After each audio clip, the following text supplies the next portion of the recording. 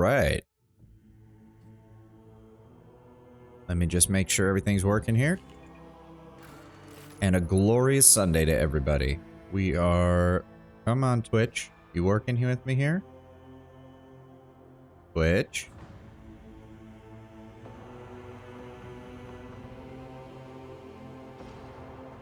There we go. Okay, Twitch is working just fine. Bitrate's looking good. Session's up. OBS, you working good on me?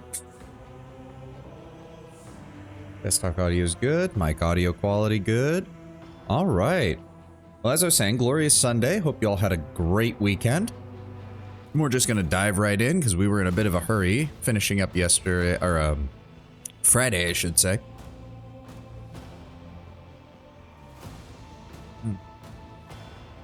Oh, sorry, I just woke up not too long ago, so I'm a little bit out of it. I've got some Gamer Sups energy.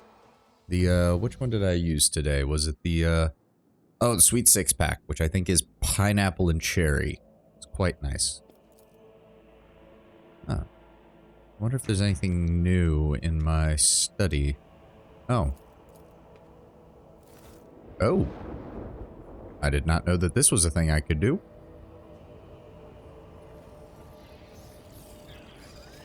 Servo skulls. Beep, boop, beep, beep. Well, it looks like we repaired most of everything that happened to the city. Or the Hive City, I should say.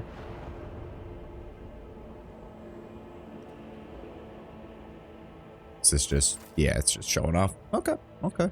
Fair enough. Fair enough. Yep, it's just... Everything's back to normal after we had, fought the Drukhari that showed up. Paint mark on the polished mantelpiece, which is probably left by a glass. Don't remember that one, though. Oh. Oh, hi, Irlet. Alantak, at last you have left your ornate cage. Irlet casts a look over the stone palace walls.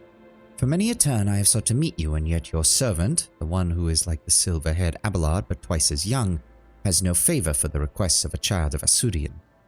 Take me to a place where the hearing of others will not steal the words I intend for you. Alright, fair enough.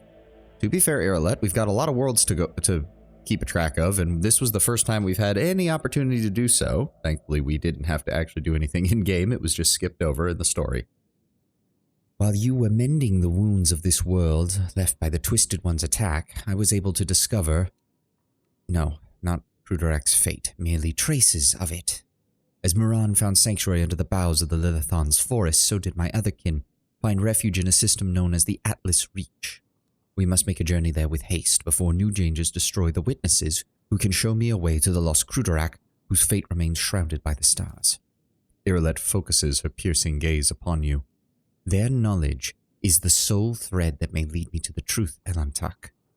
I ask that your metal-winged ship take me along before that thread. Take me along that thread before it tears under the strain of time and circumstance. How were you able to contact these Eldari? I did not contact these Asuriani.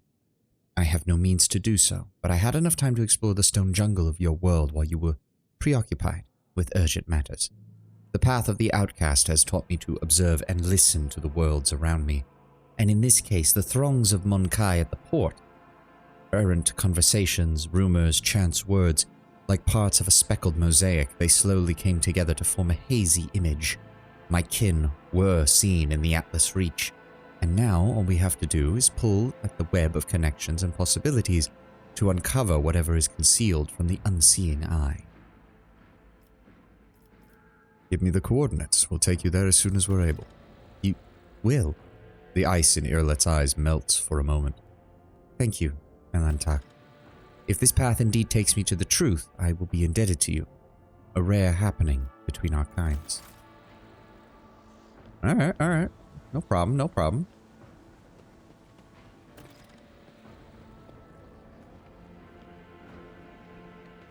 What do we got here? Argator Protectories. Cassia's over here. I don't suppose we can... Nah, yeah, she's just gonna say the same thing. Let's check in with Clementia. Nothing to say here. Okay. Let's check in with Achilles. Nope. Nothing there. Yep. Heinrichs is just doing his usual shit. Alright, let's get the hell out of here then. Back to the ship.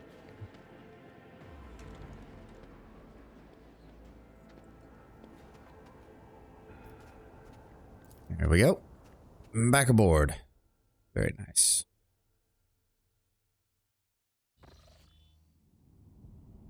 I need to check in. Well, first of all, we've got a lot of scrap here. If I want to upgrade that. Can't upgrade anything there. Ooh. We can finally upgrade some of these. Very nice. Okay. What did you give me? Long range 3x33. Which is better. The Styges pattern macro battery, it's better than, but it's not better than the Archaeotech macro battery. And we still don't have a better Auspex. Do we have any people for Promethium and chemicals? People for provisions? Oh. Oh, wow. So that idea by Wassarian's great-granddaughter. Holy shit. +3 profit factor. 3 efficiency across all colonies and 3 security. Yes. Absolutely will complete that. Holy shit. And that's why I listen to the Wassarians. God damn. That's why I listen to Abelard and his descendants. They're smarter than 90% of the nobles in the room. Possibly smarter than 95% if they keep this up. You got anything for me? Nope. Oh, right. We were going to check in with Danrock.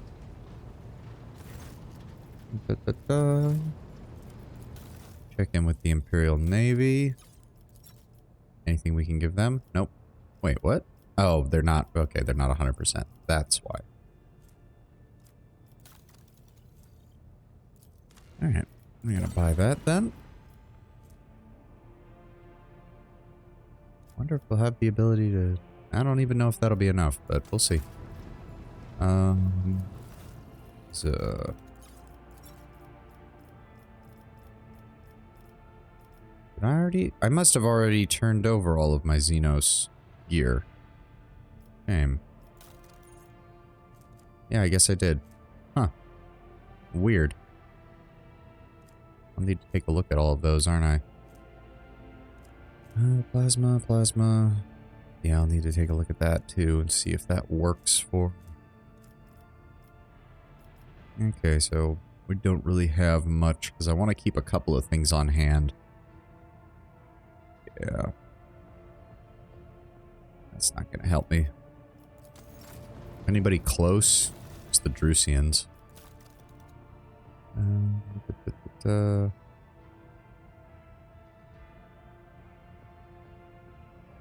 Really, I only have one holy gift? Yeah, I do. Okay, we need to be careful then. No, we don't got anything that we can turn over to them. Now what we will do... Bring up Irlet for a second here. Okay, yeah, so the rifle that Winterscale gave me is just a straight upgrade.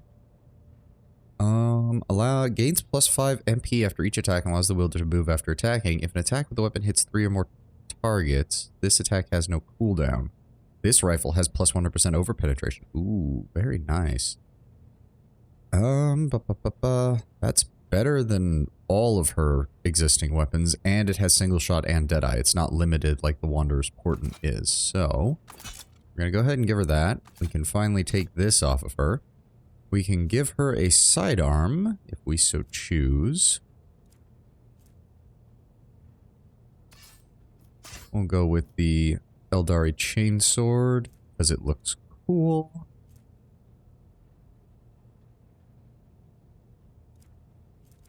And... Nope, he needs that in order for that to work.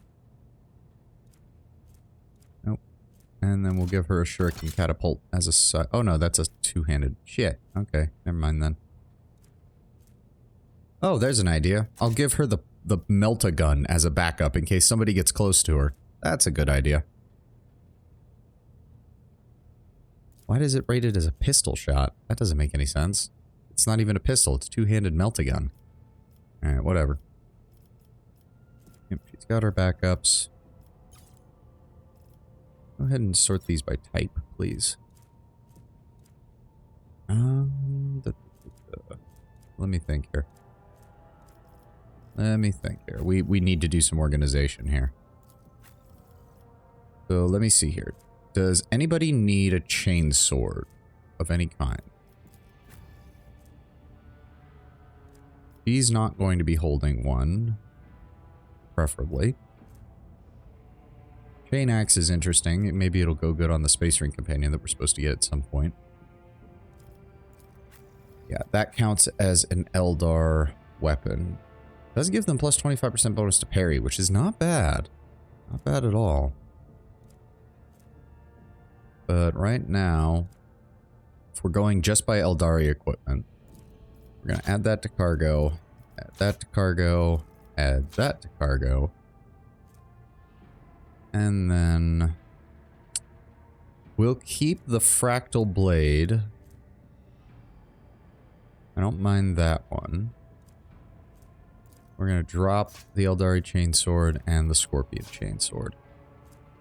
There we go. Now, where's Jay? She can use Drukhari equipment. I want to take a look at some of that stuff.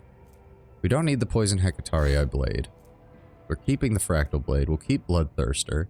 What is that, 16 to 24 with a 30% armor penetration? Oh. Each hit decreases the target's weapon skill, ballistic skill, strength, and toughness by 5 and stacks, which is very good. Slave's area attack, it has the same thing. Interesting. This one seems to count as an axe, whereas this one counts as a sword. I do like it, though. We're going to keep Bloodthirster and drop off the standard glaive. Add that to cargo. Keep those... Oh, standard Drukhari glaive. It's got the exact same stats, slightly higher there. Just add to cargo. Add to cargo. Oh, Bloodthirster is a one-handed weapon. That's why. The others were two-handed. Oh, okay. Still, I think we're fine. Jay has her backup weapons, the Ghost Sword and the Eldari Chainsword. While also having blast pistols, which I would prefer that she have both. Yep. Since these are basically just hand cannons for the Eldari. Go ahead and add that to cargo. Hex rifle versus additional hit chance 10, additional hit chance 20. So yeah, we're gonna go ahead that cargo. We'll keep that. We can drop that off. We need any of those? Not that I can see. Severed hand.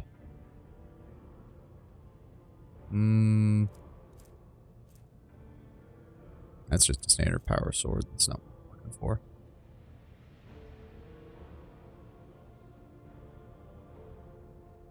And it is better.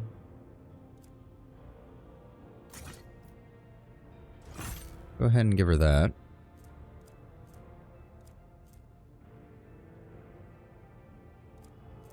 Interesting that they're the same design, but they're not. Okay, whatever.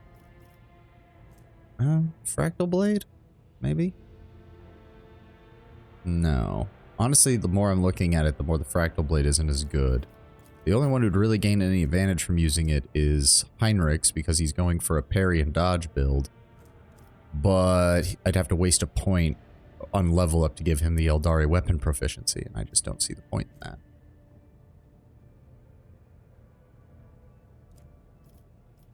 Yeah, that's just useless. So we're going to add that to cargo. Ghost Sword and the Fractal Blade, honestly. Yeah, for right now, because she's the only other one who can use that.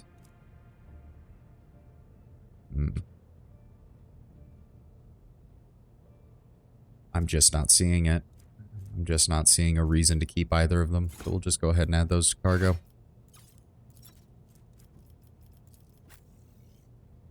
Now, anybody's using a two-handed weapon. That would be Abelard. He's pretty much the only one. So we need to take a look. That requires dogmatic. Nobody's doing that. Nobody has... I don't have dogmatic, and I'd be the only other person who would have the high conviction. We're going to go ahead and add that to cargo. Wasteland Twister doesn't appear to do anything different, which is weird. So we're going to drop that off. Mastercrafted Power Maul. Darkala's Honor. See, I like that.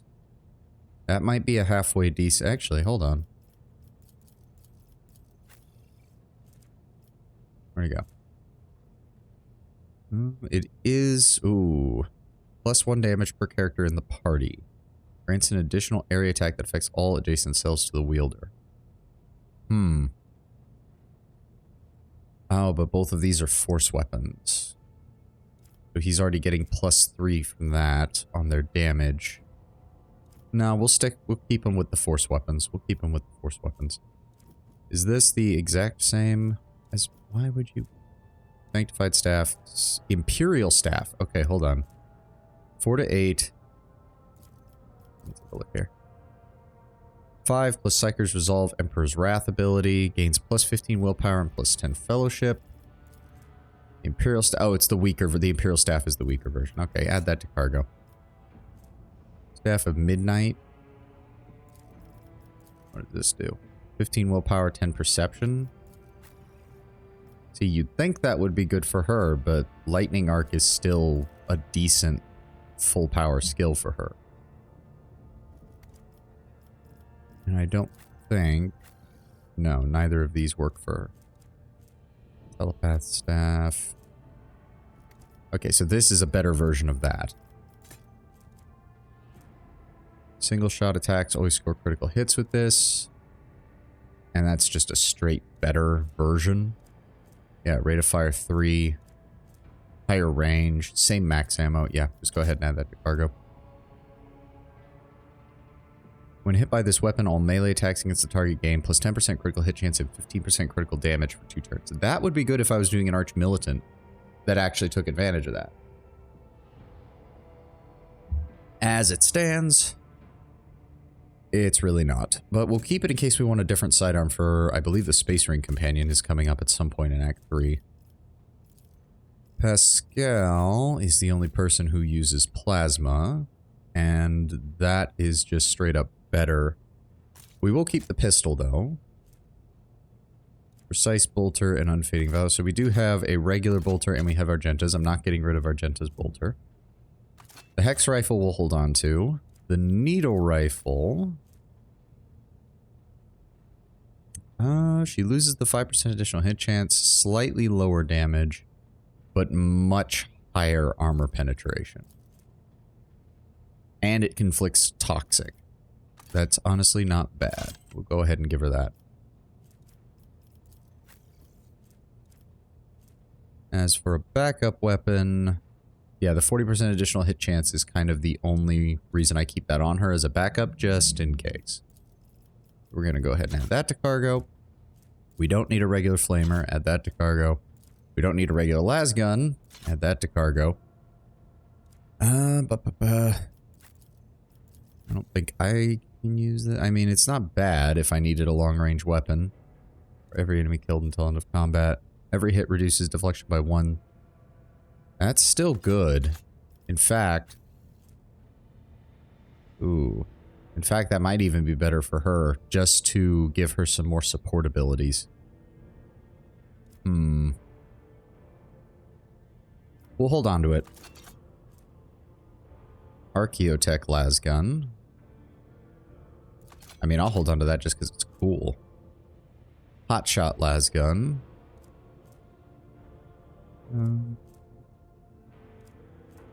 We have... Why does it have even lower armor penetration? That's kind of annoying. Melta Ultima. That goes with Pascal. We need a Melta gun. But it is very short-ranged. And that has increased range. Oh, Jesus. Multi-Melta we'll hold on to in case we need it. Meso pattern plasma gun. the 10% additional armor. Well, hold on. Because the main advantage of the Dark Marchesa, the Dark Marchesa, is that it doesn't overheat, so you can keep using the extra damage in the area attack versions without having to worry. Then you have a heavy plasma gun, which is just straight inferior to the Mezzoa pattern, so there's no reason to hold on to it. We have a heavy stubber.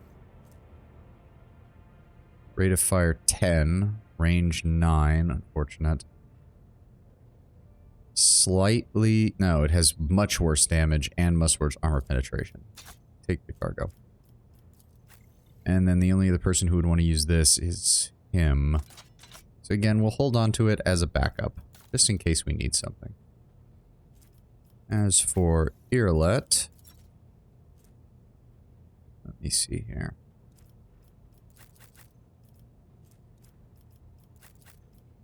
Where's, there you are. Still nothing that beats out that. No, especially not with the +7, +2 deflection against area attacks. No. Keep hoping for better. No, we had that and it's still just straight up better. And nobody else can use heavy armor right now, so... Although, quite frankly... God, I know we get a power armor for her later. She really needs it because she keeps getting nearly destroyed if anybody manages to flank her. Oh, that's actually +10% armor. Yeah, we'll give her that. We'll give her that. I don't think there's anything for Adira. Nope, she's still got a decent carapace there. What even do I have? Yeah, 55% dodge. 25% armor. Don't think anything else.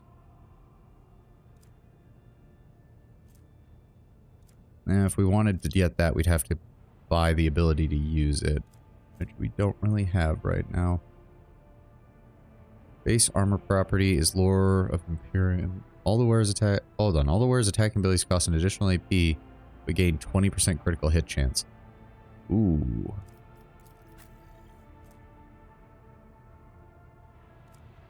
Damn, her Lore Imperium skill I wish was higher. That is... Oh, okay, hold on. That might actually be really good for her. Failing that... Huh.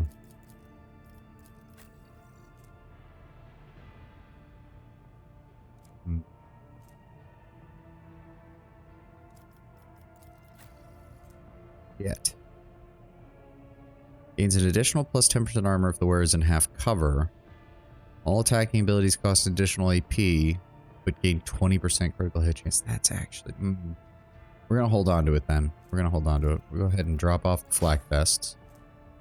Keep Pascal's thing. Keep the reinforced incubus armor. I'm really starting to think I need to get heavy armor on my main character because he's just too goddamn squishy. We don't need that.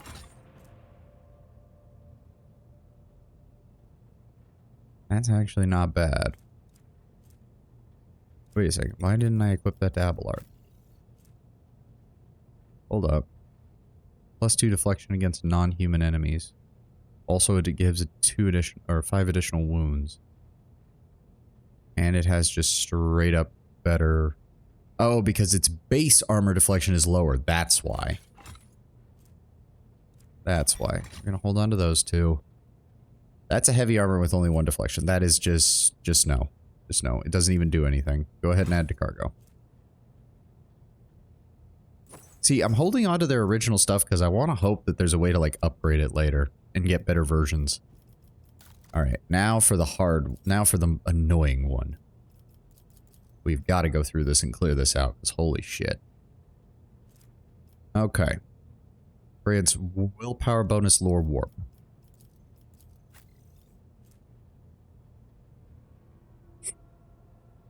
No, because that's gonna that synchronizes with our officer abilities better.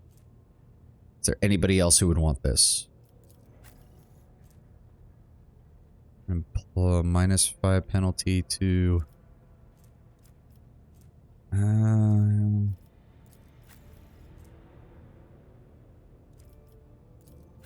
yeah, no. We're going to give those to her, and we're going to add that to cargo.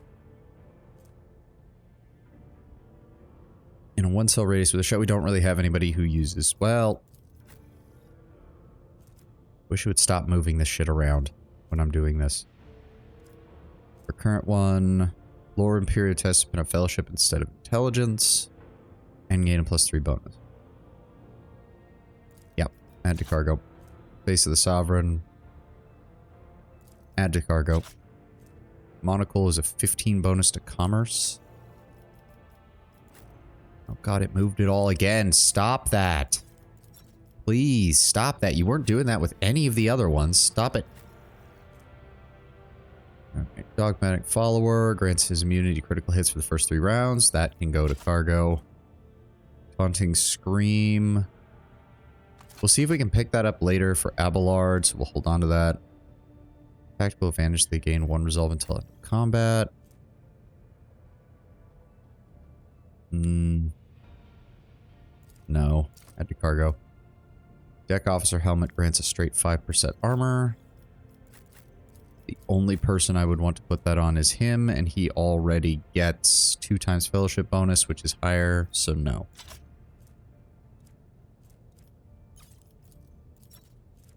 What else? 15 bonus to commerce. He's already got 119. It would have to go there. The only other person would be Jay. Nope. Add to cargo. Plus 15 bonus to awareness. Again, only person who'd want that really is her to further boost her awareness even higher. And we don't need it. Add to cargo. Why does it keep moving stuff? Outcast Visor. That is useful. Very useful. Does that actually... nope. Weird, because it is one of the better looking pieces of Eldari gear that I could imagine. Shame. Grants a 10 to ballistic skill. That also only... really, that's only on the headpiece. They're all only on the headpiece. God damn. No, the extra attack is useful, and we're unlikely to be in a position where... nope, they can't. Yep, they can't wear that. Wait, can Jay? No. Yeah, add to cargo. Add to cargo. Why does he... moving them? Stop moving them. +5 critical hit chance, or crit hit chance and 3% crit hit chance. No, that's still better for her just for raw damage.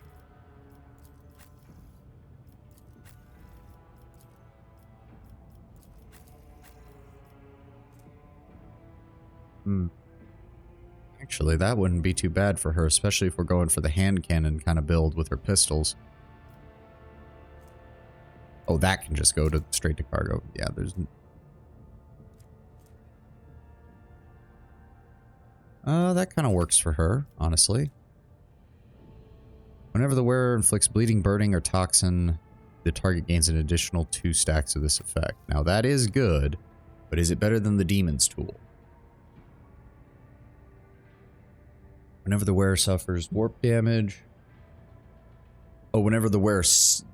whenever the wearer deals warp damage, not suffers, deals warp damage, the damaged character suffers burning 3. Burning effects instigated by the wearer have their power increased by veil degradation, which is very good. Whereas with this, it just straight up gives them an additional 2 stacks. Burning. Burning target suffers fire damage each round.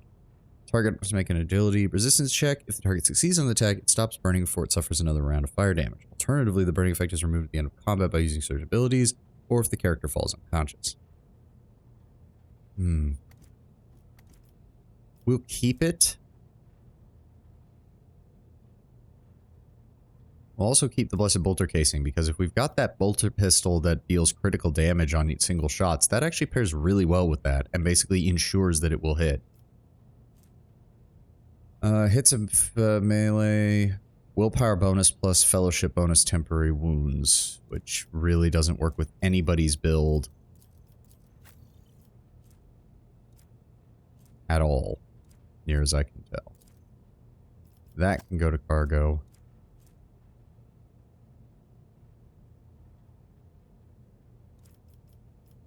That only can work on her.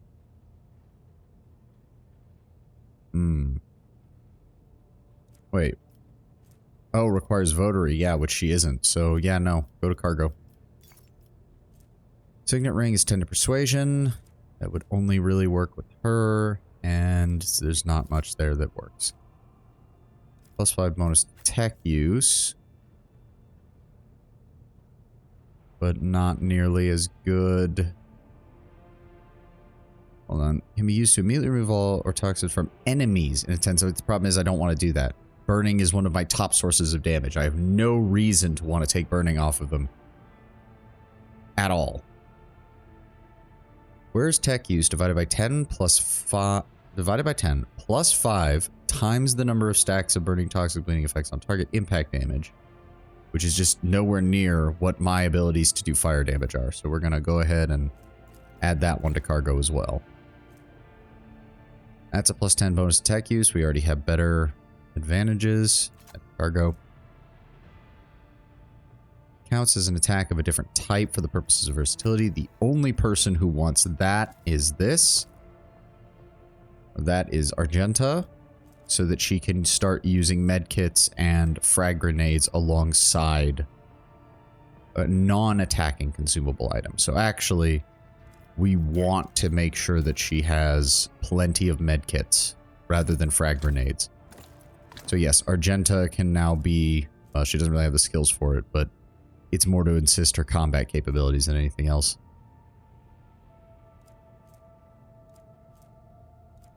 Okay, back to these. Back to these.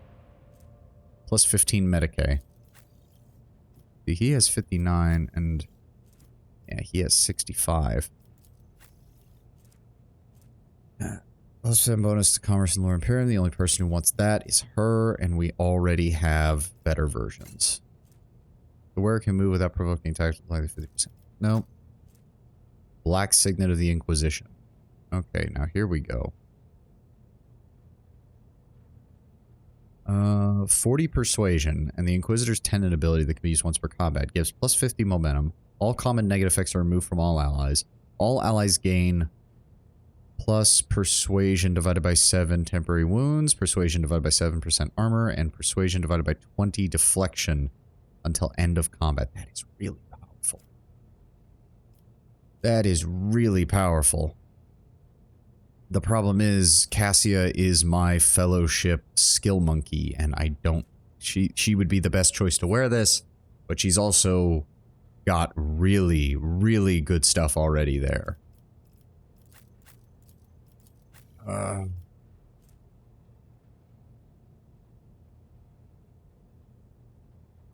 Increases skills by 10 and set, which I kind of need because I keep getting skill rolls that I have to use my main character for, so... God, that is really good, though. Well, Imperium. What did I say? We're gonna give it to Heinrichs, which makes sense. Which makes sense. Okay. And that way, that still gets people +3 deflection, which is really good. 3 deflection and divided by 7 would be 10% armor and 10 temporary wounds, which is good. That's good. That's solid. Bleeding, burning, or toxic. Oh, right. His abilities. Hold on. Hold on. No, not that. Give me his features. Where is it? No, not features. Talents. All the psychic attack, including attacking psychic powers, now poison enemies. The poison deals 12 toxic damage at the start of each enemy's turn. So yes, that would actually work on him for right now, so that he can inflict additional toxin damage. The Imperial Scroll is largely useless, so we're going to add that to cargo. Same thing with Diagnosticator. Um...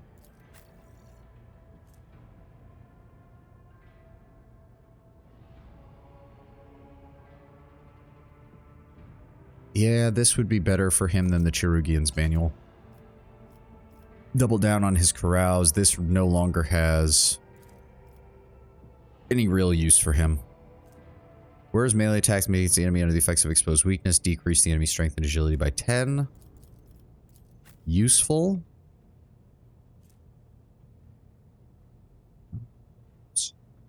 10, agility by 10. That would actually, I think, do better than the Thrice Pioneer's Bracers for him. The only other person who would want it is Abelard. But I'd rather have him have the 10 weapon skill on his own. He needs it. Yeah, I'm gonna do that. No. No.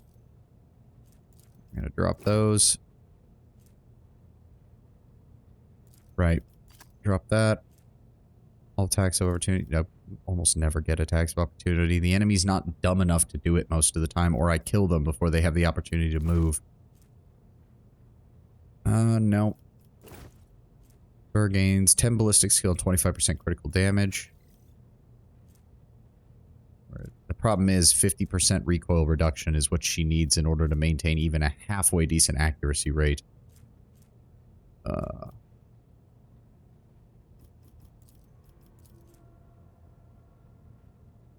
I need to...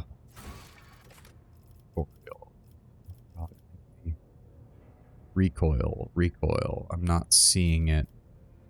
Maybe. No, I'm not seeing anything. These are all in-game terms, though, so yeah, that's not going to help. Oh. Oh, we did find Burning Worlds. Okay, cool. That doesn't help me, though.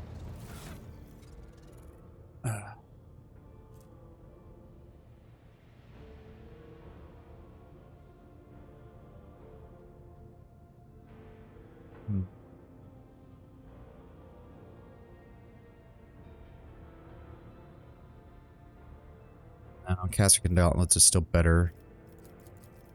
Pascal, what about you? He has Plasma Shaper Gloves. 10 bonus attack use and plus 3 base damage of all plasma weapons, so yeah. No. Add to cargo. Add to cargo. Increase the damage from flame weapons, but that doesn't work with... It's still not good enough to compensate for 10% bonus crit hit chance and doubled bonus if I didn't move.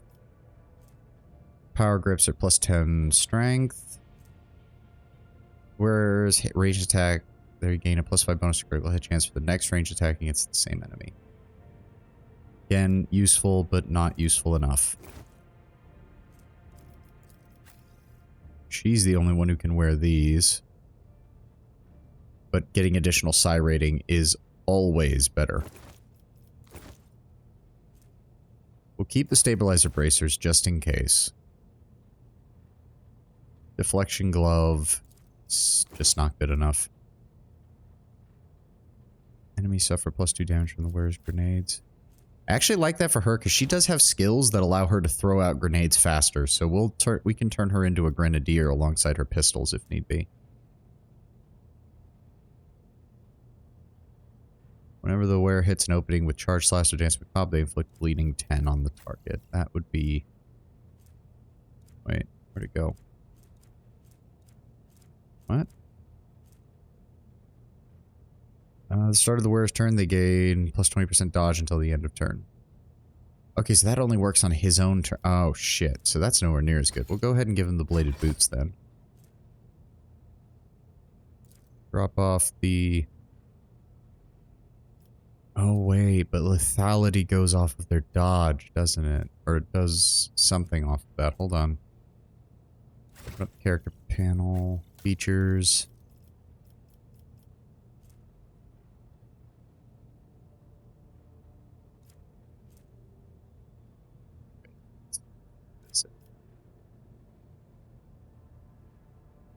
Seeing it. Hold on. Archetypes. Assassin.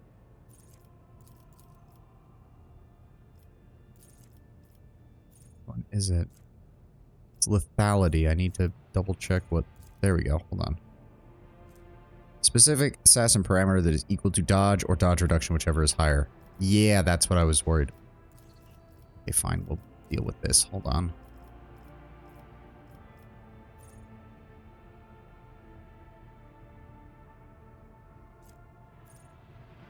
Go ahead and grab... He's good on those. We'll go ahead and grab...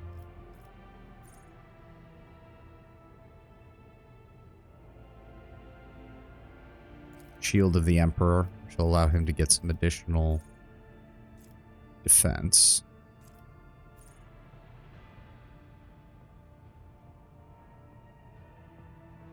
Eternal Glory.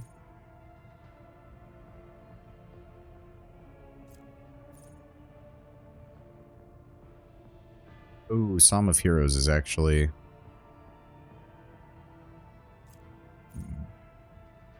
Actually, Sanctified Slayer. Straightforward. 6% additional increase.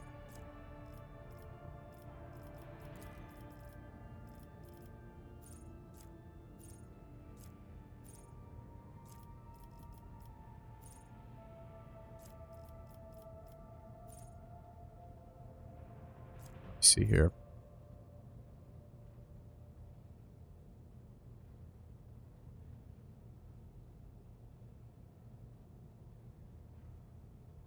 Interesting.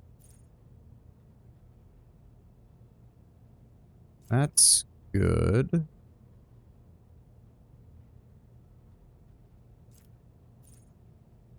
Hmm.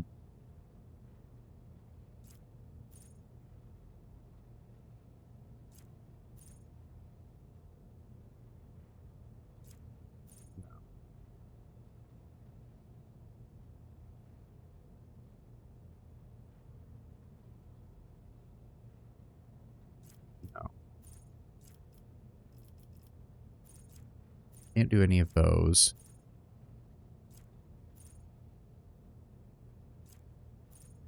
We'll go with Eternal Glory. And then put a additional... He doesn't need any of those. We'll just grab Awareness then. It's always useful. Alright, where was I?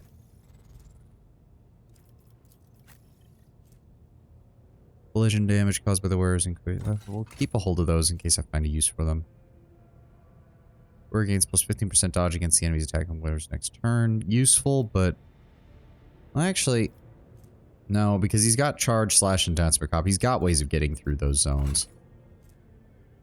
All allies in a 2-cell radius unyielding beacon. That's Abelard's the only person who would even have that, and I don't think I've... Yeah, no, the charge ability -1 is just too goddamn useful for him. He needs it to keep his mobility up. Add to cargo. The wearer immediately gain... Whenever the wearer chooses an ally as the target of their ability, the wearer the wearer of the boots immediately gains that. The targeted ally gains fellowship bonus divided by 2 MP at the start of the ally's next turn. Okay, so... Yes.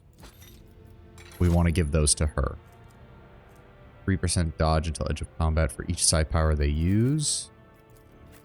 That could be good for me, but straight up +3 movement points is really good for winning. I need to reposition. So we'll hold on to that though.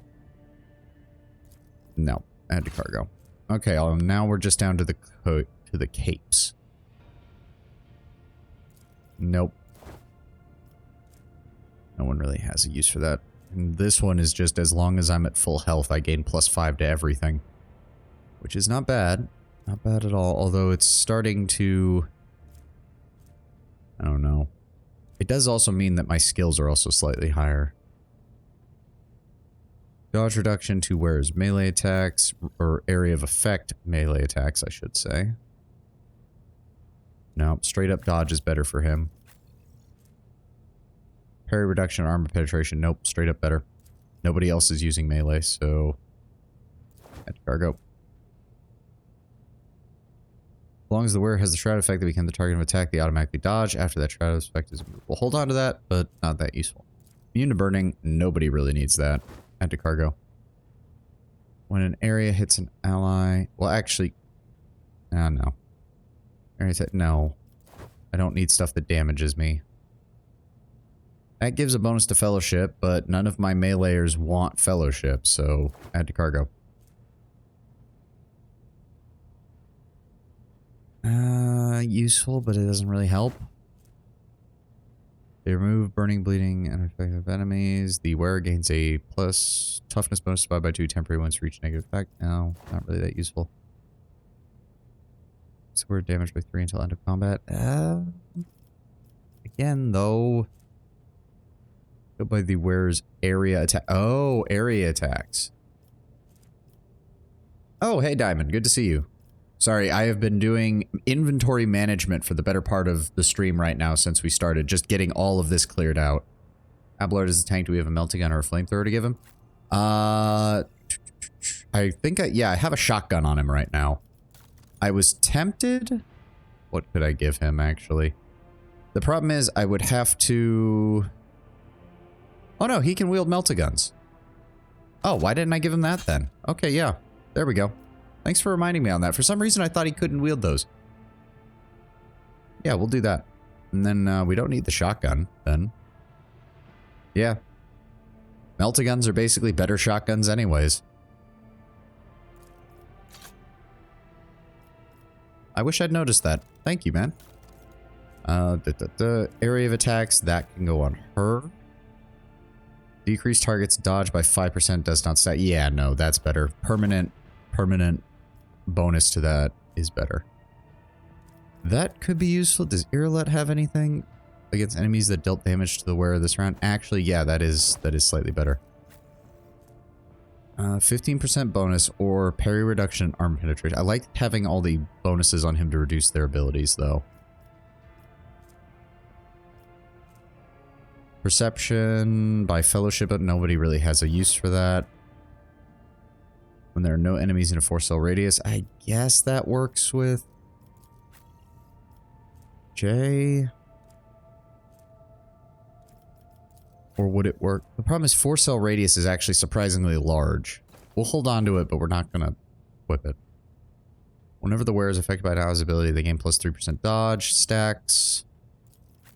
I've never been able to do that enough to make it worthwhile, though. So...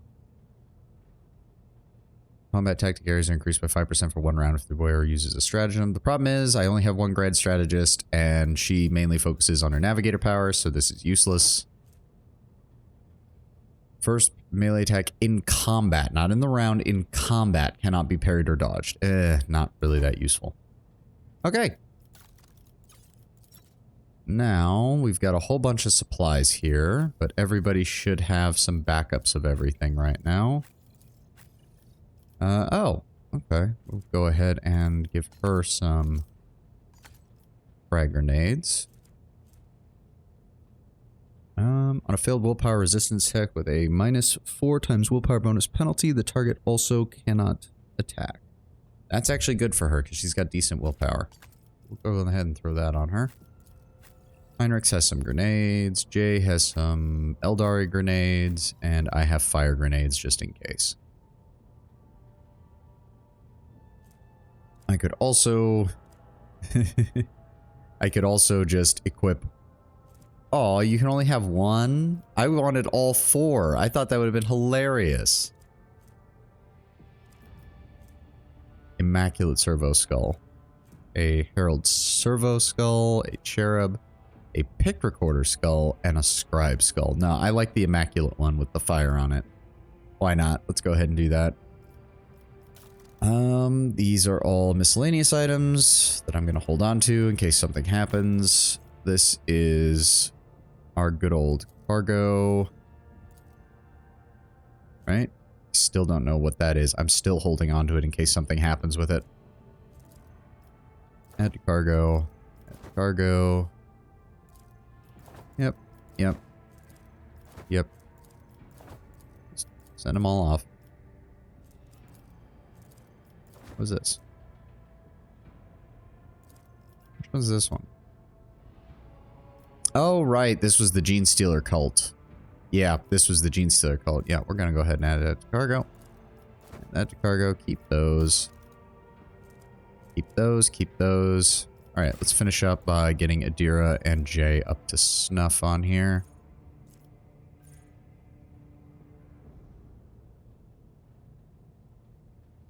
Direct damage every time they suffer mental damage. Mind Siege? Mind Siege. Oh, Psycho Terminus. Almost forgot. She needs the next level. Then we'll grab Mind Siege. Then we will grab... She doesn't really need Lore Warp. God, he really doesn't have any... Oh, I guess we'll give it to her because there's nothing else to really give her. And then Jay.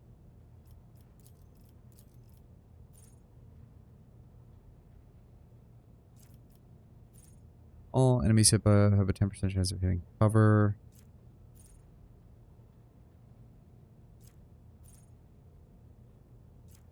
Good. A minimum of 0. That is good with her. Then we will go ahead and grab... grab agility for her. And commerce. There we go. That's everybody. All right. We've taken care of that. We've taken care of all of our inventory that has been accumulating for 3 acts now. And we are now much more well organized with that. And now we can get a move on.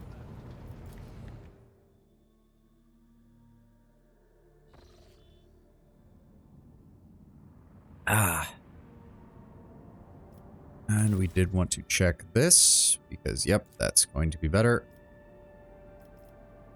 That's just a straight-up upgrade with a 20% crit chance now. We'll add that to cargo. Keep hold of those.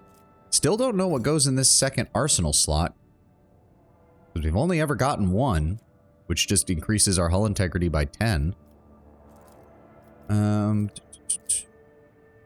Honestly, we're doing good on health right now. I'm going to upgrade the RAM in case we need that. There we go. Now, what exactly do we have? We have... That is still ongoing on Footfall. What the hell? Yeah, it still has not... Okay. Okay, House Winterscale and House Corda. Yep, we looked at that. Atlas Reach.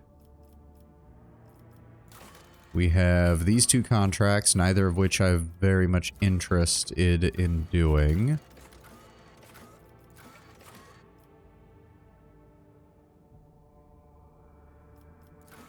We do have a better auger system, so we should probably check in on that.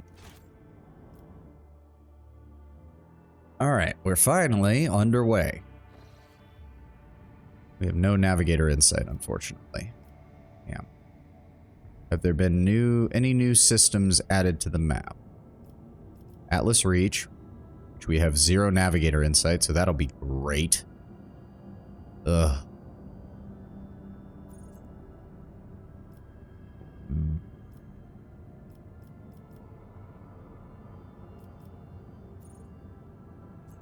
The Atlas Reach system. There's nothing else in Footfall. Part of me wants to go to try and check on these. Part of me is worried that if I don't go here quickly, we'll have more stupid shit happen. And unfortunately, I have to go here in order to do that. Priest who has studied reflect on recent events, but his train of thought is interrupted by the muffled creak of the door and the sound of soft footsteps. Oh.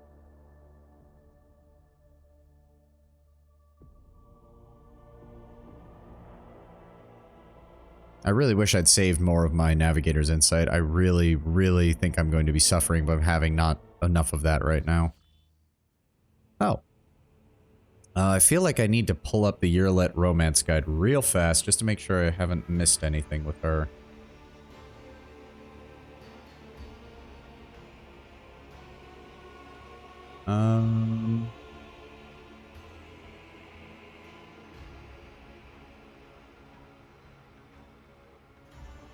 Okay.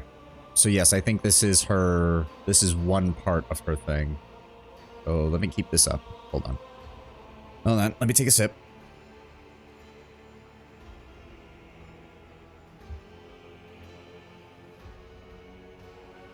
Okay, good.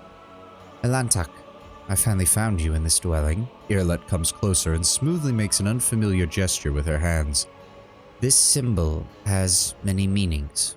Humility, grief, loss, shame, regret. I ask and hope that you will accept them all, because I am sorry for what happened to your world, to your subjects, to your palace, for what my kin did to them.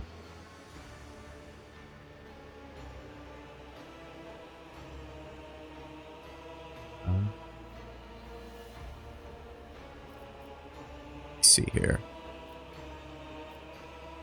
Your kin?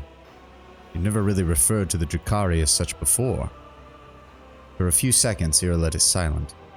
Nonetheless, we come from the same source, Elantak. We share the same blood, even if the Drakari's blood is distorted and their souls empty. It is a fact that cannot simply be brushed aside. Why are you apologizing? It's not even you or your people's fault. Irlet shudders so slightly that you almost missed it. She opens her mouth, then turns away as if searching for the right words. My words will not heal the wounds nor bring back the fallen. They will not restore your protectorate, however... She falls silent. Her deep, piercing gaze seems to reach down into the very depths of your soul. Was this one of the ones that I had to double check on? No. Okay. Look silently back at her. Look, Elantak, the gaze of a child of Asurian can penetrate deeper than any monk eyes. I can see all the heaviness that has accumulated in your soul during our travels. I literally see it. In your gestures, in the tilt of your head, in the change in your scent. If you will allow me... This is the first time you've heard Irlet sound so indecisive or guilty. I will help you cast off this burden. Cleanse your soul and your mind of worry. How exactly are you going to help me? Wait. Shit. Okay, hold on. Fuck. Oh, no. Oh, fuck. I might have just... I really hope that one dialogue option is not enough to fuck up the entirety of this thing, because I just... Oh, God. Alright. We'll deal. Son of a bitch. I misread it.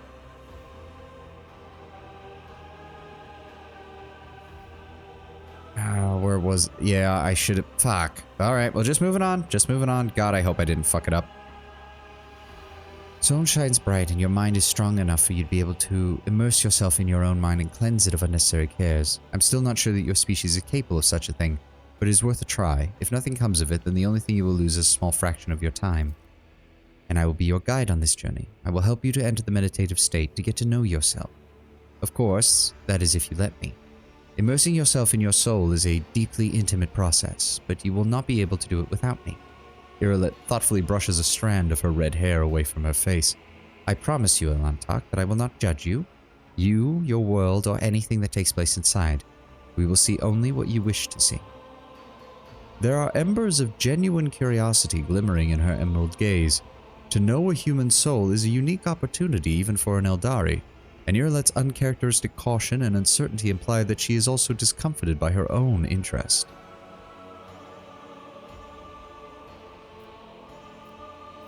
Is this the same meditation you were using before to immerse yourself? An affirmative nod serves as her silent answer. Delving into one's own inner world, is it painful? No, Elantak, there is no physical pain, but you will be able to see your inner pain if it is bleeding in your soul. Very well. Show me. Irlet nods slowly, surprised by your compliance. We must find a suitable place, somewhere quiet and serene. Ah, we're getting some use out of the water feature. Let go of everything. Doubts, fears. Look inside your soul, look at its shining timidity, and dive within it. Ooh, we even get to have a whole scene in here. Oh, this ought to be good.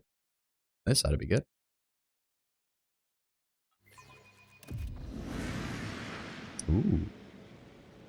We have done it. So far, your world resembles the real one, but soon we will go deeper. Remember that everyone here is just a reflection of your thoughts, feelings, and desires. Do not be... Okay, I'm not having enough time to read all of this. There we go. Do not be afraid to look them in the eye. Okay. Keep your wits about you. Okay.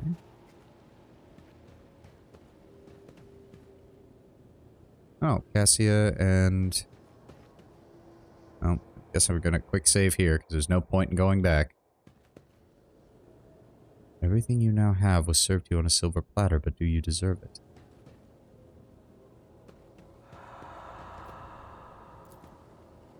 Fresh blood soaks into the priceless silk coverlets, forming an ugly stain under the corpse, your corpse. Oh boy.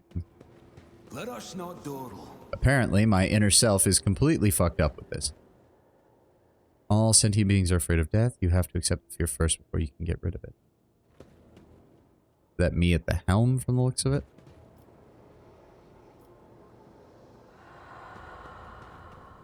Heinrichs? Am I here to kill you? To betray you? To serve you? Am I friend or foe? What think you, Sovane different?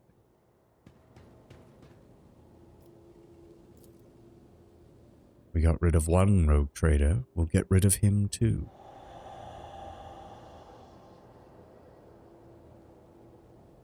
Everyone from the lower decks to the senior officers hate him. I hear their Vox transmissions. Mutiny is brewing. As long as I can still use his thrones, I don't care. Always keep your eye on the prize. Once betrayed, it is hard to put one's trust in others again, especially those closest and supposedly most loyal to us.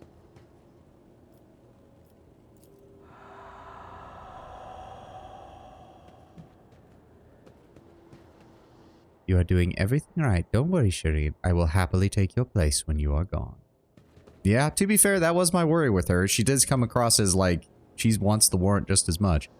Oh, hi, Conrad. Have you already forgotten me, Savani? Oh, don't ever forget me, not even for a moment, because as soon as you turn away, I will plunge the shard of my sword into your throat. Rise to the top, or get left in the dust. The burden of responsibility lies on your shoulders, Elantak, and your soul grows dull from weariness. You must break the chains of exhaustion. Where's the button? There it is.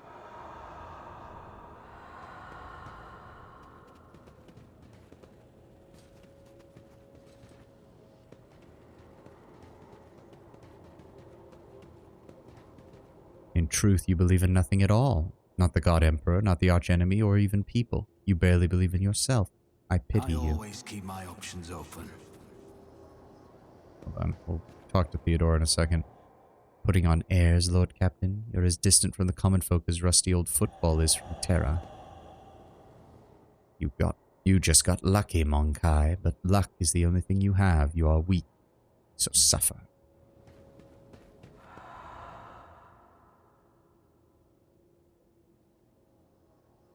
Lord Captain, your decision will doom us all. Lowly pirates perish, risking nothing but their own skin. What of you? Is there money to be made? I was hoping at least Abelard would be somewhat. Only the mad and the foolish never doubt their strength. The wise are full of doubt, but they know how to let go of them. Unit Sovani de Varenzi's von Valencia's crimes against the sacred laws of the Omnissiah have been logged. Retribution is imminent.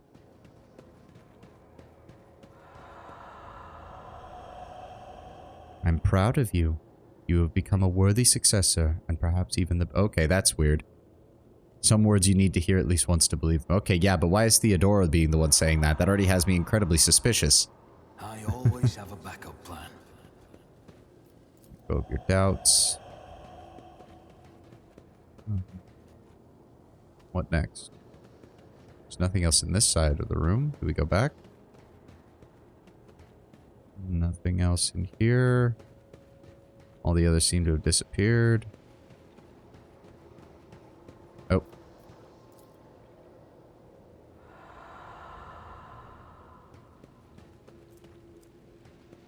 And back in... No? Where do I go? Oh, shit. How the fuck did I miss that popped in here? Oh, it's the lenses? Lenses, a statue. The light of the Emperor alone can be our guiding beacon, yet only true gods grant power. Is it possible to achieve peace in all corners of the universe? The Armorer. Who the hell is the Armorer? You must find peace inside your own soul.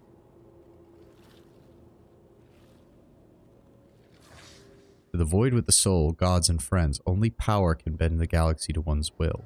Always keep your eye on the prize. That's a Racco fist. And a pink horror just laughing. Your soul resembles an untended garden where the weeds are suffocating fragile flower seedlings. Who's the Armorer? Free yourself from the unnecessary burden, Elantak. Let serenity enter your soul.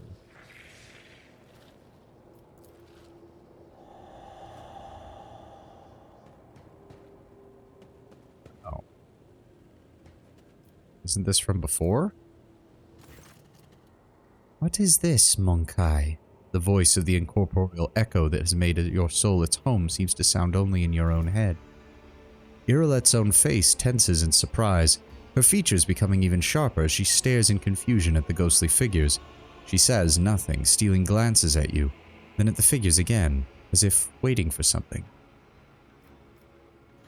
Why are you so surprised by these particular echoes of my own words? Iralet averts her uncertain gaze. I did not think there would be a place for me inside of a human soul, and the memory itself is clean, not distorted. This is something I must reflect upon and ponder on my own time. I mean, when you strive to know someone, do they not inevitably become part of you? Iralet gives you a strange look. Your words trouble me with their sincerity, Elantak. Your mind is much cleaner and loftier than I had imagined. For to become part of someone... For a second, Iralet lapses into thought. A strange feeling envelops your body. You feel yourself become lighter than air. And inside your mind, your thoughts are racing at incredible speeds. You are not yet aware that you are looking through the eyes of your ghostly echo and are observing from afar, all at the same time. Your inner world changes under the force of your will, and you can now control your own echo. You can now do something that you would not dare to do in the real world. If I remember correctly, yes, that's the option we need to select for here, which is not surprising, but I wanted to make sure. Resist. You and Iralet stand together in complete silence for a good while, tense and awkward at first, then soft and enveloping.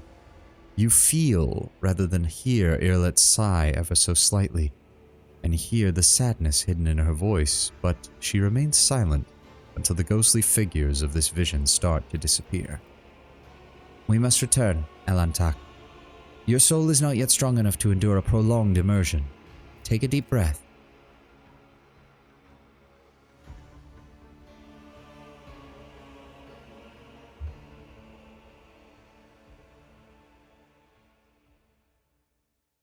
Oh, bloody knee just popped. You awaken from your meditation with a sense of vigor and unusual calm, as if you have just taken a shower under a freezing waterfall, or delivered a speech of thousands of subjects, your heart swelling from the crowd's adulation. Savani, you are awake. Iralet starts at her own words, realizing this is the first time she's ever called you by your name. Your soul shines too radiantly for a human, despite the litter that had accumulated within it. That can be gotten rid of, but the light... I would ask that you try to preserve it, Sovani di Firenze. It draws the eye like a bright star in the night sky. Of course, your world is not as beautiful and serene as mine. There's that Eldari arrogance. But I was glad to see it. Would you be willing to help me with such a meditation again? I do not know. Perhaps someday, she replies vaguely. Would I ever be able to see your world? Iralet shakes her head. I do not think so, Elantak. It is impossible to know everything in this world, no matter how much we would like to. And still, my heart sings, for I have helped you to find some peace, even if only for a short while. Until we meet again, Elantak, may the stars guide us along safe roads. And then she disappeared. Anything up there? Nope, that's the personal armory. Did we add anything else in here? Doesn't look like it. Alright. Take me back down to the bridge, please. I wonder if anybody's got anything to say to me. You are spoiling me with... Yes, yes, yes. Nope, you've got nothing. Scowl. Nope. Idira, we are in a new act. You want to give me a prophecy? All right, let's hear what the... An auto pen painstakingly lays out the plan, letter by letter, step by step. But only one fate awaits this note. Another's hand will carelessly douse it with ink, drawing over someone else's design with your blood. The hand is directed by another hand, and it in turn by another. Who? Who stands behind the shadows of monstrous spires? Monstrous spires. Could be a hive city, could be Kamara, given that we've been dealing with the Drukhari. Autopen implies Imperium. Autoplan also implies Administratum, or someone within the higher echelons of its administration. The governor does give me some vibes that he might be trying something. But then it mentions another hand will carelessly douse it with ink, drawing over someone else's design with your blood. So the governor or someone else might have plans for me, but somebody else's attempt to kill me is going to throw even those plans into disarray.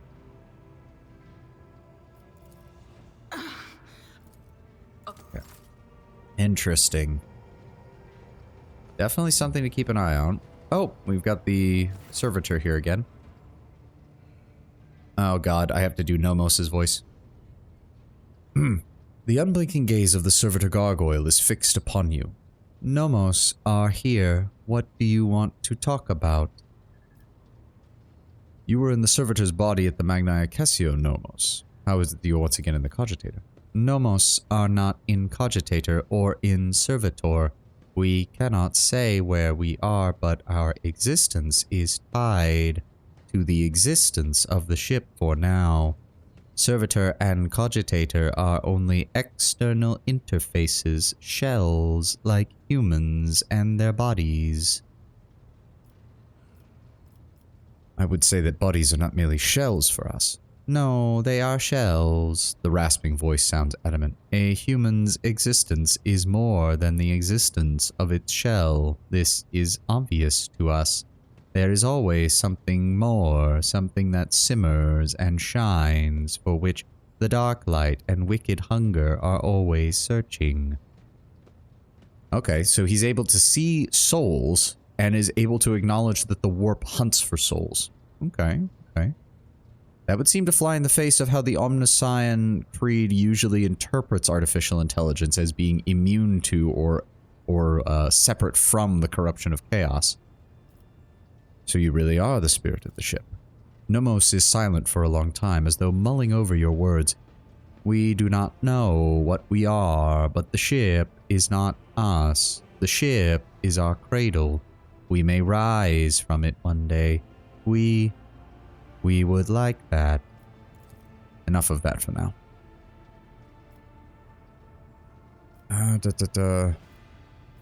Incident N872-04 was a ship-wide system failure of some kind. It and Epitaph had something to do with the ship performing better and flying better. The incident marked the beginning of us. The ship became better because of us. These are all links in the same chain, but we cannot piece them together yet. Those who accompanied Theodora on her travels at the time are strangely unaware of anything regarding the incident or the epitaph. Human shells are subject to external influences. Perhaps someone purged their memory archives, or perhaps they simply do not want to access them. It is a shame that no new information was obtained, but Nomos are grateful that you tried. Alright.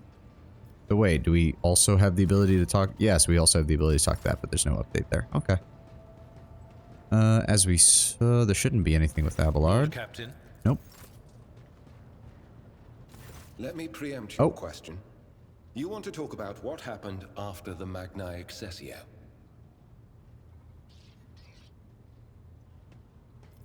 Quite frankly, I really don't see the need to. I do understand what happened and the circumstances surround. Now, I want more. An explanation? Lord Inquisitor Xavier Calcazar deemed it necessary, after observing the new rogue trader von Valancius in a social setting, to have a private conversation with you. The lack of warning is used to dispose the subject towards a more direct conversation and less prepared answers. You emerged whole and unscathed from the encounter. Trust me, that counts as more than a happy ending to a conversation with my mentor. And you have been given a gift. An official demonstration of his opinion of you and your activities. I will struggle to find anything to add to that. We will not discuss this again. As I see it, the Lord Captain would do better to focus on his immediate duties than to continue ruminating on what is past.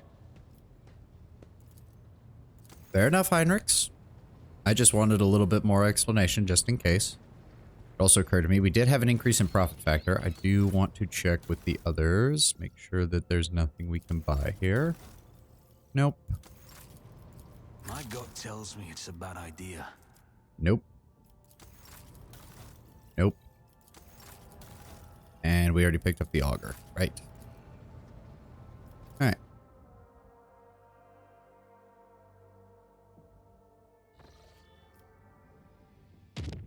Okay, there we go. I was wondering if we were going to move or not. And then we're going to... Yeah, I know we don't have enough Navigator's Insight. We don't have any Navigator's Insight. Also, what is here? What is unforeseen event? What are we talking about? Hold on. Plasteel. 2. We're already harvesting the plasteel there, and those are provisions, which we don't need. Also, hold on. Whoa, what the? Void beacons -1. Huh. Interesting. Okay. I don't remember. Oh, there we go. Doctrine of Rationality. Yep. Efficiency +3. Babos. Profit factor +3. Holy Servitude. Yep. Oh, it maxes out at 10. Okay. So we're actually doing pretty good on our stats. We're actually doing pretty good. Let's see what we've got here. Any new... I guess we could do this. It's just a single provision. All allies increase their wounds by plus lore Imperium divided by 15. Every little bit would help with that, I would guess. Amongst men of great work, thousands of faithful whose skin are entirely covered in scars in the forms of line of scripture from St. Ignatius. I don't know. What is my... Hold on, where is it? Nope. No. There we go. We currently have 49 points in Dogmatic and 160 in Iconoclast. You really don't move nearly as quickly to get these points as I thought you would. Blinded people with heretical lens. Oh, right, I remember that.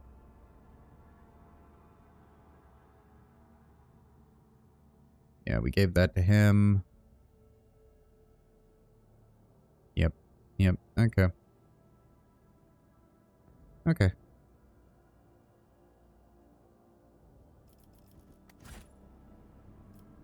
New game plus.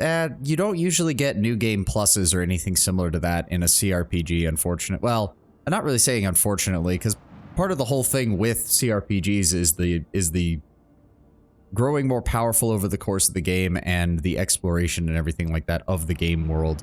This goes all the way back to things like Baldur's Gate and Neverwinter Nights as some of the earliest CRPGs that were done on PCs. And besides, if you really want to have just an overpowered run, I think what's it called? The Toy Box mod just can let you set your character to max level from the beginning and just have fun with it if you really want to. What is this? We already did this. Yes, we already did this. God, I'm doing this again. Why is it still there? It shouldn't be there. Oh god, now this is a deadly warp jump, and I don't have much of a choice. Oh dear. Another watch aboard the void ship has come to the end. The Lord Captain, having given his final order for the day, retired to his chambers for some divine rest. However, the Lord Trader's slumber was disturbed by horrific nightmares plaguing his mind. Fate wrenched the Lord Captain out of the clutches of these agonizing warp dreams, only for him to witness the nightmares seeping through the flimsy membrane to the Gellerfield, taking physical shape in the ship's Sanctum Sanctorum to battle. Oh great, they're actually coming out of the walls inside my frickin' room. That's great. Oh god, am I gonna have to fight them on my own? That would be my luck, wouldn't it? Rise to the top. Oh, lower deck rabble, protest. Oh great, they summoned a demon. And I'm alone. Are you... I mean, they're fairly weak. The demonet... Well, the demonettes aren't, but...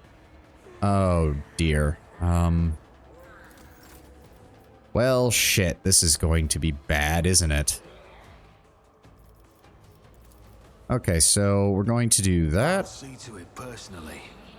Another enemy down. Sets hair on fire. Kills him.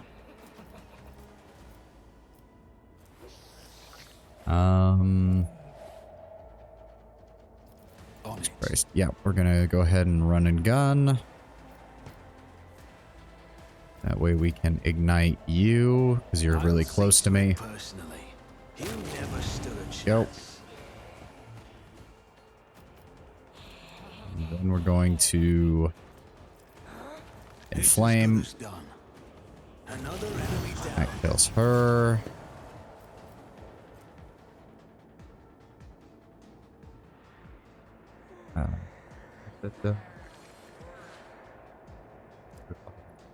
Doesn't really help me. Lower deck rabble, lower deck rabble, lower deck rabble. Okay. Well, we're gonna revel and slaughter. And then we're going to... Remember, prey in combat. These attacks are equally divided among all prey. That's not really gonna help. We're gonna go ahead and use this. We're gonna dip over here. We're gonna use Inferno. Good. I don't like that I wasn't able to hit her at all. Come on. Again. Good. There we go. She's hit. Then we're gonna jump over here. Going to use you. Good. He's on fire. Then we're gonna just go ahead and orchestrate flames to make sure it doesn't go out. And then turn. Look out. Yep, they're gonna start taking pot shots at me. Don't touch me.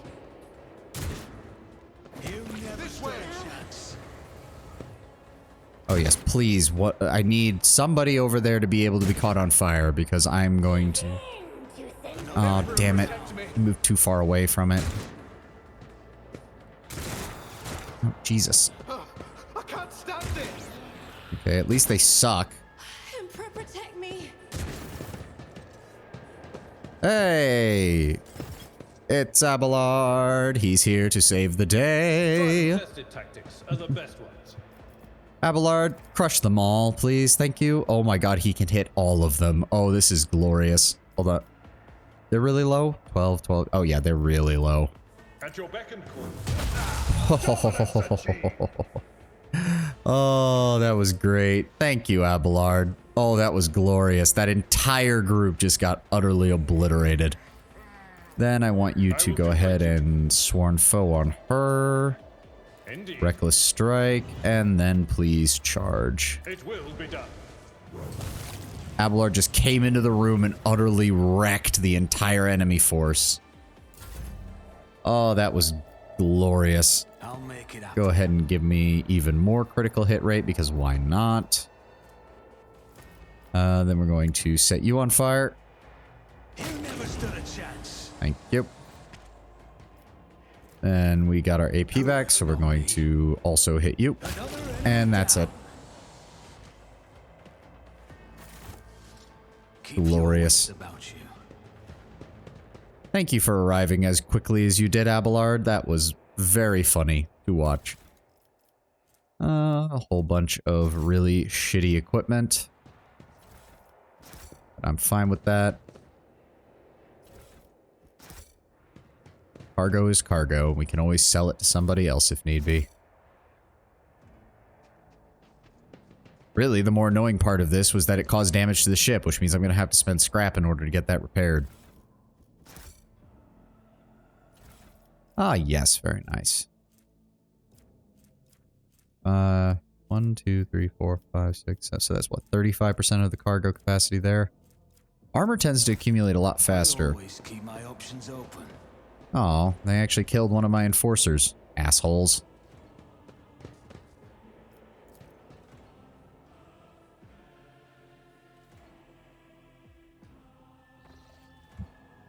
Alright, have we arrived? Come on, game. There we go.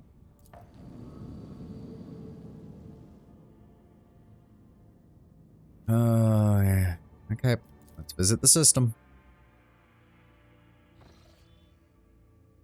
Lord Captain, according to our telemetry, we have arrived at the coordinates specified. The augurs do not register any activity on the surface of the local planet, biological or otherwise, but it could be that the Xenos are using their own arcane technology to conceal their presence. Despite this, the augur crews managed to locate a faint signal at the system's edge. According to their data, it's coming from an unidentified vessel drifting in an orbit of a local gas giant. My kin could have been faced with a new threat, scavengers like pirates or the worse. They were taken prisoner. Irlit's voice is trembling with something that could be either anger or fear. I beg you, Elantak. We must go to the shuttle. I can feel that the thread of fate has frayed and is about to snap. I cannot miss what may be the only chance to solve the mystery behind the disappearance of my home. Chartist vessel, even. Go ahead and quick save. Scan.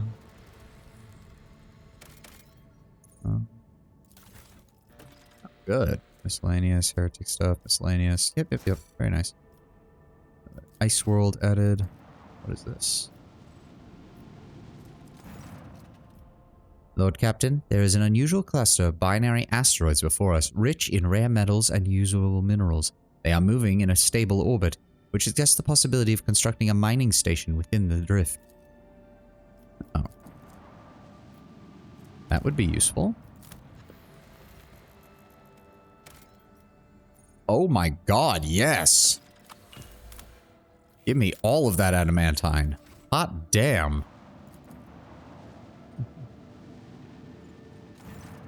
Lord Captain, reporting. Our void ship has passed through a cloud of cosmic dust of unknown origin. Unfortunately, the dust particles were covered with an icy shell that is frozen into a thick sheet on the void ship's hull. This has blocked some of our technical vents. It will take some time for servitors to clear the ice. Till then, our maneuverability will be somewhat reduced. Oh, that was aggravating.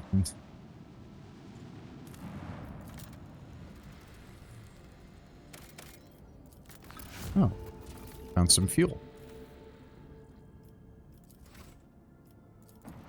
Alright, let's find out what's going on over here. Yes, we want to take Airlet, obviously. We'll take the usual crew.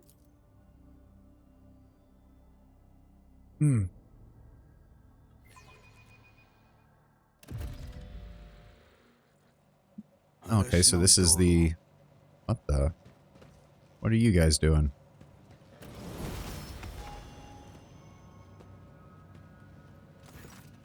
The lanky, haggard-looking officer with sunken cheeks stares at you in fright. His body is shivering as if from feverish chill. His eyes are darting back and forth anxiously. Your lordship, trader, what brings you to our humble ship? Stop shivering like a leaf in the wind, Monkai, and answer me. Have you seen others like me in the system?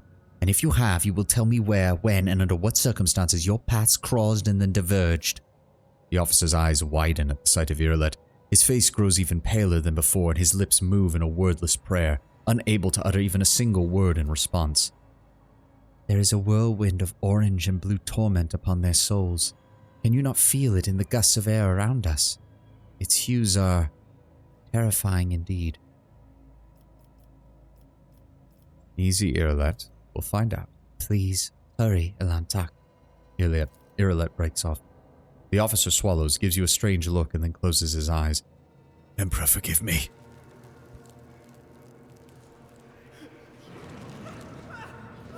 I'm sorry, what? Oh god, we're all getting gassed. Oh, mandrakes. Oh, fun.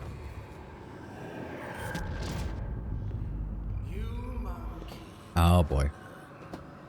I'm beginning to think that your kind is eager to step into our snares. Hello, Marzai, asshole.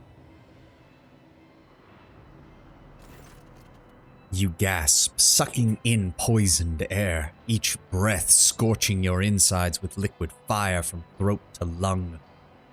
Every cell in your body engulfed in maddening pain, as if you are being doused in molten metal, skinned alive and subjected to yet another form of torture. You hear sounds coming from somewhere far away. The moans of your people, the shuffling of bare feet, and a set of light footsteps slowly growing closer. Rogue Trader, a long-awaited meeting indeed. You can barely see anything through the haze of agony. But you remember that voice well. The voice of the Xenos who devastated your capital. Marazai's face is hidden behind a helmet, but his tone leaves no room for doubt. He is smirking.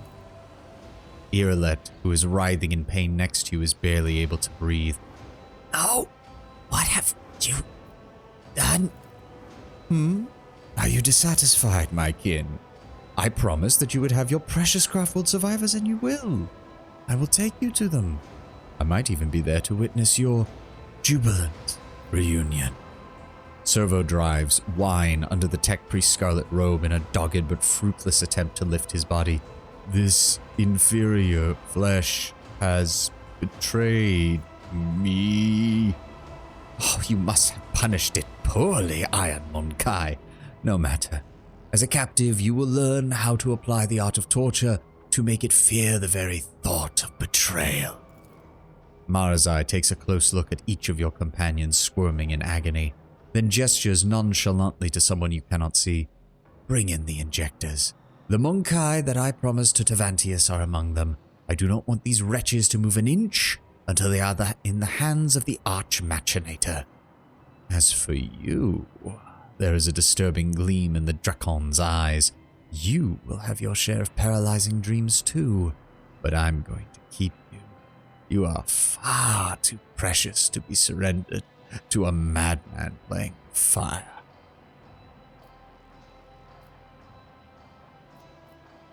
You will rule crossing me? Marazai clicks his tongue and shakes his head. Oh, you disappoint me, Monkai. I have heard the pleas of millions and the curses of billions. Surely you could do better. His last words fill your head like a deafening echo of a ship's siren. The gas creeps deeper into your lungs, eating away at them hungrily, as the agony spreads down your every limb. You are suffocating. Are you enjoying the sensation? I had this poison crafted specifically for you. Who would have thought that a Monkai would one day earn such an honor as a special gift from a Dracon of the Cabal? Oh, but you're suffering. The Xenos leans closer to your face. I knew the taste would be exquisite were I to add just a touch of the Drukhari's talent for extracting raw anguish. But there will be time for that later. No matter how I wish to play with you all one after the other, I need you for a purpose, Rogue Trader. The great city of Komoror awaits you. All of you. Mandrakes, take them. Leave none behind. So this is how we end up in Komoror. I should have seen this coming. What I do love, though, is you can already tell that Marazai is making a mistake because, I know a bit about the Drukhari's lore. It is specifically not allowed to keep psychers as slaves in Komoror because it's too dangerous. Any psychers that get captured in the Drukhari's raids immediately go to the Gate of Cain to reinforce its arcane wards to prevent the warp from spilling into Kamara. By taking me alive and not bringing me to the Gate of Cain, not only is this a violation of Asdrubal Vex rule as the Archon of all Kamara, or the High Cain, well, I don't remember what his title is specifically, but it's also incredibly dangerous because the Drukhari, aside from a small handful of alien races they work with, don't have the ability to fight psychers very well. Your consciousness emerges from an ocean of darkness and nightmares, as if someone's powerful hand reached into the depths of your mind and pulled you back into the light. In a dark room, long, angular shadows move and exchange remarks. One of the shadows approaches you, ripping apart the veil of pain and revealing features that look familiar to you. You are awake, Mon Kai. Marazai's voice is sickeningly sweet. He's looking at you with idle interest, rolling a soft and milky-covered object from one hand to the other. Our Toxin Master spared no effort to drag you out of the induced dream, and I must commend the Nightmare Weavers. The emanations of fear you exuded in your delirious state, worthy of the highest praise. However, it's time to finish what you were brought here for. It's time to work for the good of the Cabal, my rogue trader. Where are the others? What have you done to my crew? Oh, I don't know, rogue trader. Perhaps they are exuding suffering in one of the choirs of pain or torment. Perhaps they're rotting in one of the vats or the tiers below. I honestly don't care for their fate. As for your little friend from the craft, well, oh, you're going to meet her soon. I bet you cannot wait to look into the eyes of the one who brought you to me. Can you? Then why am I still alive? That is a good question, my rogue trader. You are my tool. A sharp, narrow scalpel with which I shall cut away the festering boil on the body of my cabal. I spared no effort to set up this performance. The witnesses, spies, the agents, and a small bargain to guarantee the result. All that is required is that you play your part quietly. I will even go so far as to put you in your native surroundings, in a manner of speaking. But if I see you stepping out of your role, you shall bitterly regret it.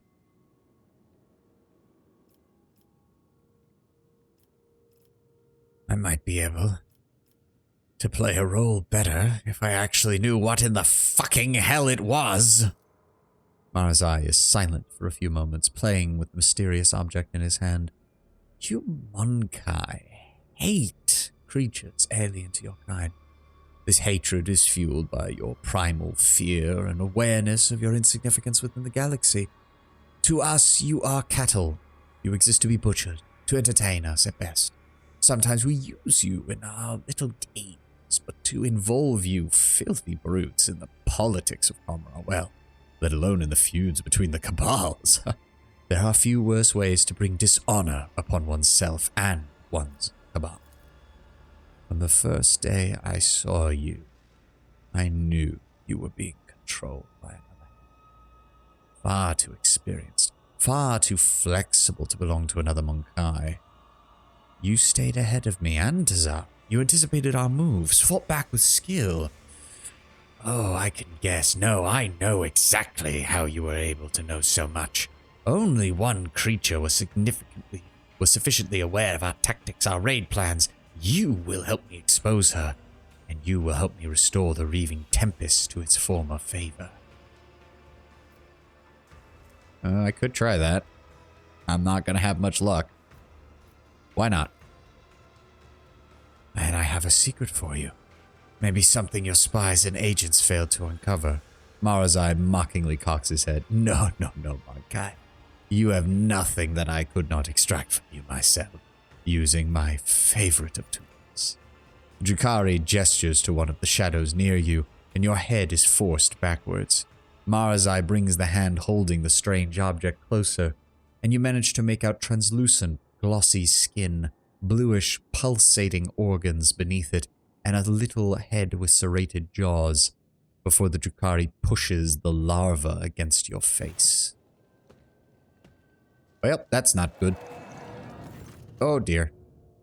Oh dear. Oh god, yeah, this is all going off of our skill set, which is not good. Sensing warmth, the creature springs into motion a moment later, blindly poking at your skin until it discovers an opening, your nostril, and rushes forward, stretching skin, tearing mucous membrane. Unbearable pain overwhelms you as the larva begins to force its way through the soft tissue and cartilage, each of its movements causing a crushing noise to reverberate through your skull. The creature greedily bites into the flesh and moves ever upwards, past the bridge of your nose, past your eyes, and then something very alien invades your consciousness. Darkness clouds your eyes, but the sensation of an alien presence does not relent. This is not a conscious mind, but something animalistically primitive, but unbelievably strong in its unknowable pursuit. It's crawling around in your thoughts, scratching them with its sides, changing their shape. Perhaps all of this is just a bad dream, a quirk of the intellect exhausted by endless troubles, a calumny of a mind too weak for the burden it was made to carry. A stray light dawns at the edge of your perception. Oh boy. Eldari made horrors beyond my comprehension. Joy! You have disappointed us, rogue trader von Valancius.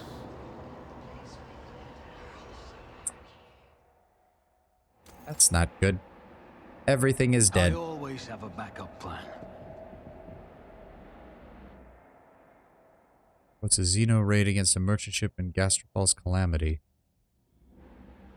Isn't that the one we fucked up trying to get to? We've identified the breed's supposed threat, the Eldari, humanity's ancient and insidious foe. Yeah, Akale Skalander, yep. How's he managed? The only soul who managed to escape the trap on Rykat Minoris. How much truth is there to the rumors of the heretic Conrad Boitvir? Everything is covered in blood and bodies. Do my eyes deceive me? Explain yourself, Ilantak. Why is there a shot of Kruderak in your chamber? Ah, that's what she was wanting to say, of course. You are accused of consorting with Xenos, betraying the Imperium, and neglecting the interests of humankind. Yeah, well, fuck you, Kalkazar.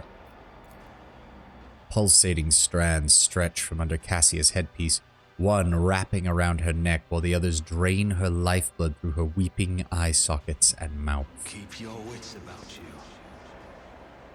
Every exposed area of Argenta's skin is mottled with an intricate pattern of scarlet blisters, crimson indentations, and scarred tissue. A passing ray of light reflects off the countless tiny blades that look as though they sprouted from inside Adira's own body. All the Cold Trader's bones were broken one by one, her augmented arm ripped from its socket, and the bones of every finger on the remaining hand are twisted, sticking out at strange angles. Pascal's augmetics were separated but not extracted from his body. The places where they connect to the organic tissue teem with predatory millipedes, feasting on the coagulated blood and the accumulated pus. The Abelard Wasarian's limbs were amputated and then sewn back onto his body with remarkable skill and precision, using human tendons. Rise to the top or get left in the dust. The tribunal is waiting for your explanations. Come closer. And why the hell is Theodora here? And here comes our principal witness, the rogue trader himself. Heinrichs gives you a cold look. If the presented evidence was not enough to convince you, his testimony will conclude this confusing case full of oath-breaking lies and heresy. You dragged this boy into the trial and now expect someone will lend an ear to a lowly heretic's testimony. I thought better of you, Interrogator von Kallax. I was so very wrong. Lady Theodora's voice sounds even harsher and angrier than you remember. Enough.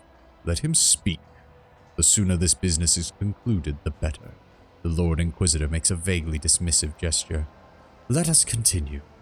Shielded by the powers of the Warrant of Trade granted by the Imperium and the Emperor, Theodora von Valentius more than once allowed herself to openly collaborate with Xenos. You've never seen such a contemptuous grimace upon the interrogator's face. She plunged her entire protectorate into apostasy and heresy, including the current rogue trader, and went out of her way to prevent the Inquisition and I, personally, from maintaining order within the Expanse. Does the rogue trader admit to fraternizing with Xeno? Ooh. Okay, so this thing is causing problems with my memory. Serving them as a puppet and rejecting the God Emperor's blessed light for the sake of his heretical desires and base profit. I was about to say, I have a very high willpower score. I should definitely be able to do that. Wait, something is wrong. Why are you all here? How is Theodora alive? Where is Marazai? What is happening? You try to recall anything at all, but your thoughts keep swirling like a turbulent maelstrom within your head, searing pain gripping your temples. Oh, I should have picked the iconoclast option. Heinrich bends over you with a crooked smile. See, rogue trader, are you all right? Or was your heretical association with Xenos so disruptive that you lost your mind? The mocking words too little to hide his irritation. The interrogator is obviously displeased with the turn the conversation is taking. The Inquisitor leans forward slightly at the sight of your anguish. For a brief moment, the boredom in his eyes is gone. I saw that game. It was amusing, but the joke has outstayed its welcome. Theodora shoots the interrogator a nasty look. It is painfully obvious this heretic is dancing to your tune. His word against mine. You had lost before you even unsheathed your blade, Heinrichs. You need not worry, dear Lord Captain. It was not my intention to bring up unsupported claim. Heinrichs produces a data slate and skillfully manipulates the device until he locates the necessary information. The rogue trader uncovered the crimes of the Eldari on the most important agri-world within the Protectorate, feeding many of the Imperial colonies in the Expanse.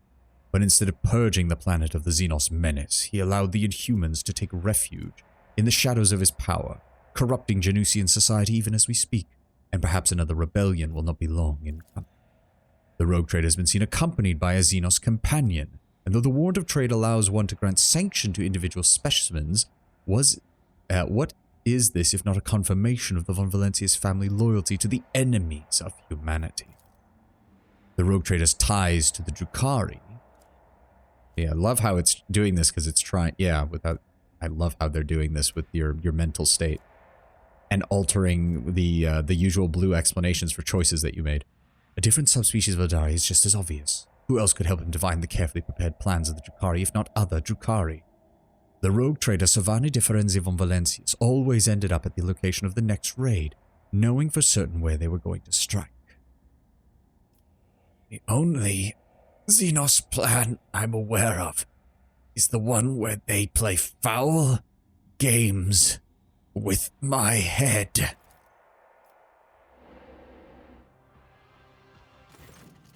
Indeed. Xavier Calcazar shoots the interrogator an amused look. What do you think he's talking about? He is obviously trying to disrupt the trial. Savane de Ferenzi, I suggest you watch your tongue, behave yourself, and perhaps, only perhaps, it will be enough to preserve your miserable life.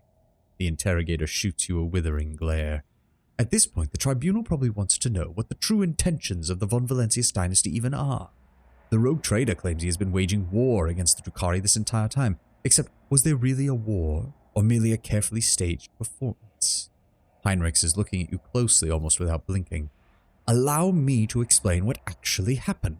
Savane de Ferenzi von Valentius personally invited the Drukhari to his world, and then used their strength and resources to sow chaos in the Expanse, to gain leverage over his rivals. Very convenient to play the victim while working with those who rob your neighbors blind and terrify their worlds to pay tribute. How much did you profit from this, rogue trader? Or did you think I would not uncover your pathetic conspiracy? Enough of this circus, Heinrichs. I did not set up any attack. Heinrichs' face contorts monstrously, his skin stretched to the limits across the bones of his skull, his voice ringing with fury. Kai Morag, do not try to squeeze between the strands of the web, Monkai. Do what you were brought here for. Are you really saying your war with the Drukhari was not a hoax? Then how did you and your foolish subjects know the coordinates of the enemy ships time after time? How did you know their targets? Did you think your expert on all things Xenos was shrewd enough to divine the carefully devised plans of the Cabal's finest? No, only other Drukhari could do that, and even then only a few. That means you were in collusion with them. I do love this because it's very obvious that this is supposed to be Marazai talking or one of his supporters. And they literally cannot comprehend that we got tipped off by the Inquisition. Now, where Skylander got his information from, I don't have a goddamn clue. But I have no fucking clue where it came from, so it may as well have come from the Inquisition. Bull-headed stubbornness does not befit a man of your pedigree, rogue trader. But since you've decided to deny everything, I will summon another witness. I'm sure everyone will find it interesting to explore this sordid story from another angle. Irelet silently takes a graceful step forward. If the court so desire, my speech will run like a river and wash away your doubts. I found a shard of my home in the rogue trader's chambers. An entire craft world vanished among the stars. The only clue to its fate resting in the hands of this Monkai. That was when I began to suspect that he had something to do with the misfortune that had befallen my Kruderak. Do not be deceived by his breed. There is a cunning predator lurking behind the fluttering of fragile butterfly wings. The Monkai before you is a bizarre amalgamation of qualities not usually inherent within his feeble species. He has mastered the mysteries of many of this world's cultures, the secrets of the universe and ancient artifacts, the art of war, the intricacies of deceit. All are embodied in a single Monkai, however hard it may be to believe. Jesus Christ, Irelet, was that basically an entire paragraph of actually giving me a compliment while simultaneously damning me in the eyes of these people? I've heard of damning with faint praise, but you didn't have to devote multiple sentences to it. However, the thread that bound our past broke the moment I realized of the Monkai's involvement in the disappearance of my home. To flee the rogue trader, I tracked down and eliminated his chief tracker, who has pursued our kin in this part of the galaxy for many years, and thus earned clemency before this court. Interesting. So Achilles did not simply vanish. You helped him disappear. Heinrich nods curtly. I say he only had himself to blame. An agent who cannot recognize an impending threat is useless. Interesting. Did she actually go after Achilles, or is this another misinterpretation of the creature that's causing on my mind? Heinrich nods with satisfaction, noticing a reaction, or rather, the lack of it. The court has been presented with enough evidence, and I hope no one is harboring any doubts as to the guilt of the von Valencius dynasty. But let us allow the Logue Trader to say the final word. We're all curious to know what you have gleaned from his inquiry. I hope, by the Golden Throne, that I succeeded in spoiling your little show. Marazai, all you had to do was submit, you useless Monkai. Trust me, you will pay for your antics 100 times over. You like jokes? I will cut your filthy mouth wide open from ear to ear. Enough. Alright, can we get back to the real world, please? Thank you. Y'all are torturous enough without having to deal with constant mental manipulations.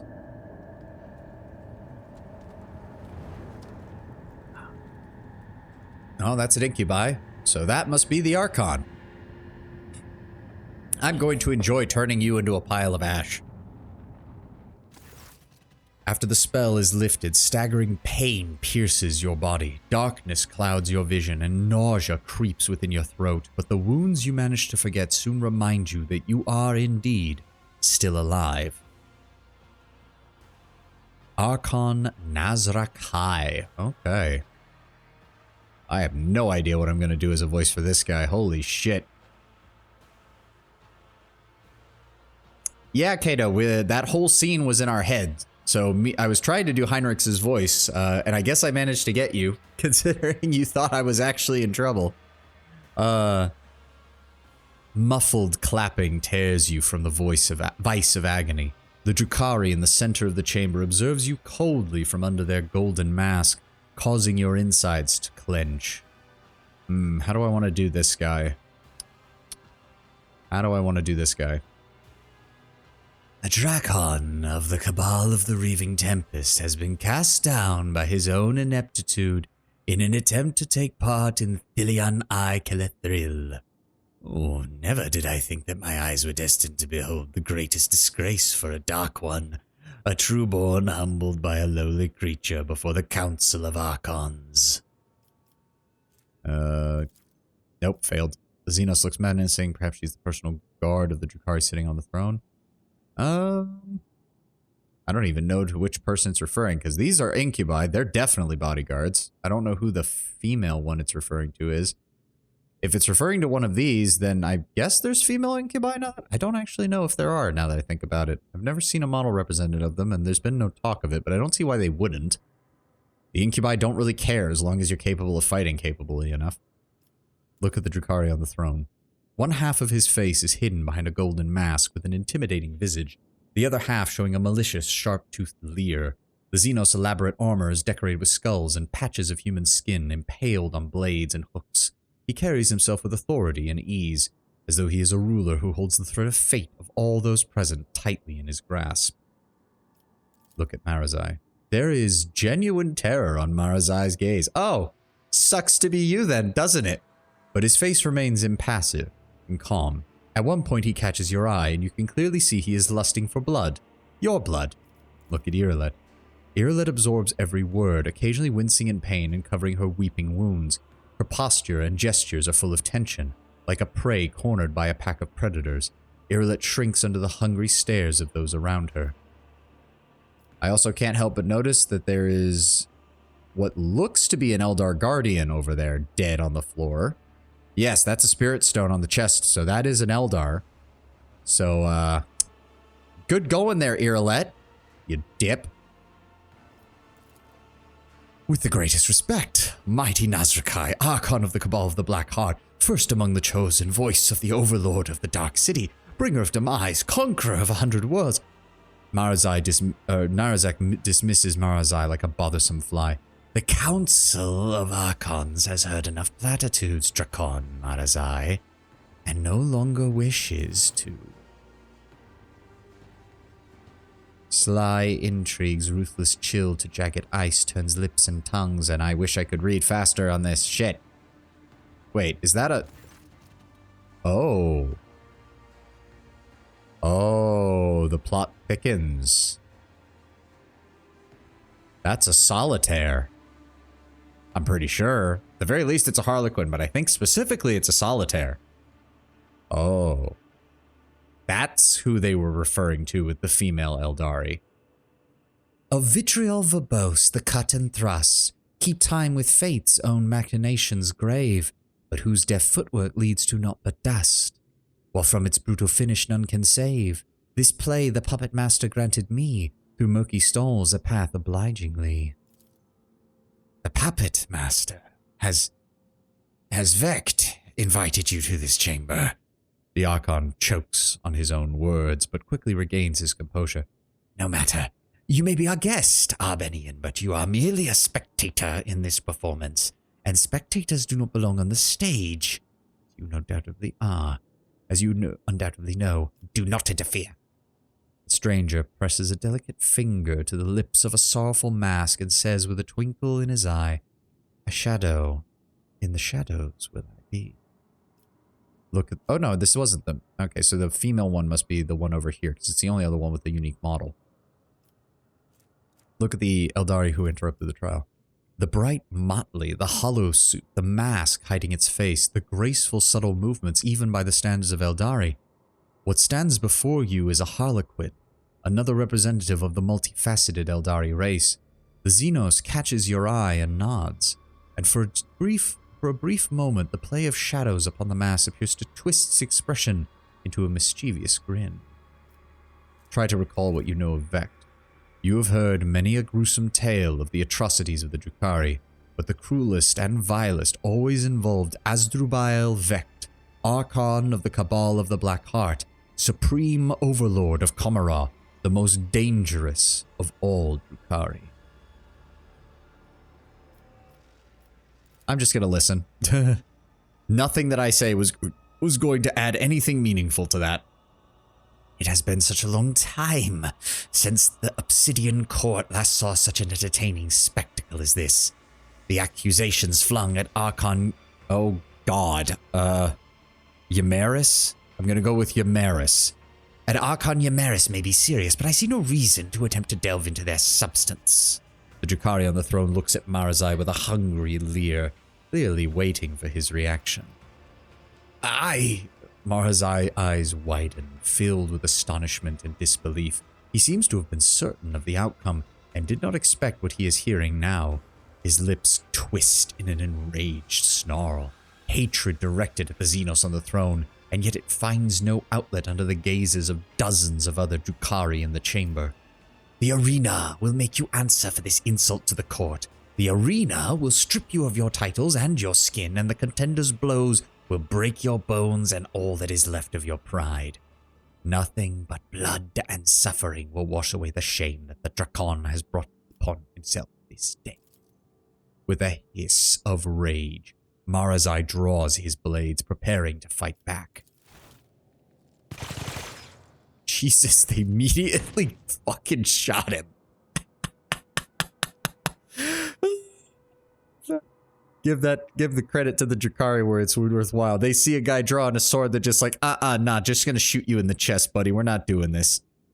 The Archon nods in satisfaction and makes an unfamiliar gesture. The guards draw closer to you. Let us return to you, Ymaris. The Harlequin's laughter loudly interrupts the Archon and echoes under the vaults of a chamber in a resounding baritone. And all the masts upon their marks now stand. The slave of vanity the spire ascends.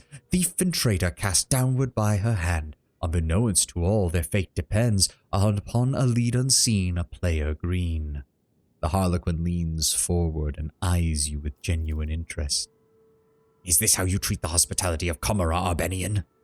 The Archon angrily balls his fist, the shadow of his wrath hanging over the Eldari interloper like a thundercloud. I thought your words were worth more, and you insult me by interrupting this trial again. The Xenos sweeps into a theatrical bow, never once taking their eyes off Nazrakai's face. You Archons speak a just rebuke in truth. Fate's melodies and snarls fantastic have entrapped me here, and when I heard them play, I could not keep my lips from grinning wide. Here comes the hour for shadows to retreat, to where the curtain waits to rise. The laugh with no beginning now sends forth the call. Ow. Was that supposed to help me? Because I just got smacked in the back of the head by a Drukhari clave.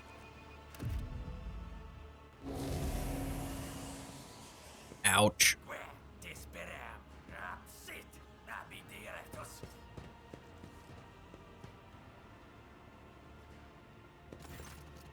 The world is an impenetrable haze of warm pain. You lie motionless. No, you rest in the murky gloom, slowly dissolving into nothingness. Sometimes your repose is troubled by unpleasant or persistent tremors, coming from the place where your legs used to be.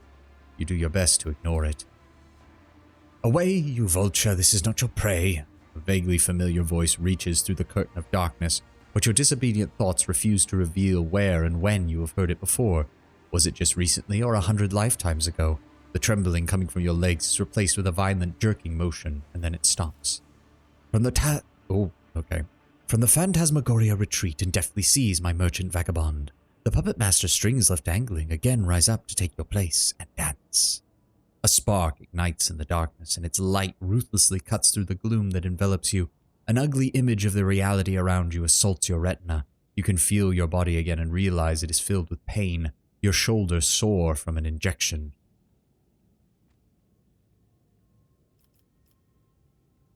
Oh, until I get a cup of recaf, my vital status is yet to be determined, you rhyming bastard. Alas, the bliss of death will save you not. Whirling waltz of chance and gloom you'll dance. A prickling sensation burns your shoulder, and the darkness at last fully withdraws from your mind. Whatever the injection was, it is making your heart beat a frenzied tattoo, and your pupils narrow so that you now register every detail of the disgusting place in which you have found yourself with merciless clarity. You immediately regret this decision. Every inch of your body is suffering. There is a dull, debilitating pain in your head caused by chemicals of some kind.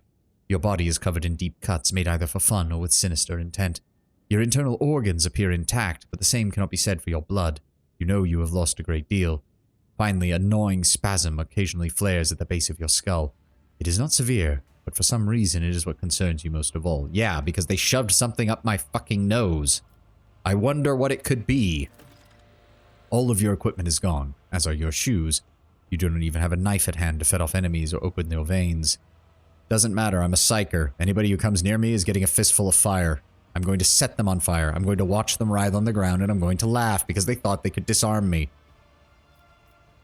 Look around. You are surrounded by the dead. Many corpses, mutilated bodies, pieces thereof, humans, Drukhari, and many a species of Xenos unfamiliar to you lie motionless in this gruesome mortuary. Look at your rescuer. Your eyes refuse to fully focus on the blurry figure of the person who came to your aid. He appears to be tall, and your mind emphatically refuses to continue, for every moment of concentration merely causes you more suffering. I've seen you before. Who are you? A dream obscure of death deliverance, illuminating will and agony. Where am I? Among the shadows in the wings you lie, where Tata pulled the puppet master's strings. The stranger intricately links their fingers to mimic the tools of a puppeteer. My companions, my crew, where are they? Not here. Roles have been decided now. But if you play your part, perhaps the plot will draw you back together or to doom. The figure's cruel laughter follows his insane speech. This overture in verse, the final line. The merchant's time to tread the boards has come. Embark you now upon your pilgrimage, and take my parting gift, a humble prop. The stranger deposits something in your hand and disappears into the twilight. An unremarkable and weak pistol, the engraving covering its surface is far more valuable than any meager stopping power it might possess. Oh, great. Thank God I'm a psyker.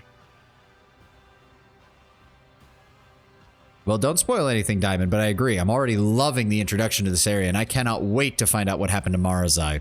Fucking bastard. You may have commanded multiple planets and billions of lives in your former life, but right now, in this new reality, not even your own feet will obey you. As if to punish you for your arrogance, your disobedient limbs sent a sharp jolt of pain up your body. You must remember all of those whose lives depend on you. You must get out of here. Hundreds of faces flash before your mind's eye. Your friends, your subjects, your companions. The universe is a cruel place full of darkness, and your will and determination are the only barrier between your loved ones and its crushing apathy, brutality, and savagery. You do not have the right to die. Not here, not now. Resoluteness floods your veins like an incandescent plasma, and you make another attempt to get up. Oh, gain plus 10 toughness. Nice. Your bare feet feel as if they are stuffed with rags and barely refuse to obey. You have to draw upon all your willpower to suppress the rebellion of your own limbs and stand upright. The pain that engulfs your body immediately makes you question the wisdom of such an act of defiance. Oh God, we have so many injuries. Alright, hold on. How bad is it? Yeah, we don't have any access to any of that, I figured. Not that. Is it on here? No, it's not. Hold on. Game, let me... Why can I not... Okay, fine. Hold on. We did that. That gives us plus 10 toughness. Hamstrung. Your tendons have been carefully cut with a thin and sharp blade in order to cripple you without completely robbing you of the ability to move. Ow. Okay, as somebody who's suffered an ankle injury, just reading that causes me pain. You can feel something crawling around inside your eye and have lost most of the vision in it. Great. Your bones have been deformed, curved, and misaligned, making all of your movements clumsy and your body feel alien. Your body is mangled by cruel torture. You are on the verge of death. The corpse smile at you with a warmth and whisper quietly, "It is over. Join us." Let us not dawdle. Oh boy. These corpses fell down here from above. You hear them whispering about the beauty of their long descent and the cruelty of the impact that broke their cold bones. What I also like, actually, so far, all of the descriptions on these, the like background items that you can select, all of the descriptions in this area have already been written in a much more poetic way. And I feel that's very fitting given that we're in the realm of the Drukhari. It's very darkly poetic. It is nigh impossible to identify this horrendous spawn dressed in rags as a human being, or rather, A genetic anathema descended from human beings, the mutant's hideous appearance is complemented by brutal scars and a partially flayed face. You seem to have made an equally poor impression on the wretched beggar. He sizes you up and rasps, You look like a Grux, Pat. How are you still breathing with wounds like that? Beggar's features are appalling to the point of being too offensive to look upon. Damn it.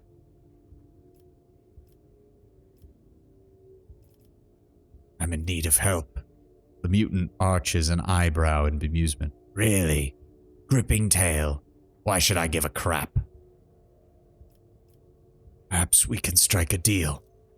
You want to trade? I got things to trade. The beggar lifts his rags and you catch the dull glint of a pistol handle. What have you got? Apart from your innards or whatever that thing is that keeps trying to fall out of your gut. We'll keep what we have to ourselves. I figured.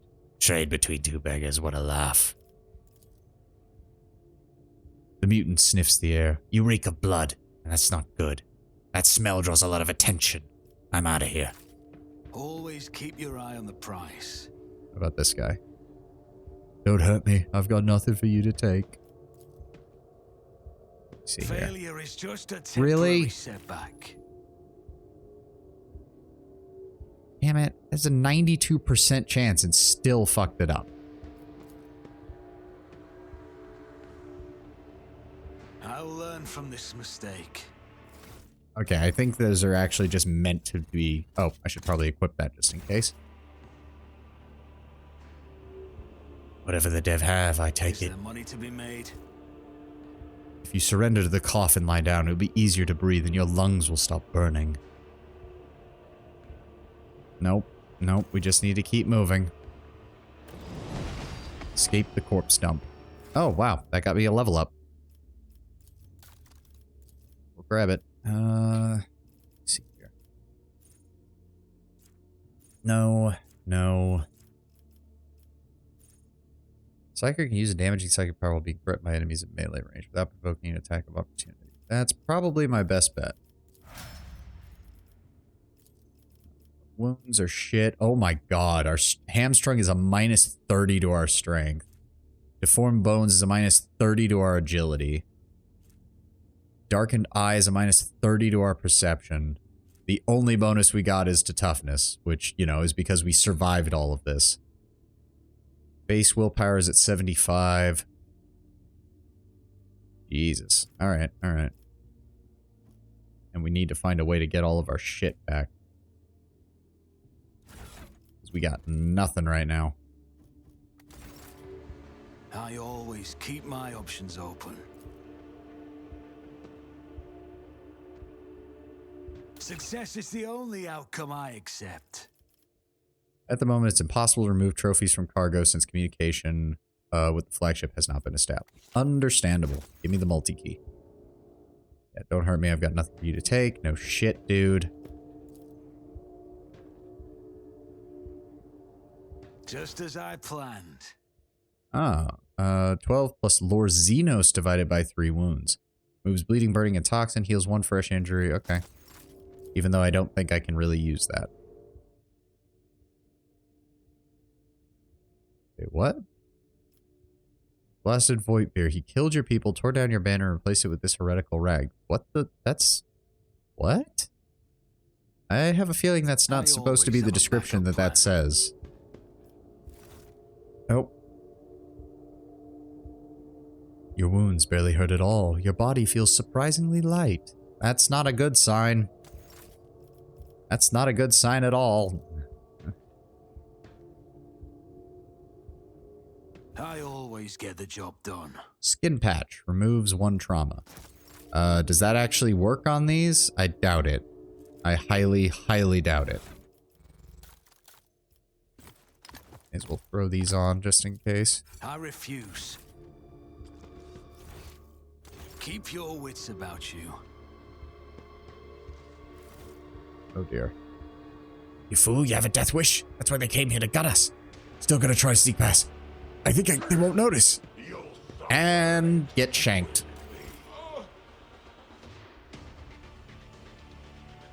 I told you not to let them see you. They're butchers. Damn hunters. gotta creep along, stick to the shadows, go around. Chasm. Get in anywhere. Always keep your eye on the prize. I wonder if I can burn these guys to death, though. Depends on how much health they have. I can deal 19 to 44 damage with 15% armor penetration. I mean, that's certainly better than the pistol. Yeah, it's a hell of a lot better than the pistol. I'm gonna quick save and see if we can do this. I'll make it happen. Oh. Is it just...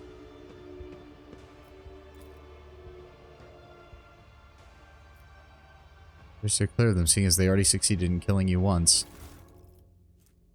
No, we'll take that, just in case. Let us not dawdle. Did I manage to dodge that? Or is they... Nope, there he is. Disgusting presence out of existence. Okay, well, yeah, he goes first, of course. Ow. I'm probably gonna die here. Oh yeah, this is not good. Okay, set him on fire. Good damage, good damage. Run and gun. And we're going to set you on fire. Who, if not me? A work for a flesh crafter. And then we're gonna inflame. Hey, Precursor 06. Oh, first time chatter. Welcome, welcome, welcome. Strongly recommend not dying. Doesn't help. Yeah. Especially in a place like this. Can we do anything else? No, we can't do anything else. I'm just gonna go ahead and mark all of these, because there's only 3 enemies, so we may as well. They're all tier 2 enemies. As good as done. Yep, they're dead. Okay, so we might actually have a good chance at this then. Sucks to be you dudes. I can set all of you on fire because you dipshits decided to bring a psyker here in direct contravention of what you guys are supposed to do with psykers. You've unleashed my fury. Another enemy down. All right. Can't be over. Sucks to be you assholes. Sweet. Well, I can't use any of this, but maybe somebody else will. We'll just take it all. Rise to the top, or get left in the dust. Indeed it is, Precursor, especially when you're playing a Pyromancer in this game. My standard solution to everything is, well, I wasn't able to talk them down. Time to turn them into a bubbling pile of goo. Well, we may as well do this athletics check and probably fail it. Success is the Oh, never mind. outcome I accept. See, that wouldn't have mattered. I still would have gotten caught when they came back around this way. Even I know that. Oh, what is this? The dead man grins condescendingly, beckoning you to take his place beside him. He has this life figured out. What have we got up here? Some more equipment. Wear-resistant boots, grants 5 agility, and 4 times agility bonus plus dogmatic rank dodge against attack of opportunity. Not the worst, but I'm not dogmatic, so it's still better than nothing. I always have a backup plan.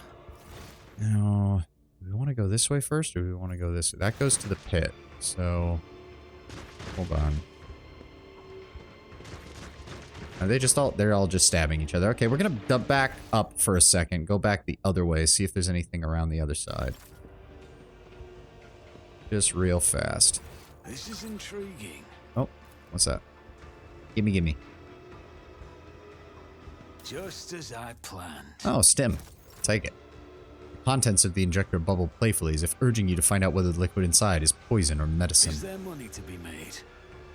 Hands off, the corpse is mine. Yeah, sure, buddy. Whatever the dead have, take it. You surrender to the coffin line. Yeah, we've already seen this event. Come on. I know we're in a lot of pain. We're in excessive amounts of pain right now. What is... Nope, nothing over there. What's over here? There are so many dead people around you. How? It must be Voidfear. Damn him for what he's done. Okay, I'm confused now. Is our brain just still not fully functioning? That's the only explanation I can have. In a pleasant voice, the strange device invites you to put your hand in its depths and press the activation button. Yeah, no, we probably should not do that. Do not listen to the voices. The enormous eye stares at you through the glowing portal, or rather the portal is the eye of something enormous and its maw patiently awaiting for you to step inside. Don't hurt me. I've got nothing for you to take. Alright, so there was nothing else down here. Head back up this way.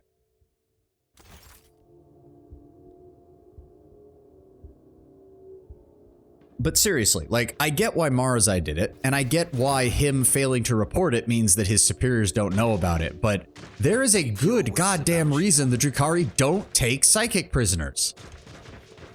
And when they do, they just strap them into the Gate of Cain to use them as a battery. You dipshits disarmed me, but left me with the ability to use literal space magic. It's kind of baffling how stupid that is. These guys gonna even care? I guess not. They're all just... The barking of weapons discharges becomes Theodora's disapproving grumble. Do you consider that to be the face of a rogue trader?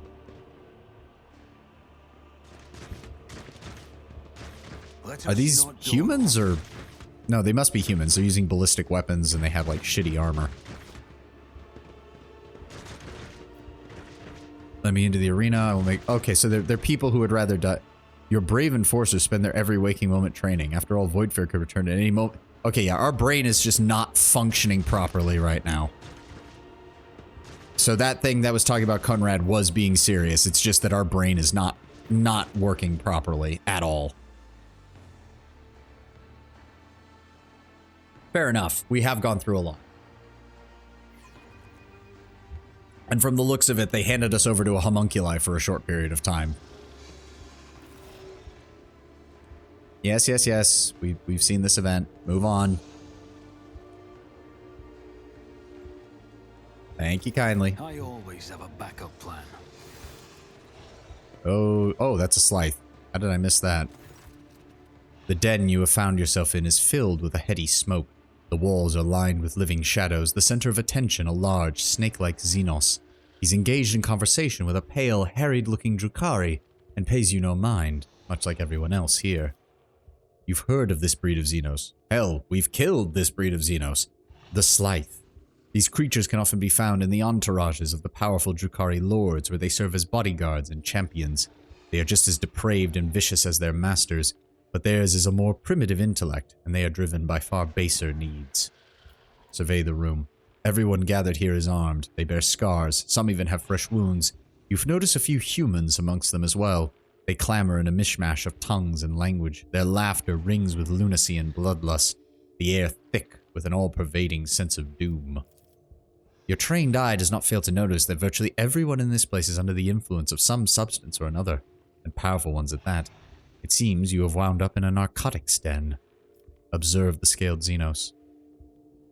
The leader of this gang is powerfully built, his scaled hide reinforced with engraved metal in several areas. His long tail coils around and around as his snake-like head sways gently from side to side. The Xenos seems to be enjoying a state of blissful relaxation.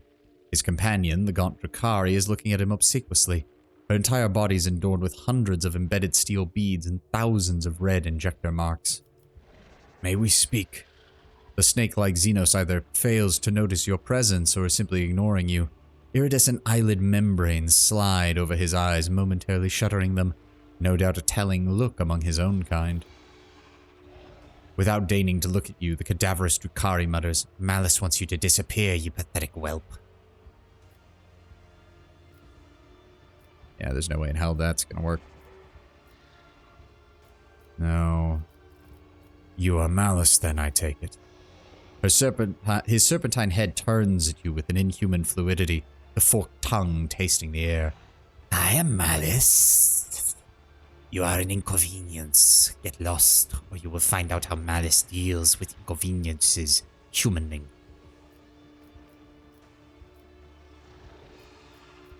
I require aid. I'm wounded.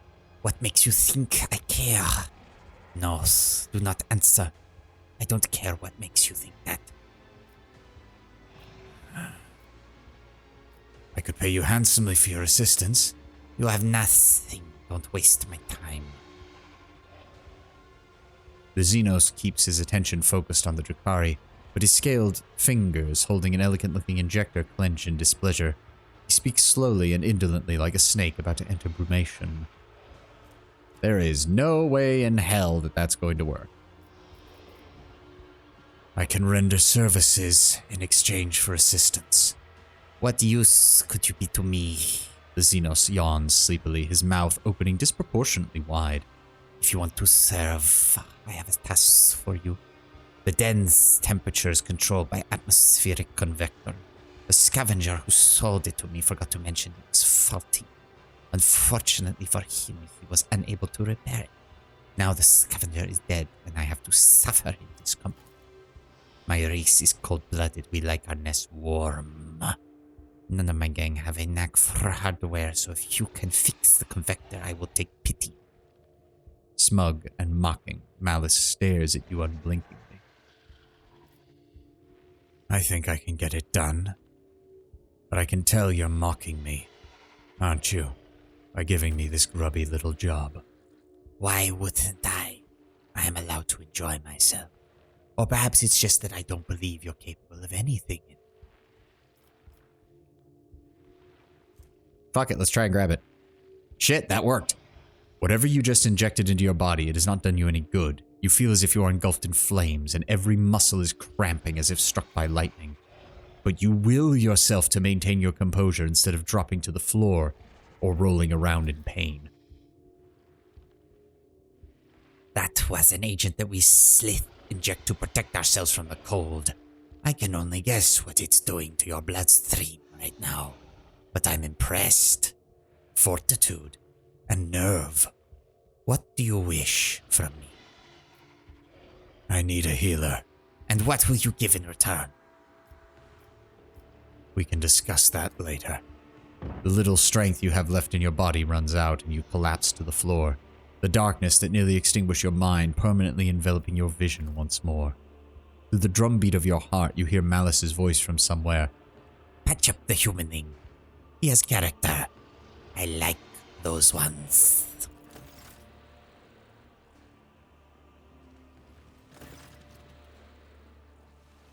Sensation slowly returns to you. Your body is in pain, but you are no longer upon the brink of death.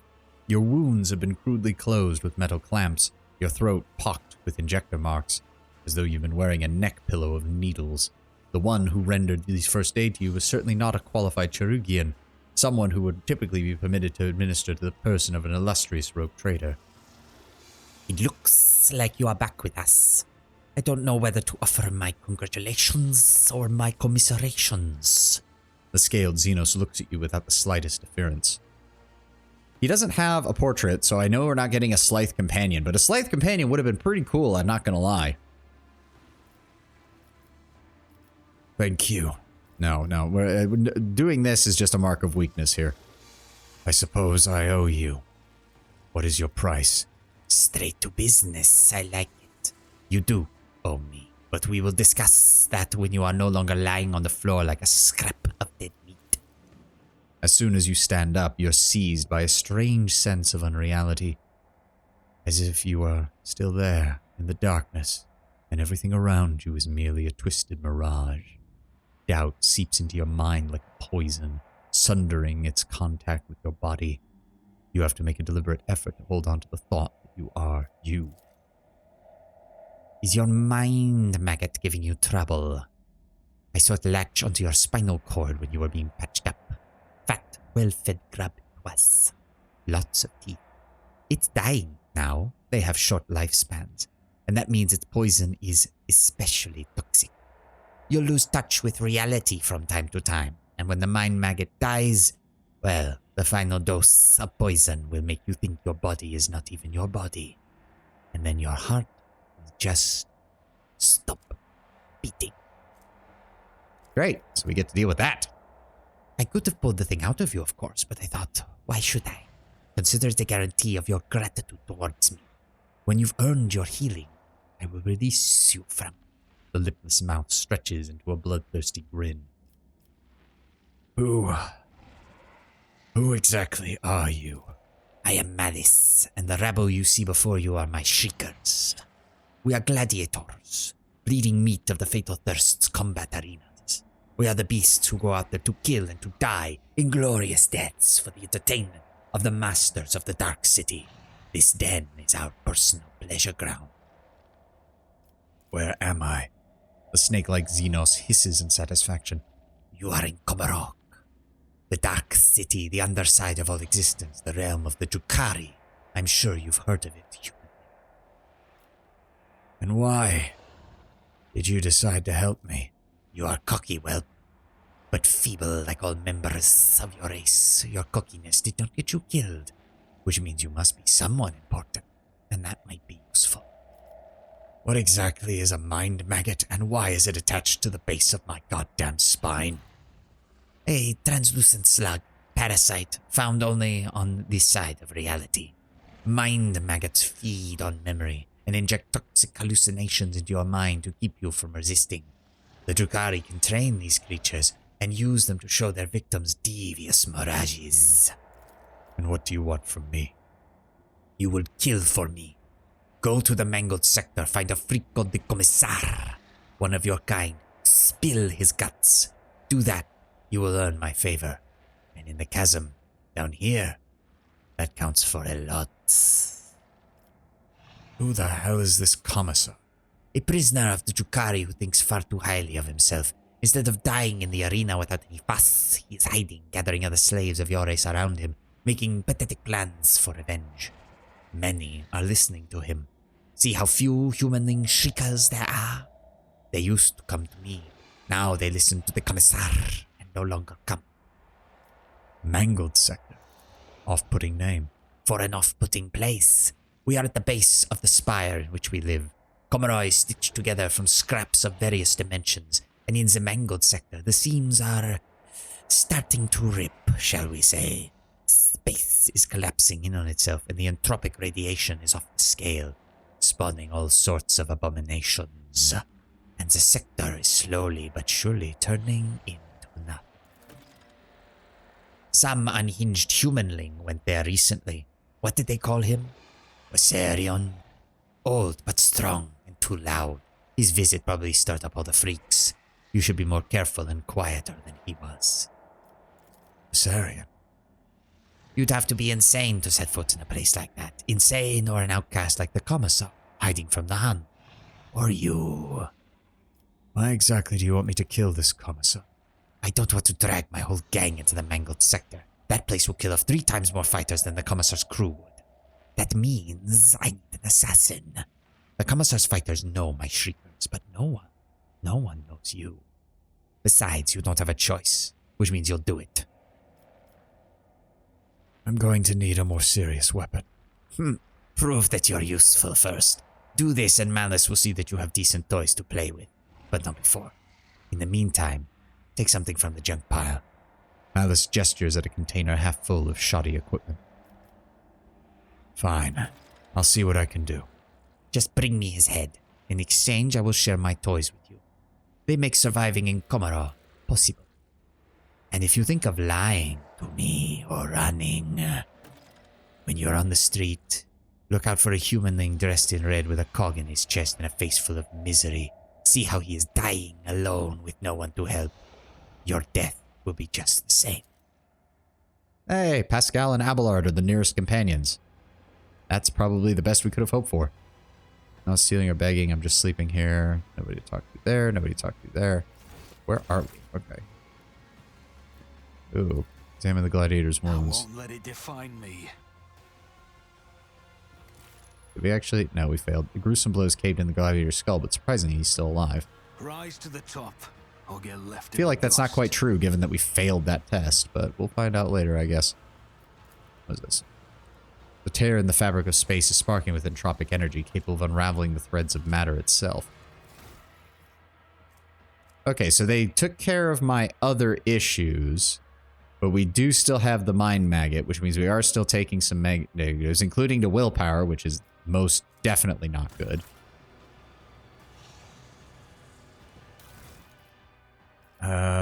Well, I'm going to be keeping everything because until I can get more all of my old equipment back, I have no reason not to. Give me that. Medium. That's the best I can hope for right now.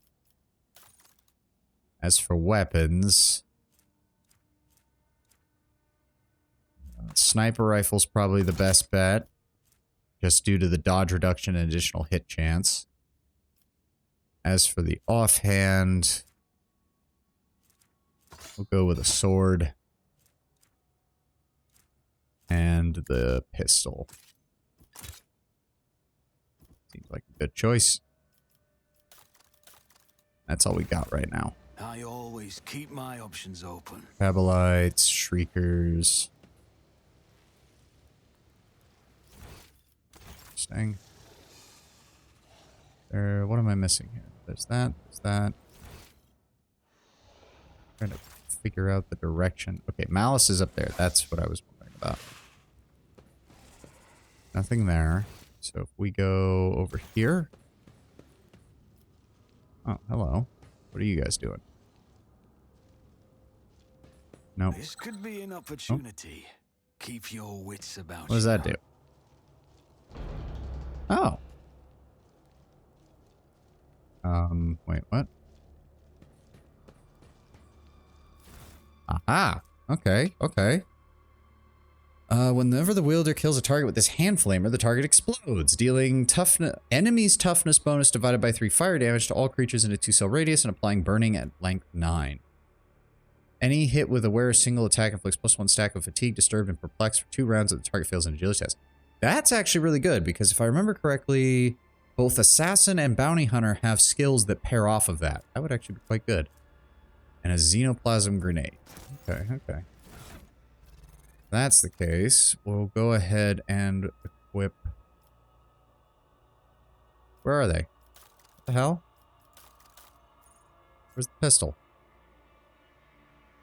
What? What the fuck? Okay, okay, game scared the shit out of me. I thought it disappeared.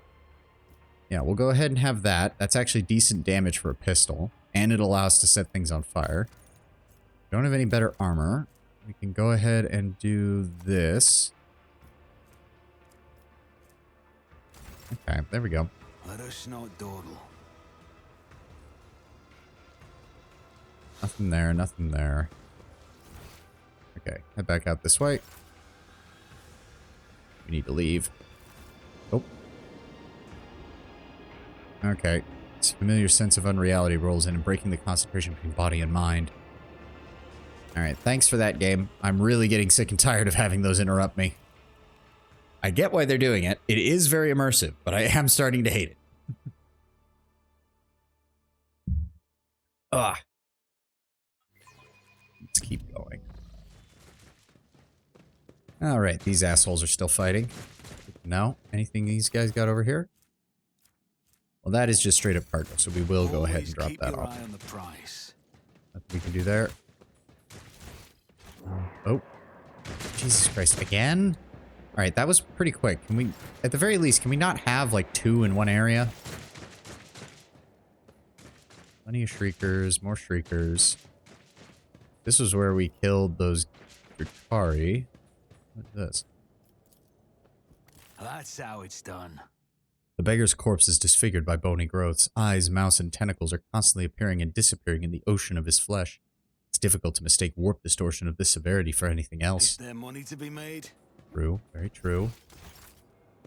What's this? Activate switch. Oh, okay. So that lowers that, gives us access to that.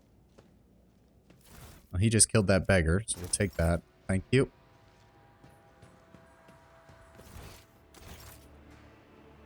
Oh, actual Drakari. We need to be careful.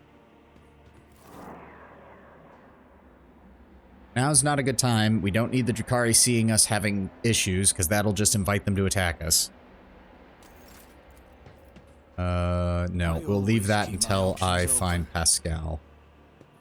We'll leave that till I find Pascal, because there's no way in hell that that... Can I get over there? No. Okay. We need to find Pascal. I don't have the skill checks for this. I don't have the skill checks for any of this. The razor-sharp keel of the flying craft glints fearsomely in the dim light. The Raider is a little small for what it should be, because a Raider is supposed to be able to carry a full complement of 10 Kabalites, but other than that, that is pretty one-to-one from the tabletop. Keep your wits about Looks you. quite good. Looks quite good. No, can't get into that. I need to keep moving. I need to find Pascal, preferably. Oh, for the love of... I'm actually starting to get annoyed by these. The debuff is already bad enough, game. I don't need you constantly doing this. Can't get that either. Pascal, where are you?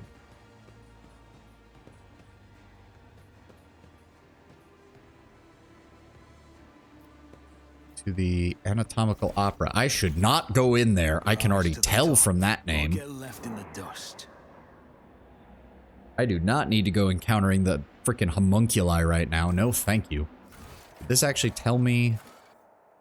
Yes, Abelard from the Mangled Sector. Find Pascal on the streets of Kamara. Okay. This is all cargo. Tech use. Tech use. God damn it. What? Hold on. The Anatomical Opera. Portal to the arena. To the pit. And why can't I... Always keep your eye on the prize.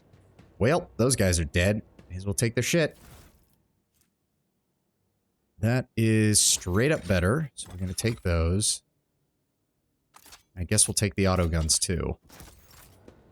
You guys got fucking destroyed. Nice going, guys. There we go. Some proper flak armor now.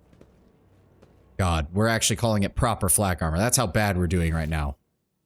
Flak armor is better than what we could otherwise be using. Oh, God.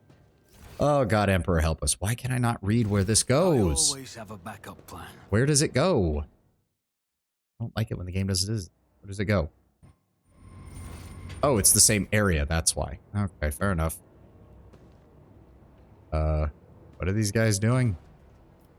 The profane device is designed to set the elevator in motion only when the wretched victims die inside the device. Wow, okay. Jesus, that's bad even by Drakari standards.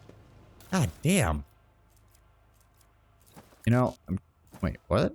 Unsupported item. Okay, fine, whatever. Let me see, what have we got over here? More cargo. I always keep my options open. Oh, the hideous mutant does not look as cocky as the last time you met. Armed and not bleeding from 100 wounds, you're a slightly more formidable sight. How about buying yourself a pair of boots? The beggar shows off his filthy legs and surprisingly decent boots. Your boots. Where did you get those? From a stiff that was lying in the corpse dump. Friend of mine pinched them and gave them to me. I didn't steal nothing, I swear. His ugly face twists into a smug sneer.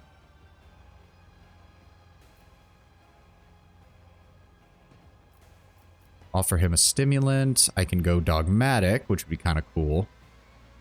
No, he's not keeping my boots. That's my I'm sorry.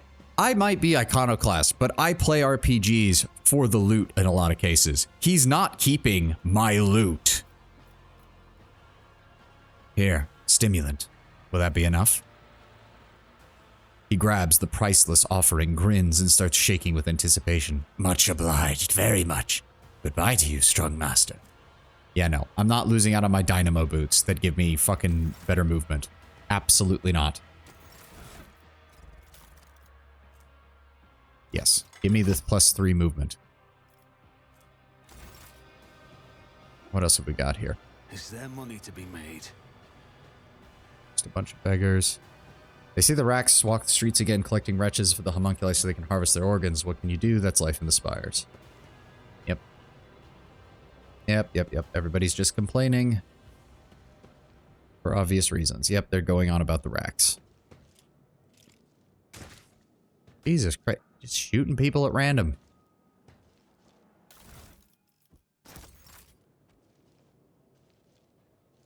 Good. Oh, there we go. Yep, more cargo. Keep your wits about you. They're all just saying the same shit. That doesn't matter to me. Yes. Unreality, breaking the connection between body and mind. I'm trying to get it fixed.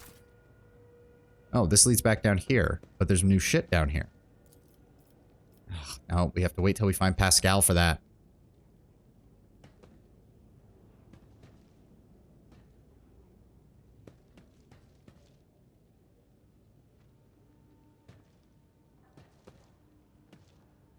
Nobody saying anything?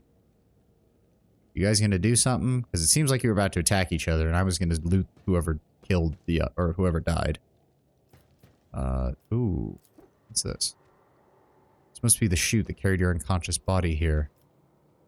Shoot the corpse. Is just a temporary setback. Let's see if we can knock it down. Did we get it? Hold on. Go all the way down. Ballistic skill test failed. Shit. Damn it. We rolled a perfect... Did we roll 100? Yes. Yes, we did. God damn it. Oh, my inner save scummer just wants to fucking... Oh, God. It wants to just quick load until I get the results that I want. And I've got to resist the urge to do it. Okay, so we did that. We do not want to go to the anatomical opera right now. Absolutely not. We've got to find Pascal. Oh, we might not have a choice, do we? Yep. Okay, so we can't go there, which means we have to go here.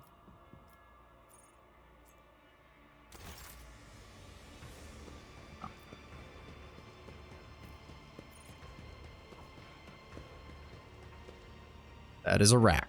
What is he doing here? Wait, not this way. Then where do I go? Hold on. Where do I go then? Xenos calls Manus, promise the rogue trainer to kill these enemy men who are hiding in the mangled sector of the Dark City. Yeah, we've signed those. We've seen those. Still can't do anything about that.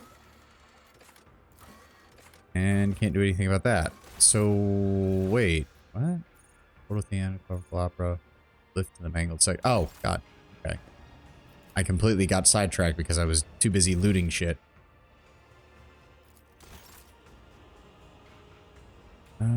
I always keep my options open. Only when wretched victims die inside the fight. Right, so this takes me to the mangled sector. Let's try this again, shall we? Oh. My wrists. Pop them. Yes, game, I know. You're really gonna do this to me. Every time we do something. Aren't you? I'm half expecting it to also do it in combat and cause me to, like, lose an entire turn for no reason. Wouldn't surprise me, honestly.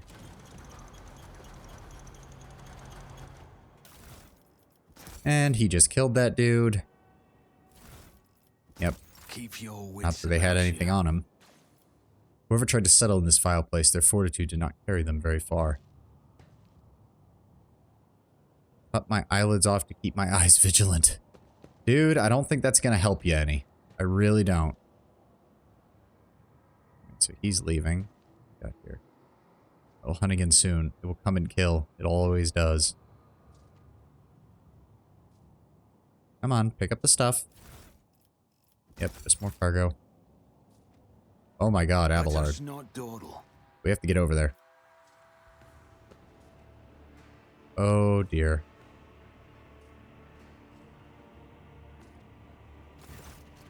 You barely recognize your loyal seneschal, Abelard Wissarion, in this pitiful, hunchbacked figure.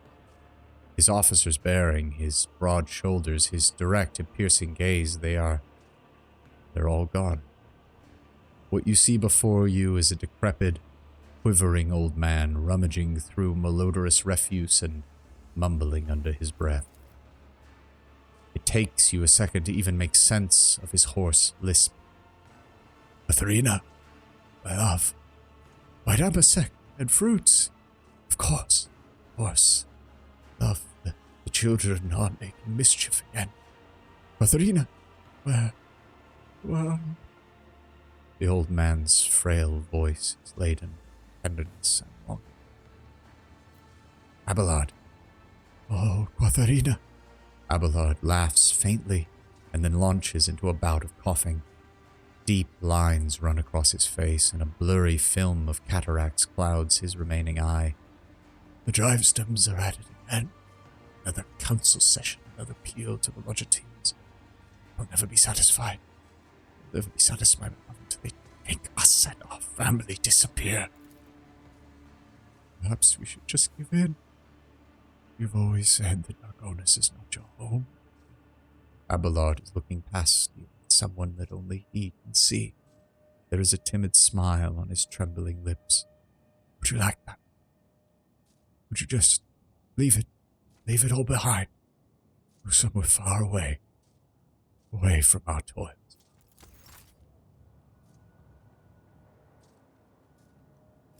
Fuck.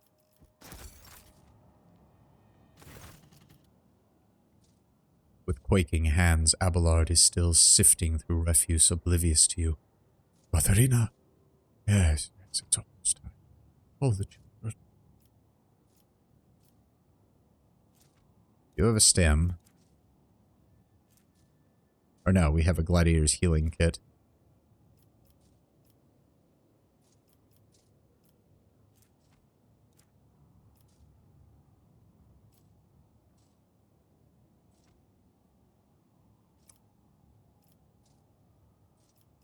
Abelard, your family is not here, but they are waiting for you. The old man continues to look through you blindly, as if incapable of realizing your presence.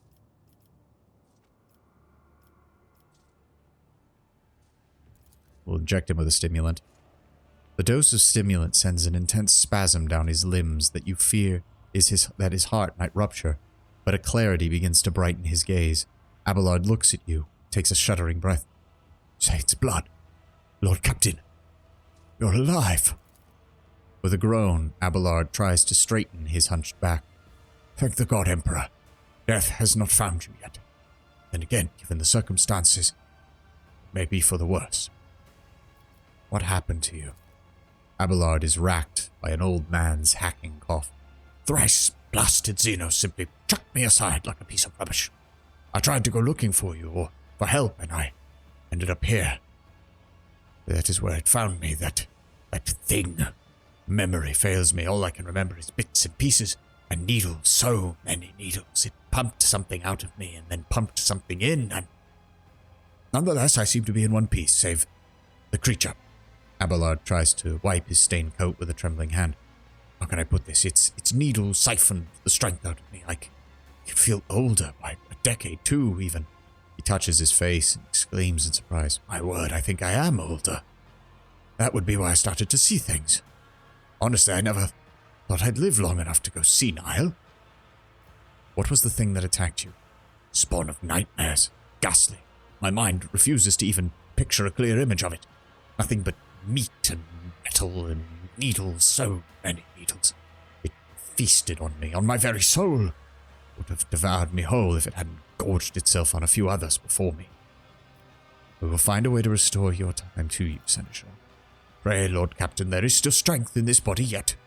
Your Seneschal will not be so easily broken by some... He groans and clutches his side. I could use a brief respite. If I must ask, who is Katharina? Abelard gives you a tense and embarrassed look.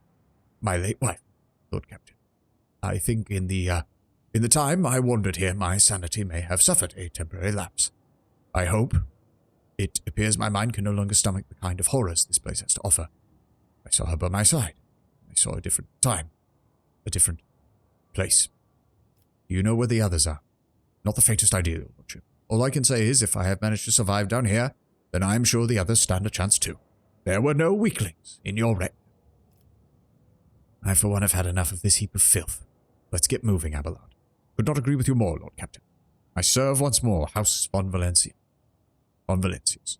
Abelard salutes you, shaking hand, and a ghost of his usual stern, patricianal expression turns to his wrinkled face. Always keep your eye on the price. And of course, he's lost his equipment too, because obviously, Abelard is back in the lead. Sometimes you consult the appropriate treatise on Tactica Imperialis and weigh every step. Sometimes, though, you just fire your biggest cannon and save the day.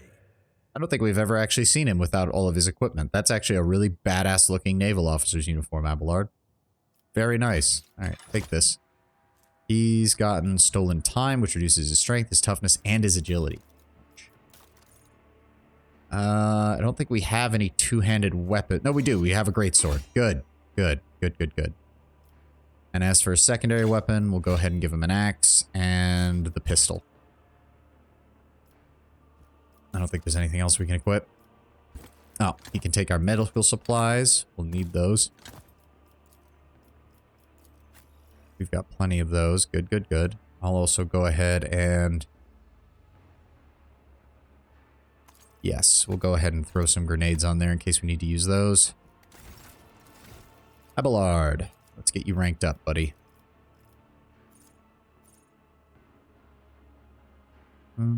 Taunting defense against the... Yes. Do that. Alright. I always have a backup plan. Looking at the revolting puddle of ichor that reeks of suffering, you can barely make out what remains of the bones of some unfortunate soul that appears to have been digested and then regurgitated. As indicated by the bloody trail, a body was recently dragged through here. Okay. Yeah, we don't have a melt to charge, so we can't do anything about that. We'll have to come back with Argenta, or once we figure out our issues. At least we have Abelard. He can run these athletics chests. Nothing matters more. Now we need to find Pascal so we can uncover all of those tech use things. The otherworldly shimmer of nothingness promises peace and quiet. Yeah, we've seen that. So this region of Kamara is quite literally disintegrating under the strain of the various... And those guys are going to stab each other. Yep. I'll take that. Someone's shooting. It's over here. Cargo. Yeah, we've seen that. Keep your wits about you. Oh, dear Lord. I mean, I get it. It's to emphasize what's going on, but still, it's kind of annoying. Oh, little cutscene here.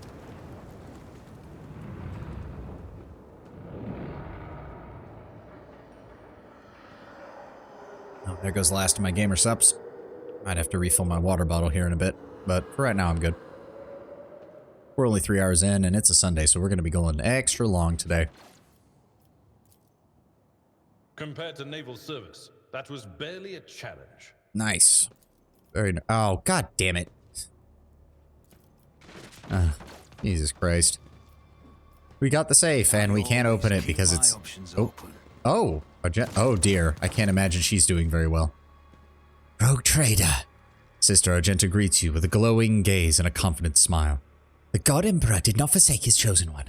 I prayed that our paths would cross once more. Sister Argenta. Oh, thanks be to the God Emperor you are here. You look as prepared for new trials as ever. Master Wasarian. A loyal seneschal never abandons his Lord Captain, does he? I'm just as glad to see you alive. She gives Abelard an encouraging smile. I cannot imagine that this place has been good for Argenta's tenuous grasp on reality in the first place. Argenta gestures at everyone around her. Your arrival is timely indeed. With the Emperor's chosen on our side, we can come out of hiding and exact a vengeance upon the enemies of humanity. I shouldn't take up your time. Speak with the Commissar, the one who leads these valiant souls. He will tell you everything you need to know. Who are these people, Argenta? I found them. Subject of the Imperium who were taken to this den of misery and despair, scattered across the vast chasm, condemned to suffer for the amusement of the enemies of humanity. Oh, but the beasts were wrong in simply thinking we would resign ourselves to such a fate. I swear upon my faith in the future that we will claim with his name upon our lips. What happened to you after we ran into that trap? My memory betrays me. I lost consciousness soon after they dragged us into the shadows. I came to in a filthy arena, and they had set some clawed beast against me. And so I slew it. And then they sent another, and I killed it. I killed them all, one after the other, and the unseen spectators demanded more and more. At last I saw an opportunity. One of the beasts I fought damaged the enclosure, and I escaped. Oh, you should have seen how quickly the scum who had whooped and cheered from the stand set off after me. Oh, I forged a path with sword and bolter, and wandered for a time in darkness. When I wound up here, I found a loyal servant of the Emperor, and he gave me a chance to serve his light once more. Who is this commissar you speak of? A loyal servant of the Emperor who has not yet lost the will to fight, even in this impenetrable gloom. He has mustered a resistance, anyone who can hold a weapon and refuses to accept the fate of a toy in the clutches of these vile Xenos. The dwellers of these dungeons are myriad, most lacking in soul, courage, or willpower. But the Commissar and his associates seek out the true champions of the Imperium among them and prepare those people for the battle against the Xenos. Providence itself has brought us here. I assisted the Commissar in his search, in hopes of finding you among the captives, and devoted myself to helping the faithful yet frail pluck up their strength, and guiding the able yet desperate towards hope. And my efforts have borne fruit. 2 squads have gone on a scouting mission to discover safe passage through Comara. Argenta, I appreciate the I appreciate the motivation. I appreciate the initiative. You have no fucking idea how big Comara is, do you? This thing makes every hive city in the Imperium clumped together look banal in comparison. Like, don't get me wrong, I get what you're doing, but literally the only reason you all haven't been wiped off the map is because you doing this is going to provide some cabal somewhere more entertainment than it would otherwise. Oh god. She's like a crazed golden retriever. And it's all about the Emperor with her. You will join me, will you not? Argenta looks at the people around her and nods. I have served this resistance for as long as I could. My duty to these people is done. It is high time I rejoined you and pursued my original mission. But first, please allow me a few final words of guidance to my flock. Argenta turns to her audience and her voice fills once more with zealous fire. Servants of the Emperor, children of humanity, be strong in your resolve and pure in your faith, for our deliverance shall be at hand. Steel your hearts, for a great trial lies ahead, but the reward for passing it is a chance at freedom.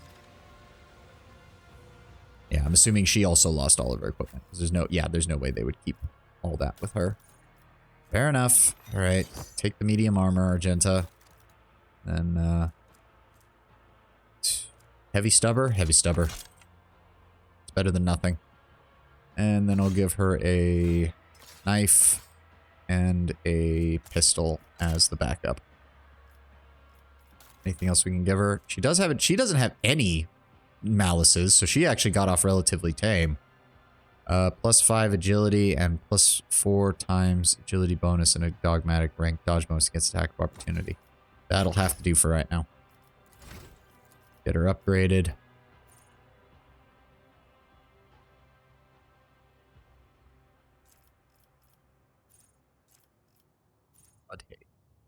It's melee. That doesn't help me. Meh. Stun, prone, or blinded. Good. Reduces weapon skill. Wildfire makes versatility at least somewhat more viable. Then we'll go ahead with...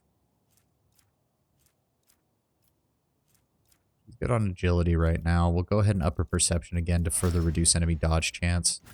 It's probably my best bet. Always keep your eye on the prize. Okay.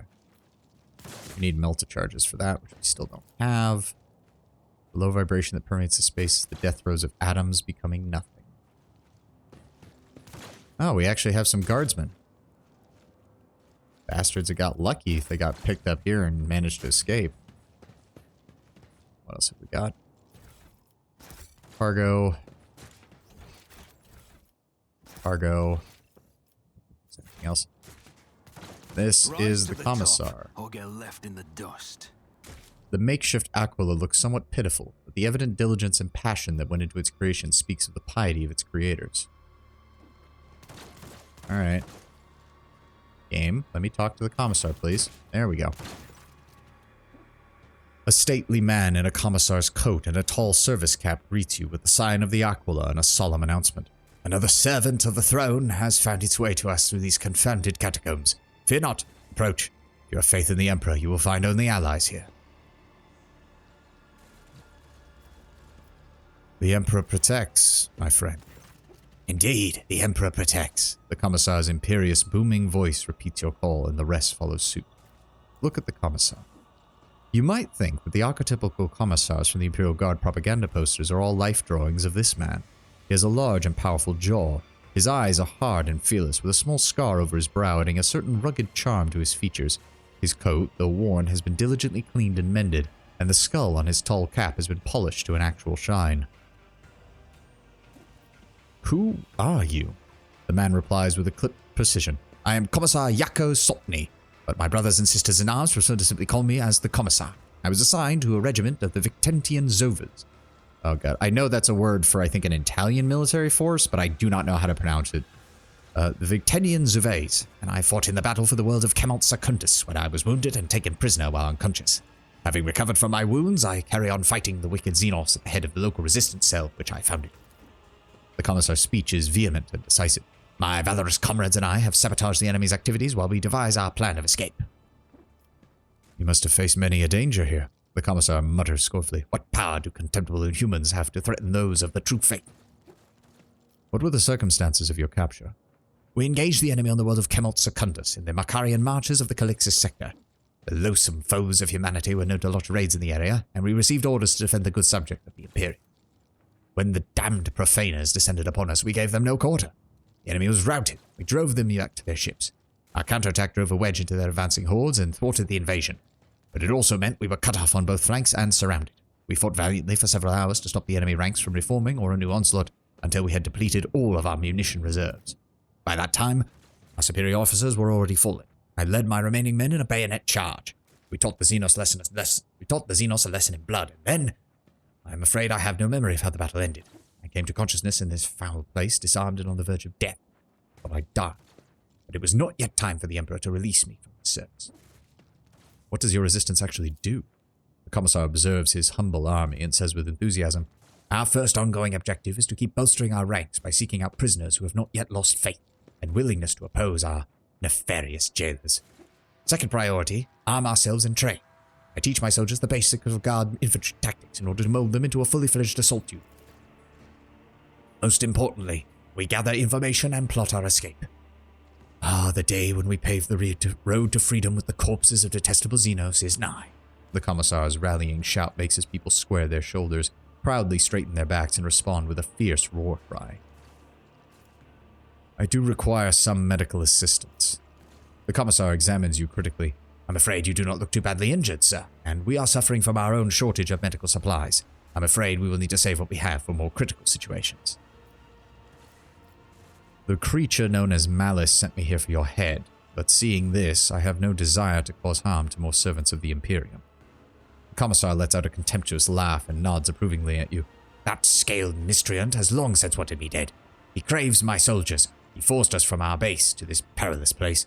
Oh, but he shall pay for his schemes soon. Once our plan is set in motion, it is a disgrace to serve one such as he. You ought to join our ranks instead. We will break out of this accursed city together, I assure you. What exactly is your plan, Commissar? The Commissar's speech is brisk and energetic. Some of our own have captured a small Xenos ship that was moored for repairs at a remote unused dock. They managed to eliminate the crew quietly, but left the pilot alive to sail the ship back to real space. If we can get to the dock through one of the dimensional portals located at our old base. Was it Sergeant Vigaste's squad that was tasked with capturing the ship? Did he survive? The Emperor protected him, sister, and he did not fail the Emperor. Last communique, Vigastes was in good health, and he and his squad waiting for us to arrive. Regrettably, Malice and his damnable shriekers drove us out and took over the base. The first order of business will be to confront them there. I propose that you take him by surprise and deliver the first strike. We shall support the attack from the outside. Every step in the Commissar's plan was taken separately seems viable enough. When combined together, however, the chances of success become so ludicrously slim that only a complete madman would agree to such a strategy. How have you managed to accomplish so much? Every morsel of intelligence we have acquired, and every step of progress we have made was paid for in blood and pain. The information about the dying cabal that's entering the docks of its enemies and instead moors in an abandoned area was forced out of one of the captive Xenos on the streets. The knowledge of the portal was brought in exchange for 1/2 of all the weapons we had stockpiled. And taking that ship cost us several of our best men, each of which was worth more than this whole blasted city, if you ask me. Who exactly are the people under your command? The core of my unit is comprised of prisoners from various Astra Militarum regiments and a number of planetary guard forces. They form the assault squad that went on the special operation under Sergeant Vigaste's command. The rest are of the common people who had the misfortune of being captured by Xenos. Included amongst them are serfs, nobility, clerks, technomats, void workers, monks, anyone who has found the courage to take up arms. The only kinds you won't find here are heretics, lawbreakers, and cowards. Trust me, Sovani. These people can be relied upon. In their darkest hour, they have found a source of resolve in their faith. Each among them is ready to give their lives for this cause, and many already have. I would far rather prefer working for you than with the alien. I shall join you. The Commissar laughs and exclaims approvingly, My brothers and sisters in arms, a new fighter has joined our ranks. The Emperor's grace is with us. I have other business to attend to. We'll speak again. I take it that means we have to go back and deal with Malice. Which is going to be more difficult, but I would still rather work with them than... this is very awkward. I feel like if I hadn't brought Argenta, I probably would have been on board with killing the other guy and just taking Malice's deal, but I'm not going to betray Argenta's trust like that. Or Abelard's, for that matter, since I highly doubt Malice would very much like to meet Abelard either. We're going to deal with this one way or the other. Oh shit, we're back up. Oh, that was a harpy. I don't suppose we have a chance. Lesson learned. Damn. The wounds on the corpse were inflicted haphazardly, as if the killer was driven by pure brutality. I always have a backup plan. Beggar, beggar, beggar. That leads back that way. I would really like to have Pascal first before we go... Game? Game. Thank you. Yeah, those are all tech use things that I can't really use until I get Pascal back. We can't go in there. The rack won't let us.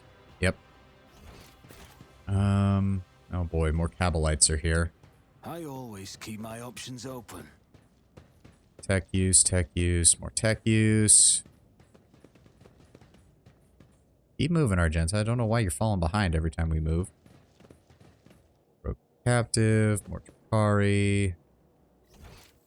Still nothing. That's the portal to the arena. We still can't go through there. Nope. Nope. Ah. Okay, so what now? We just returned back to where Malice was. Why is Argenta taking so long to walk everywhere? I don't understand. Weird. Shrieker, shrieker, shrieker. Are you guys doing anything, or are you just yelling at each other? Yeah.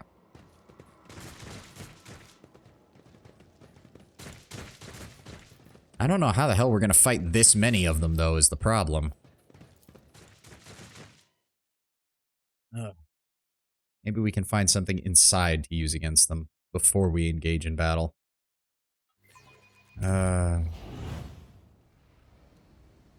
Just depends on how tough these guys are. Is there anything we can do to make the odds a bit even, more even for us? I'm really not seeing a way. He does have a Cabalite bodyguard as well. He's got something... I don't know. Hold on. We'll take a quick look around, see if there's something we can use. Ah, this must be the gate the guy was talking about. Okay. Yeah. People talking, beggars.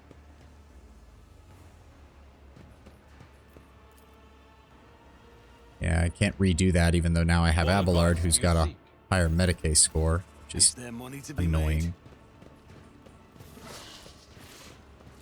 There's nothing over there. We already grabbed...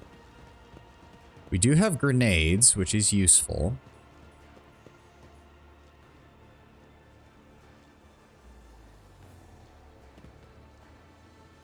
What is this? That must be the guy who was operating on me then. I also have a feeling that if we do this, it'll be a longer time before we get this mind maggot out of our heads, unfortunately. Alright, quick save. Let's get ready for hell. Humanling, relax with us. Take a stimulant and enjoy yourself. Oh, we can ask him more. If I am to kill the Commissar, I will require decent equipment. If I gave you that, it would be too easy for you. When you leave, I'll enjoy wondering if next time I see you, you will be in one piece or several. Don't spoil my fun. I have some questions. Ask away, humanling, but try not to bore me with your chatter. I guess we should have done this first, but what exactly are the Shriekers? Just your gang? criminal in Komarog, the word sounds as a joke. The Shriekers are a gang of the doomed. They live in expectation of inevitable death in the arena. That death makes a lot more sense than all the other deaths in this offer of the Dark City. We are gladiators. We go into the arena to rip helpless meat to shreds, and one day become helpless meat ourselves. When the end is predetermined, and in the spires it is always predetermined, you start to see death in more simple terms. You stop being afraid of it, and you learn to enjoy life. We are a gang of people who enjoy our life. So you're simply resigned. It's a rather craven choice. The snake laughs and leans towards you. But you're not going to resign yourself, is that it? You're not asking for my help. You're not going to work for me. You're not going to kill in exchange for security and comfort, right? Why are you called Malice? The name is an accurate reflection of my nature, more or less. It was given to me by Gipariel, Archon of the Cabal of the Sheer Tongue. He was a competent master and knew his servants well, which is why he didn't trust any of them and gave me the honor of guarding them. Sorry about that. Oof. His voice can be a bit taxing. The Archon liked to watch me savage the assassins that were sent to kill him. He named me Malice. I fended off more than 100 attempts on Gipariel's life, and only once was I too slow. But that was enough to lose my employer, and now I am here. Can you tell me about your species? The Scythe? My kind are a greedy people. We always wanted more, and that was why we were rapacious and indomitable. Nothing could sate our growing appetites. We wished to have conquered half the universe if we needed to. The bonds that held us together fell away, replaced by more beneficial and attractive alliances. My kind scattered through the stars. Some called it the fall of our civilization, but they did not understand the realization we had come to. That no one needs other people. All you need is yourself. What can you tell me about the arena? The arena is the giver of life in Komarov. Without the psychic sustenance created by the pain and the suffering, the masters of the Dark City would die. It's how they are. The hungry come to the arena to gorge themselves, and the witch cults that rule them ply their guests with the bloody spectacles and heinous torture that feed them all. The chasm here is controlled by the Fatal Thirst. They are not the largest of the cults, but an old and respected one.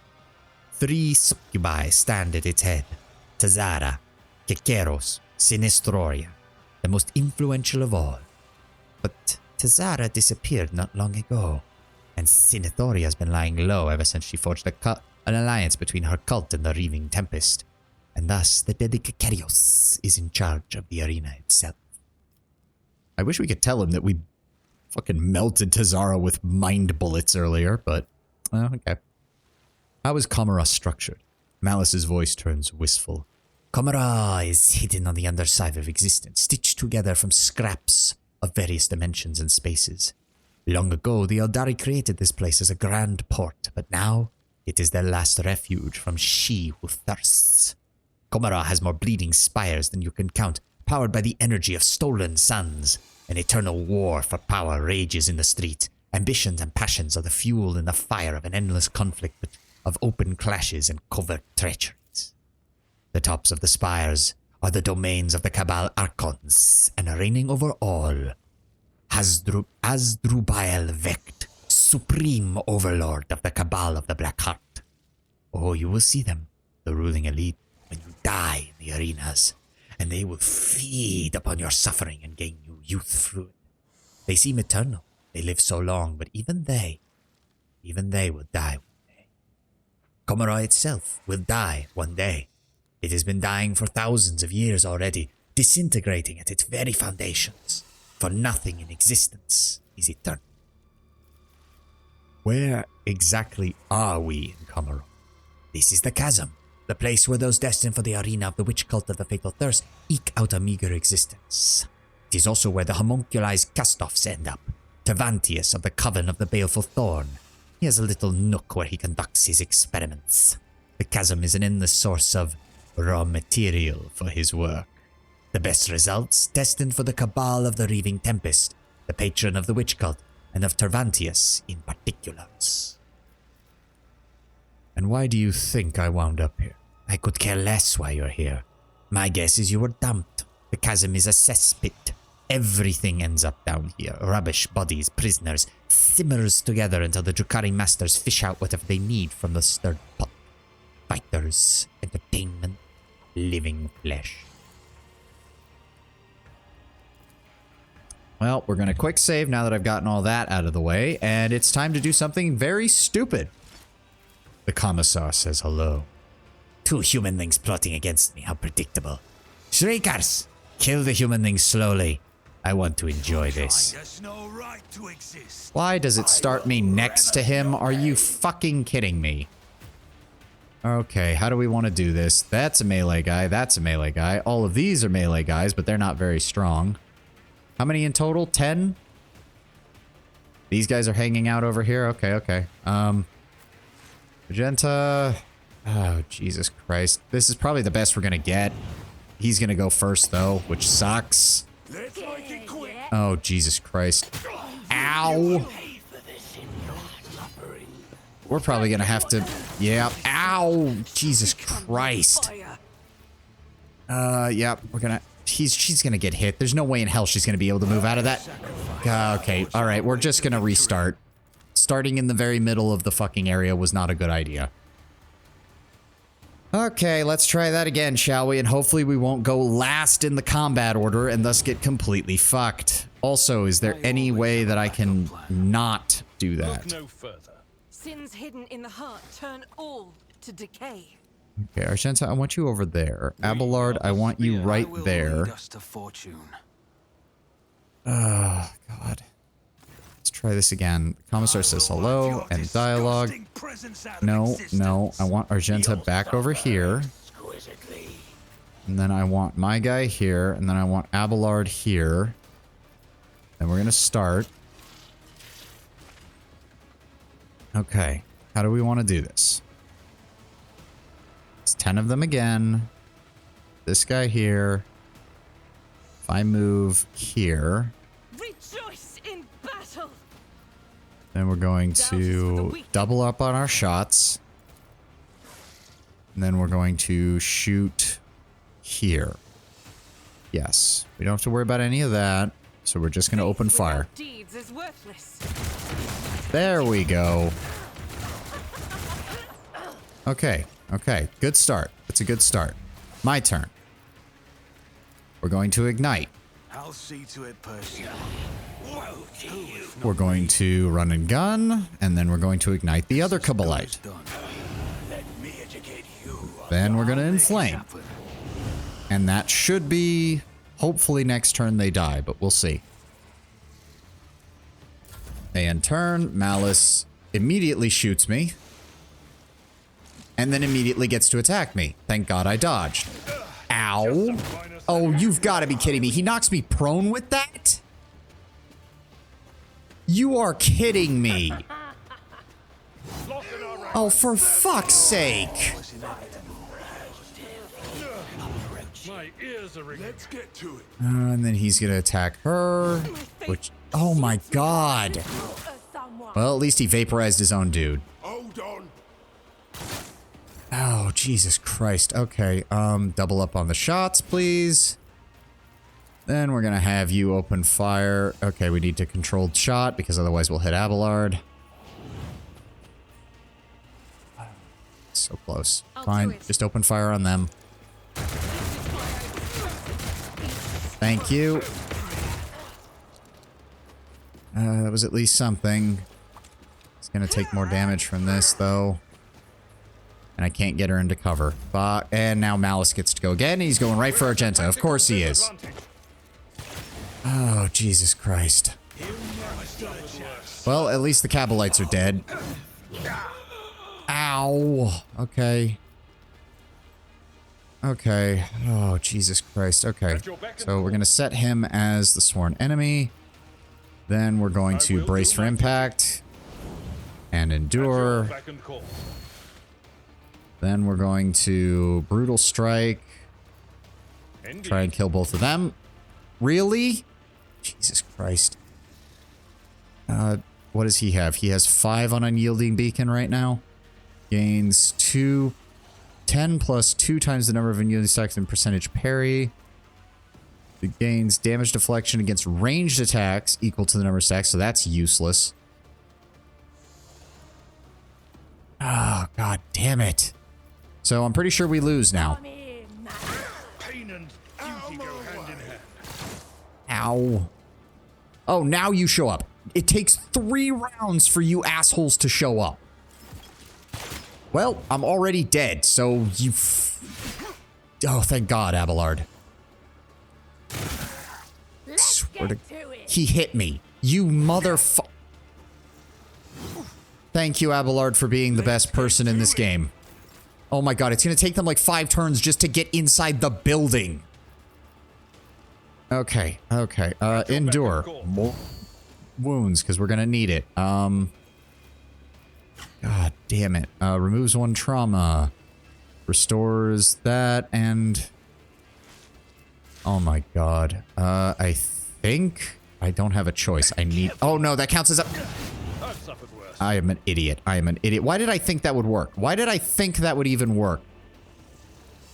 Please kill them, Abelard, for the love of God. Oh god, he's still not dead. He's still not dead. Please don't shoot me in the back. That's all I'm asking. Let's make it quick. Oh my god, they're taking forever to get in here. Thank you for actually shooting someone. He's still gonna hit me. Oh, thank God. Abelard, keep going. You're amazing. Thank you. Jesus Christ. Okay, sworn enemy. Just place it on him again. I don't even remember if I did it or not. He's got 12 stacks. We're just gonna go ahead till their next turn. Next turn? They only last 1 turn? What's the point? Whatever. Just use it. Defensive stance. And then swing. Good damage. It's better than nothing. You guys, please someone kill him before he kills all of you, because knowing my luck, he's going to somehow kill all of you because none of you are taking shots at him. What are you... You have a weapon! Move towards him! And of course that didn't work, and then he knocks us over again. Are you kidding me? What is this toughness group resistance test? Oh. Please go over there and kill him before he kills all of you, because so far he's taking pot shots that are knocking off your health. Oh my god, you're doing nothing. You have the highest health. Do something better. And he's down again. What is the test on that? It's a toughness test. I have lost 2 turns to this bullshit. Prone effect applied. Why? How? What is the test on this? Why do I keep rolling 90s on a 50+%? Oh my fucking god, attack somebody else! Please! I have lost 3 turns now to this. Now we get to watch someone kill him, please. He's killing all of the other meleeers. Are you fucking kidding me? You dipshits. Kill the one guy who's done more damage than anybody else. He's gonna do it again. He's gonna do it again. Oh my god, thank Christ. Oh, for fuck's sake. Jesus goddamn Christ. Okay, is that still on him? No, it is not. Oh god, why? Why? I lost 3 fucking turns to this bullshit. Sworn enemy. Reckless strike. Oh my god.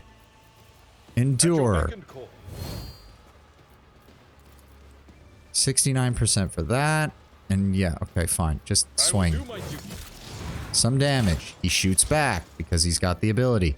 Now we're going to use Daring Breach, which is going to allow Abelard to swing multiple times. He got parried. He got parried. He got parried. He got dodged. That's 4 out of 4 so far. 5. Are you fucking kidding me? 6. I did 6 attacks, 5 of which failed. Are you fucking kidding me? No, do not move. Just end turn. Could you assholes move up? I love how the only other melee support I have is dying because they refuse to kill this motherfucker. And their ranged units can't do any goddamn damage. And he can't kill anything. It will be done. Use Endure again. Did that bonus fall off? SEO Rage, Unfinished Business, Cold Rage, Reckless Strike. Yes, yes it did. I have to reapply it every turn.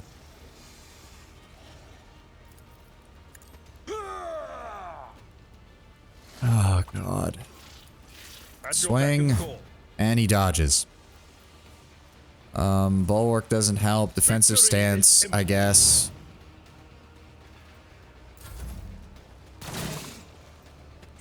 And then he shoots. Oh no, please, please no. Please stop killing the only other guy who's in melee range. Why can't you move up and kill him, please? And then he swings. Thank God. I parried. I dealt a counterattack. Thank fuck. Reapply the bonus. You know what? Hold on. Move around to this side, please. Don't trigger an attack of opportunity. Oh, so these don't fall off. Each stack increases result by 1, up to a maximum plus 15. All allies also get temporary wounds, but now stacked. They remain stacked until the start of their turn. At the start of the turn, the remaining temporary wounds reduce the largest amount granted by 1 applied effect. The remaining number of temporary wounds is less than the number of stacks of unduly beacons becomes equal to the number of those stacks, even if the Vanguard has no temporary wounds. And we can use defensive stance every turn because it doesn't use them up. Okay, that was what I didn't understand about the Vanguard's things. He just keeps getting stacks. He doesn't actually use his stacks up. He just chooses what to apply them to. Okay, that makes a lot of sense. Go ahead and give him his stuff back. Go ahead and swing. There we go. We've almost got this. Oh, dear God, of course. You all suck. You all suck at this. Yes, finally. Finally. Finally. You could have done that like 4 turns ago. Good. Good counterattack. Victory is imminent. Jesus goddamn Christ. Defensive stance. Swing. He misses. Of course he did. Endure. End turn.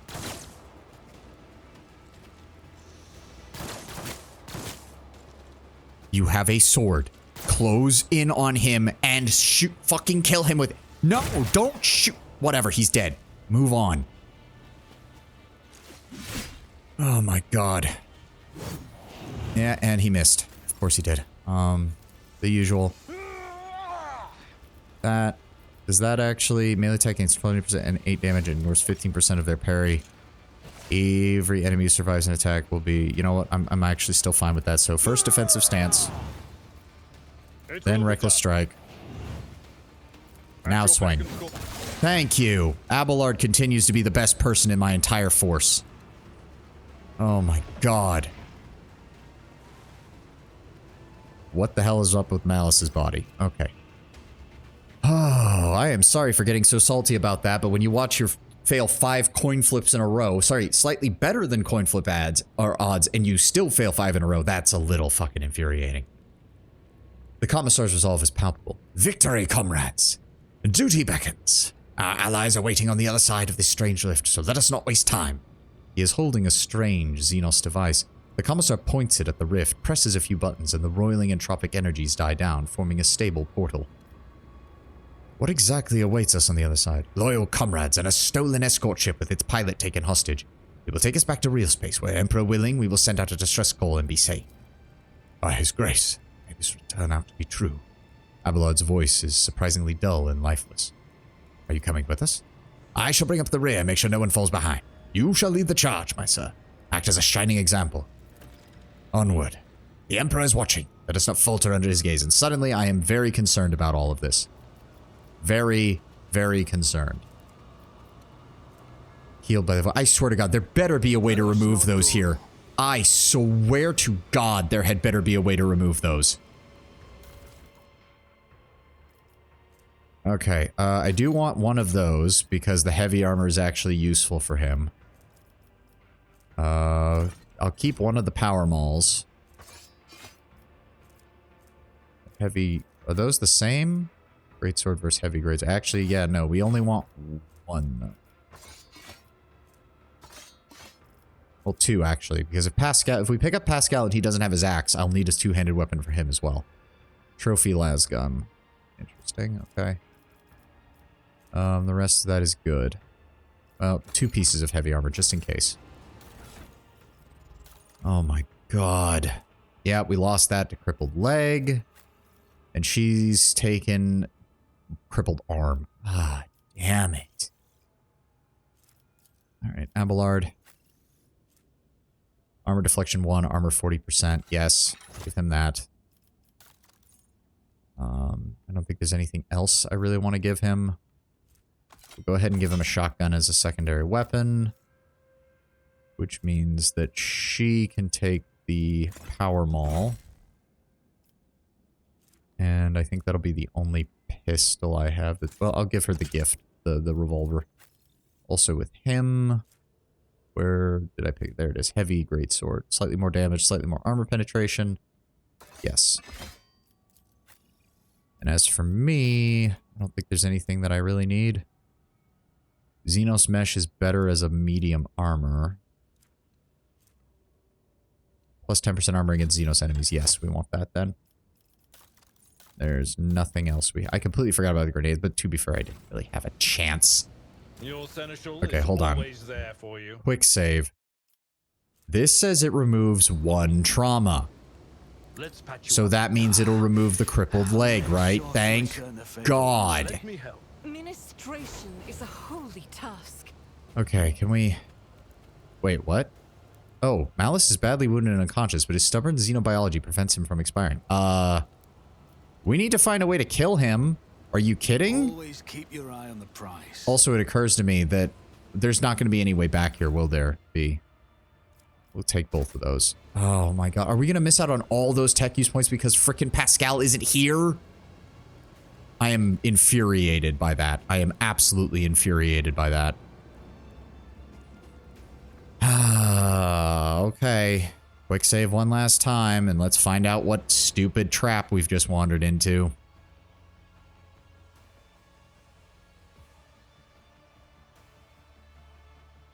Oh boy.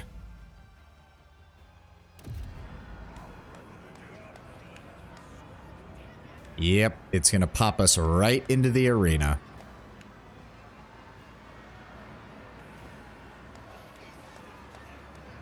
Such tantalizing hints of despair. Yep, it popped us right into the middle of it. The moment you cross the portal, you realize that something is amiss. Thousands of Drukhari all around you, the towering bulk of abnormally bloated muscle whose face is hidden behind a black mask. None of this fits the Commissar's description of a quiet dock. You have brought good meat, and you've done well, Commissar. The creature's guttural voice emanates violence. Or menace. The Commissar has turned out to be yet another traitor, and I'm beginning to believe I'm starting to see how this game is played. It's all right. You won't be so gullible next time. Oh wait, there won't be a next time. The Commissar makes no effort to conceal his sarcastic mockery in his voice. Farewell, comrades. Deceiving, manipulating, and nudging you towards your death has been an honor and a pleasure. The commissar jumps into the closing portal before anyone can stop him. I should have shot that fucker when I had the chance. Satisfied cackling booms from behind the monster's black mask. Foolish meat. Falls for the same trick every time. Here's what happens now. They're about to unleash their fighters and beasts that will seek to eviscerate you. Try to survive until the end of the fight, meat. No one's expecting more. But should you kill something after all, make sure to do it painfully. Unless the master's craving for death agony is sated, they will release me into the arena, and you will regret that. Got it? There's no way in hell that's gonna work.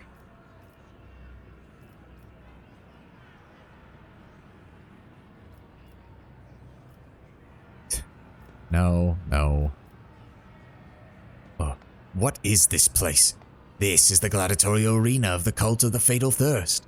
This is where the masters come for new youth and where pathetic meat from the chasm is brought to die. And will I get anything should I emerge victorious? The creature leans down to get a better look at you, then says acerbically, your life. But do not concern yourself, because you won't win. I am ready. Bring me your fighters. Try not to die the most pathetic of deaths. Off with you, meat. Well, if we're getting supported by the rest of these fighters, we should at least have a chance. Dwellers, for I have come to slake your fatal thirst. May the vicious hunt commence today. So my assumption... Oh boy, we'll wait. To taste the blood of its wretched challengers. Bathe your souls in their suffering. Make your guesses at whether the prey can overpower the predators. Chimera, makes sense. If you're looking for more refined entertainment, watch the ousted Draken of the Reaving Tempest fight for his life against the glorious champions of the arena, the blood-stained proselytes. Oh, interesting. Look who ended up where we are. Jackass Marazai. If your soul is so hardened that only the triumph of violence can soften its scars, enjoy the massacre of the fearsome Flesh Gorger! Today, we will try to kill him again! Okay, that was a Space Marine. I saw the ports for the Black Carapace ejectors. Alright, how's this gonna go down? Oh, Jesus. Oh, yeah. He does not care. Oh, that was great.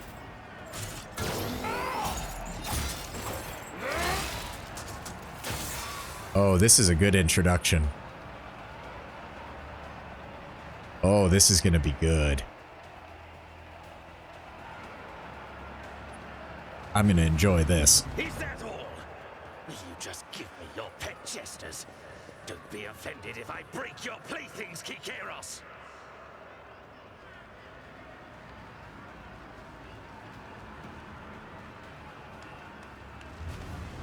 Oh, he's going up against the Chimera.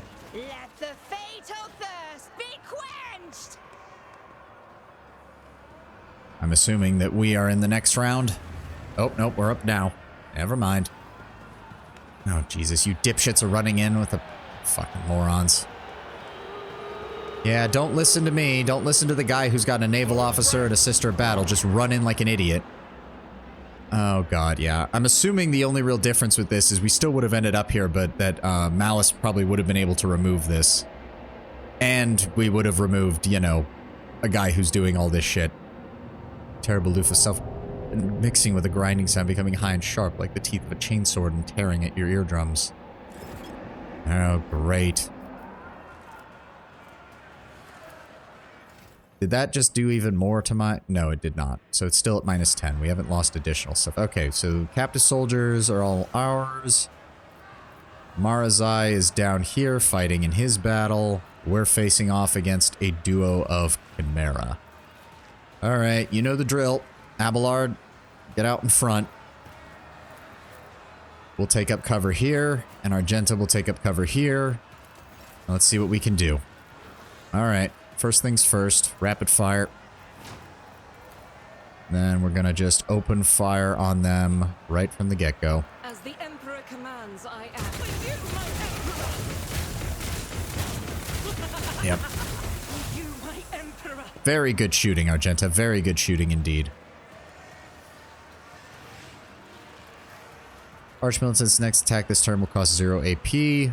Will not count towards the attack limit. The cost of this ability is reduced by -1 for every 4 stacks of versatility. Just gonna go ahead and use that. Wait, what? I will not. That's bullshit. It says it'll cost 0. What the fuck? What was the point of doing that?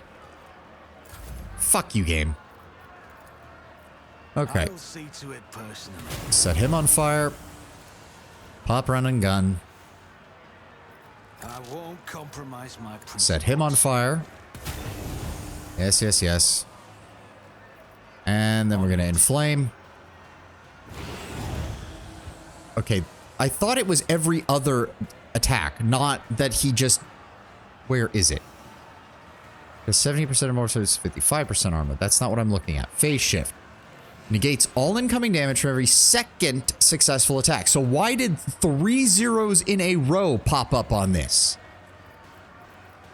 Just going to go ahead and mark that. May as well. And mark that. Then we're going to use Claim the Bounty. Doesn't gonna do much, but hey. There we go. See, that's 4. That's 4 in a row. That's not every second attack. That's literally every single attack that I've launched at it. Whatever. Who if not me? Make sure that he can't turn that off. And turn. Yep, the Chimeras are going first. Abelard is here. You've got this, buddy. You can do it. I've suffered worse. Yeah, all of you, get in there. Abelard. Okay, we're going to endure. And we're going to... Yeah, that only lasts for 1 round, unfortunately. Okay, he's got Unyielding Beacon. We're going to defensive stance. Then we're going to swing. Oh, hold on. We're going to mark you. Sworn enemy. Then we're going to swing. It will be done. Good. Then we're just going to go ahead and pop Brutal Strike. Or, that. Not Brutal Strike. The, Brace for Impact. I don't actually need to move. I just need to draw their attention. Here we go. Please don't hit us. Oh, dear God. They're shooting Abelard now. Please stop. Time to slaughter someone. You... Why are you getting that close with a pistol? Here, maggot. Let's get to it. Okay, good shit. Good shit. Hit them. Hit them like that. That's exactly how I want you to hit them. Okay. Okay. So, we're going to pop Faith rapid without fire, deeds is worthless. pop controlled shot. Then we're going to open fire. Weak. Okay, I popped controlled shot. What the hell is that? It's supposed to count them as out. Whatever. I don't like it when the game doesn't do stuff that it's supposed to... Annoying. It's very annoying. End turn. I don't care anymore. Set him on fire again. Thank you. We're actually setting him on fire. Isn't that nice? Now we're going to do that so he can't turn that off. Perfect. Then we're going to inflame again. 0. Yep. He didn't take any damage. Almost killed that guy. And he took no damage from the fire, which is bullshit. He took damage, though. God damn it, Abelard. Alright. Switch your target to him, then. And then we're going to... pop defensive stance to make sure that that's on. And a reckless strike. And then we're going to swing. Good. There we go. Good damage. All enemies must take a auto field test. The Vanguard becomes the priority target. Okay, so we're going to... That's not the Seneschal's job. Oh, that is bull... Whatever. Never mind then. And you missed. And you hit your own dude. You fucking idiot. You all deserve to die. Give me your equipment. It's better in my hands than in yours at this rate. In fact, I don't care if I hit you anymore. So we're gonna do that. Wildfire. The Arch Militant's next attack this turn will cost 0 AP. That is a lie. That is a complete and utter lie. So this entire skill tree was completely wrong. I fucking hate you, game. What is the point of that? What is the point of that if it doesn't actually do what it says it does? That is such horse shit. The Emperor commands, I act. Well, she's now at 5 stacks of versatility, so at least that gains an additional plus 10%, or 10 plus ballistic skill bonus damage, so I think that's like 16% or something like that. I'm getting very salty about this, but this game is being infuriating with how it's running its combat mechanics. Okay, so that was 0. That was 0, right? That was the second attack, right? Right? So this one should do damage. Thank you. Then we're going to claim the bounty to force it to trigger again on a 0, and then we're going to inflame.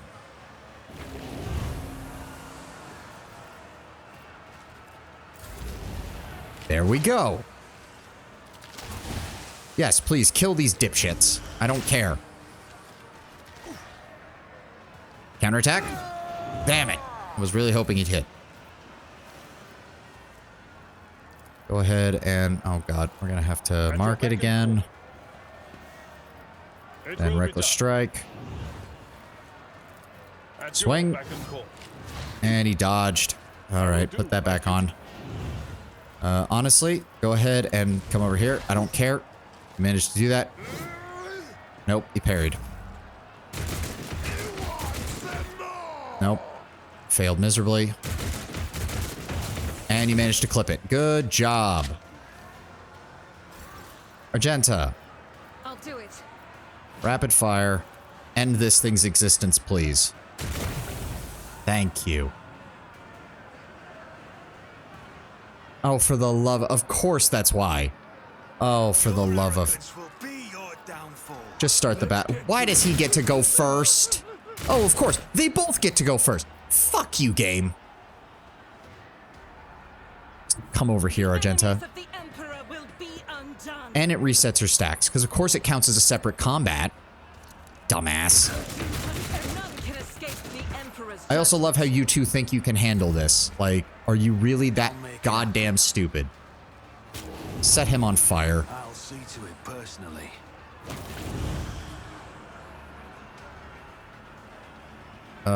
Sorry, I am so salty right now. The fallen Draken has defeated the best warriors of the arena. The cult appreciates it. Marazai Azir Hesh has been granted the right to join the Bloodstained Proselytes, our circle of champions. Oh.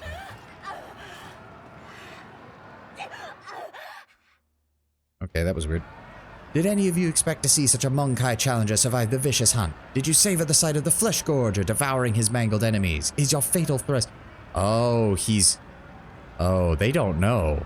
They don't know why a Space Marine would be eating his opponents. Oh, this'll be interesting. I can't wait to see how he acts. Well, everybody's apparently happy with our performance.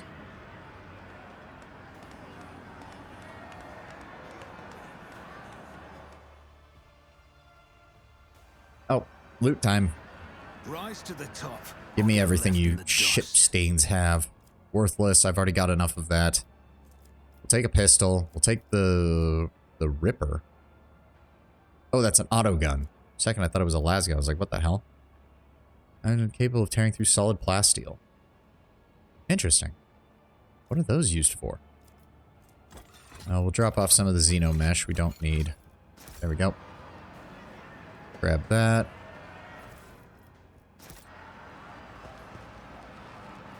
Is there money to be made? What is this? You're unable to discern the bottom of the abyss out of which Chimera spires rise. Small mercy for your sanity, you suppose. What is... No, nothing there, nothing there. Where were we? To the streets of the chasm. And... What is this? Nope, nothing. Okay, so I guess they're just letting us out. I mean, they don't care, I suppose. We killed shit. They were happy. That's all they really cared about. Argenta, please don't open fire on the Drukhari while we're here. You follow Argenta's gaze to the soaring Drukhari craft and the squirming bodies nailed to its side. That's Sergeant Vigastes. I recognize him. I know his voice. Rogue Trader, assist me. We must save these people from this torture. One of the Drukhari on board sneers upon hearing Argenta's shouts, eliciting a wave of approving cheers. The Drukhari kicks one of the groaning bodies, blatantly savoring his untouchability. That is impossible right now, sister. Abelard shakes his head, looking at the prisoners. And how the heck... Oh, man, I need a votary for that? Fuck! I know I'm close. Damn it. How do you propose we do it? There must be a way. We can't simply stand here and watch. Bullshit. I need to get more Iconoclast points.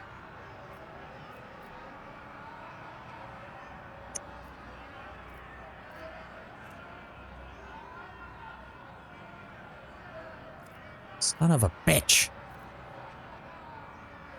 Because if I do that, it's probably going to be dogmatic, and I don't need more dogmatic points. I need Iconoclast points. I didn't realize I was going to start getting locked out of these. Damn it.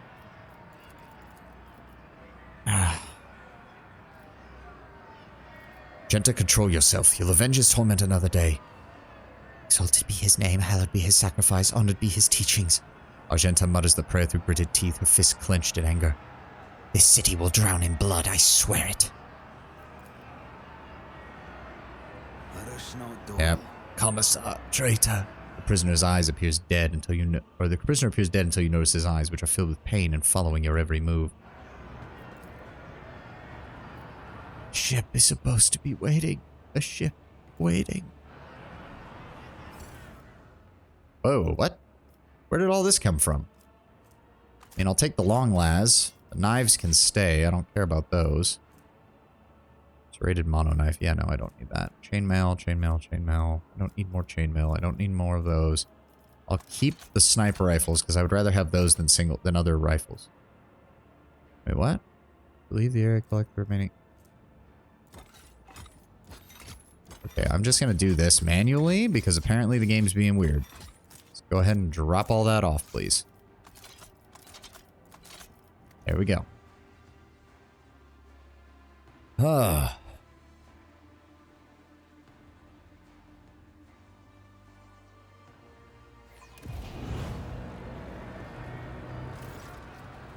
The stranger standing before you brings to mind a motley-colored, long-limbed doll abandoned amid carnage and detritus.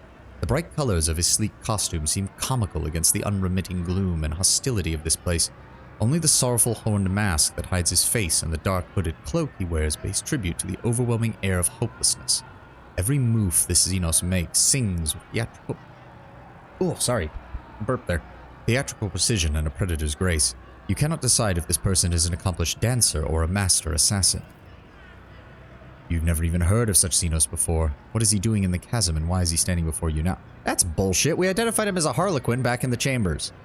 I guess we're just disorientated. This crib of putrid flesh offends your taste. Oblivion comes now. Here it's nocturne paid. Here it's nocturne plays. I am that starlit strain that chills the soul. The piece that doomed throngs pitches into dance. You are among the merchant vagabond. So tread the steps I say, escape fate's grasp.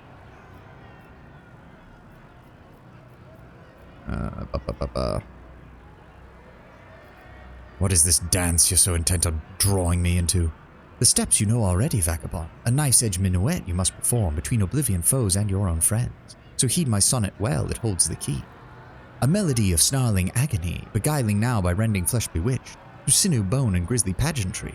It calls the blood-soaked drake to come unstitched, a haggard chorus in the halls behind, their flesh employed to serve the maestro's heart. No prayer for mercy slips from throats confined. The baton sets the beat of every heart. And entrails offer him an instrument, and veins a living stave sounds parallel. Yet death to him is no impediment, for corpses' tunes do carry just as well. The spectacle of blood and gore forged past should crave your eyes to glimpse sun's light at last. Everything's clear. There is a maestro of flesh who conducts experiments on the bodies of others. He has a laboratory that can only be accessed by fighting in the arena to draw his attention. And you believe that with his assistance I will be able to escape this chasm. And your name is Nocturne of Oblivion. Have I missed anything else? The Xenos stills and looks at you intently. He is not accustomed to anyone so adroitly and quickly navigating his verbal labyrinths, that much is clear. But at last you hear a low chuckle behind his mask, and the Xenos claps his hands slowly, saying but a single word. Bravo. An indigo ripple passes over the Xenos body and he dissipates like a bad dream. Alright, that was pretty cool. Please tell me that gets me enough. Oh my god, we need 200? We need 200. God damn it! I need to find more. I need to stop messing around with my choices. I'm not getting enough points for this shit. So what do we do now? What exactly do we do now?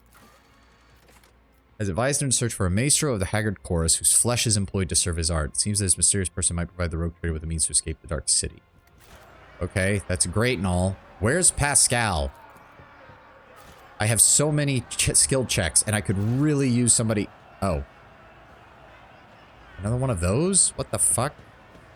I'm gonna fail this check, too. Nothing's impossible for this old officer. Or not. The ease with which the flyer took to the air suggests that their body must be extremely light. Even small projectiles must pose a grave danger to them in midair. Yes, it's the, scourges. Oh, for the love of God. Go away.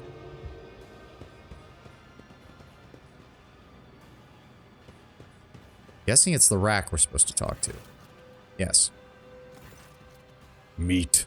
The master ordered you be let through. When you approach, a few augmentics spring to life inside the monster's bulk. An injector hisses, filling its blood with compounds that cause its veins to bulge and its muscles to swell and twitch spasmodically. What kind of creature are you?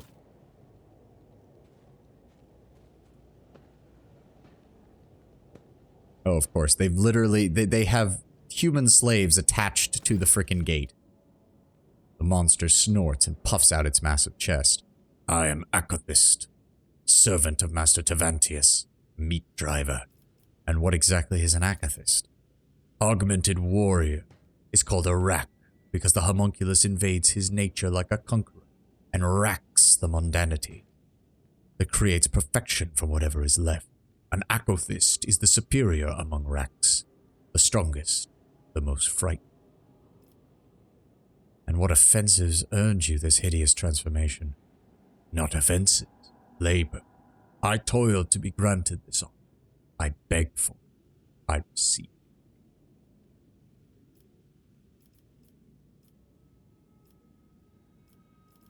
Takes a true fool to be asked to transform into such an abomination. You are weak meat, and that means you are the fool. The monster wheezes, thick cords standing out in its neck. You know what? You know what? I'm gonna say fuck it. I'm gonna say fuck it. Let's find out what happens. The injector system clicks as it drives pistons into the giant's body, and it responds with a blind howl of unadulterated rage. The brute lunges, but its strike does not startle you. Oh shit, are we just... Ha! I thought we would actually have to fight him, but shit. Sucks to be you, jackass. I'll take that. Always keep your eye on the prize. I would have rather set him on fire if I had my staff, but still, I'll take a sniper round to the head for it. Dipshit. Try your fucking luck with me. Oh, that was glorious. I honestly thought it was going to be a fight against like a mini-boss in order to do that, but nope. Oh, shit. Why did I fall over? Where's Argenta and Abelard? We really need to get this thing out of my head. Okay, is it just gonna... Okay, there we go. Oh no, we're having a straight up hallucination episode, aren't we? The agony of the parasite in the rogue trader's body intensifies. Well, that's not good. Rise to the top, or get left in the dust. The lamps emit rays that hound your pupils, burning and biting them like angry snakes made of light. Yeah, we're seeing hallucinations. Helms Raver, Vigdis. We're just straight up seeing things. Through the bars of the grates as you are walking on, you see a bottomless abyss. It beckons you to jump in and promises an embrace softer than any featherbed in the world. Yep. Oh boy, it's getting worse. The high factotum. The rebellious steps are trying to buck you off to make you lose your footing and break your neck. Conrad Voigtveer, Theodora. Keep your wits about you. The thick curtain shoves you away. It's surprisingly strong for a lifeless piece of fabric.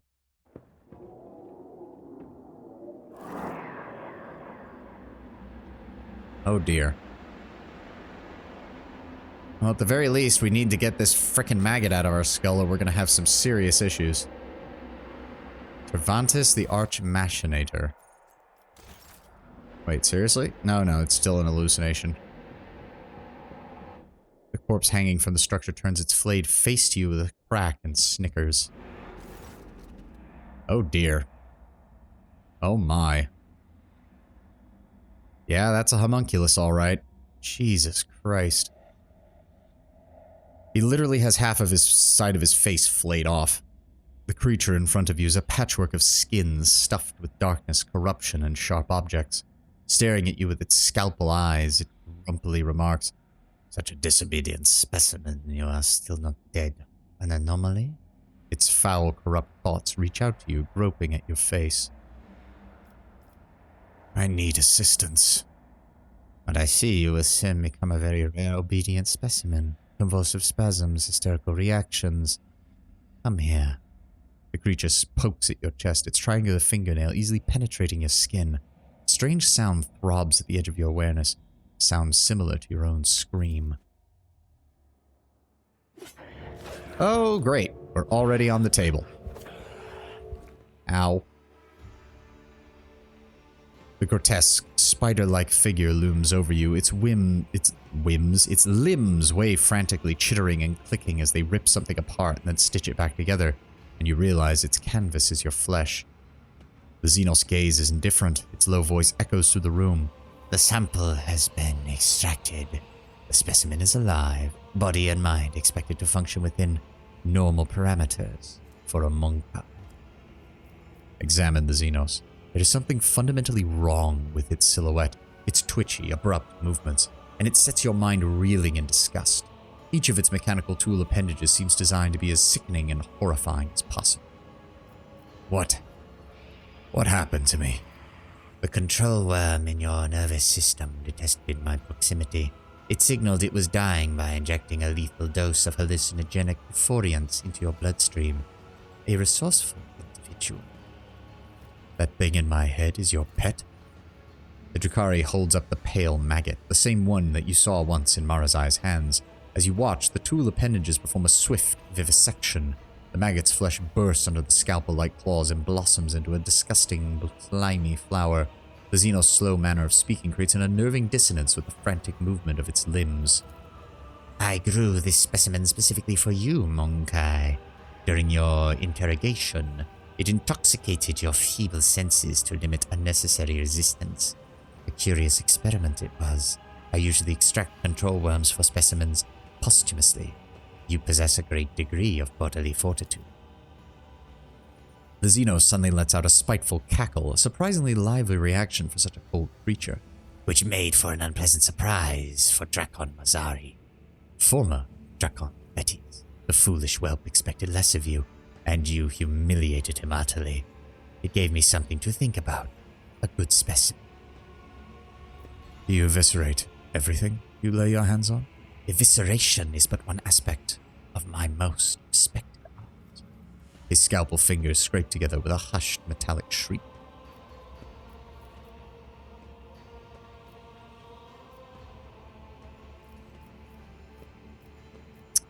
Directly insulting him while we're standing in front of him does not sound like a good idea. "Then perhaps a good specimen deserves a reward for impressive service." "I rarely use positive reinforcement, but your obedient behavior has been interesting. Why not?" The Xenos reaches one of his smaller appendages inside one of his own body cavities, pulling out a bundle wrapped in human skin and tosses it at you without looking. "This no longer interests me. Take it." Each stack of unyielding beacon increases the wearer's toughness by 2. Oh, so for Abelard, that would be, if he's maxed out, that would be 15 stacks for a plus 30 to toughness? That's actually really good. I assume that you are Tavantius. You are absolutely correct, Specimen. I am Tavantius the Archmachinator, homunculus and conductor of this place that staggers the imagination and soul. My anatomical opera. So what do I owe you now? You will serve me. Such is life in the spires. The Arbenian urged me to pay attention to your allegedly extremely gifted self, Specimen. Better see if you make a good tool. So, a Drakari would do business with a human. How remarkably open-minded. Do business? The homunculus looks somewhat puzzled. I will do no business with you. I will use you. You survived a battle in the arena. You have uncommon parameters for your kind. You are a lesser organism, true, but the towering heights of my wisdom make it difficult to distinguish between your inferiority and the inferiority of most of my kin. And what exactly did this Arbenian tell you about me? The Xenos lets out a strange sound that almost resembles a scoff. This information should not burden your underdeveloped mind. The Arbenian told me enough to give you the chance to enter my anatomical opera. It is all you need to know. What do you want from me?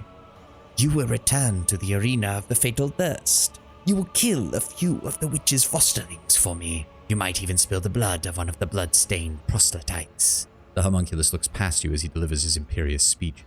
They are long overdue a small lesson in humility. They have forgotten their place. They lack respect. They do not appreciate my work. They fail to recognize my authority. Still staring into the distance, he continues to list his grievances with maniacal thoroughness.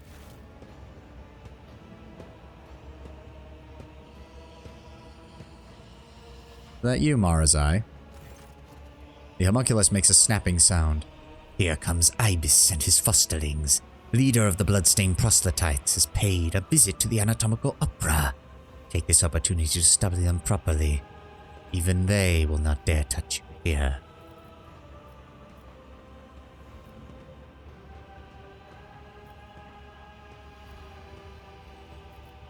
I do not serve the enemies of humanity, but I won't turn down the opportunity to kill a few of you Xenos.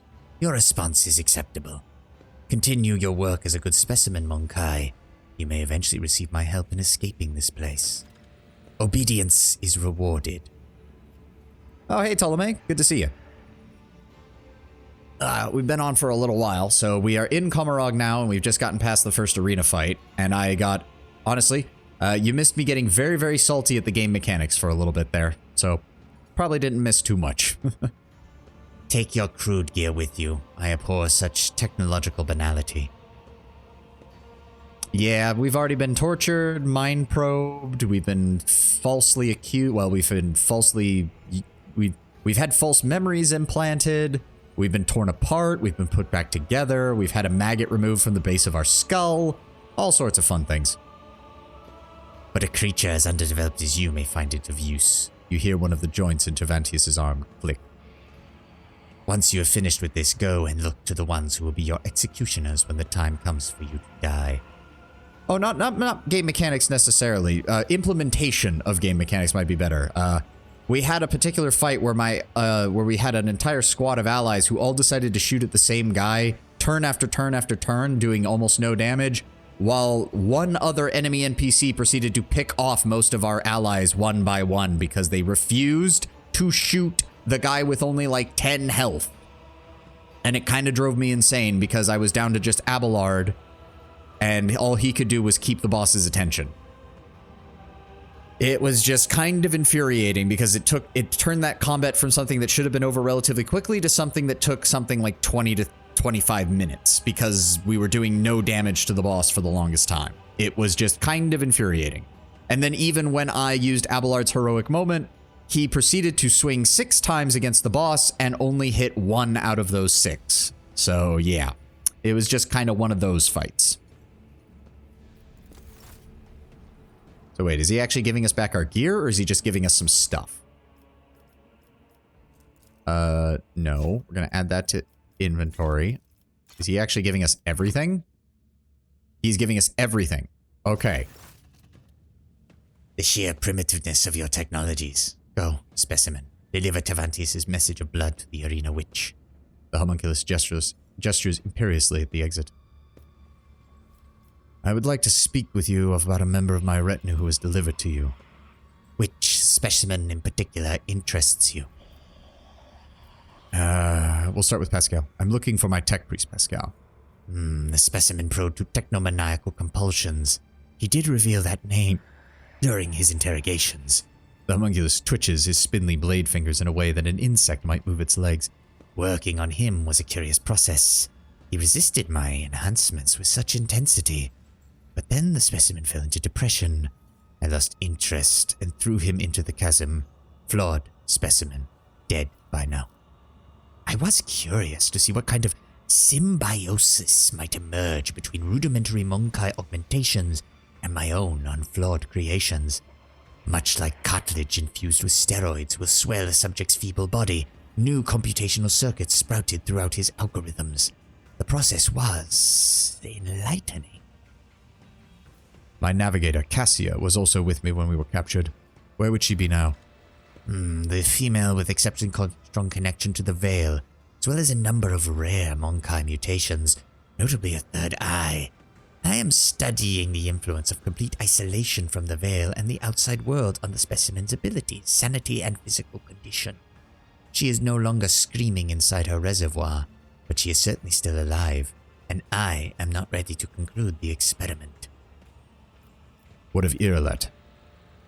She was claimed by my patrons from the cabal of the Reaping Tempest, though I hear they sent her to the streets of the chasm to teach her what it means to be Drukhari. She has many harsh lessons in suffering ahead for her. I would ask that those within my retinue be unconfined. Relinquish them. Why would I, specimen? Tavantis gives you a look of confusion.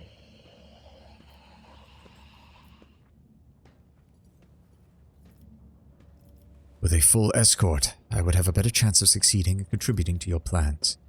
Then find other fighters. The chasm has enough prisoners, mercenaries, and gladiators. My specimens are not yours to waste. I will find a way to free them, no matter what you say. Once they have exhausted their utility, you may have what is left. I wish to know more of your craft. I am not in the habit of conversing with specimens, but if it increases your motivation to serve. What exactly is your craft?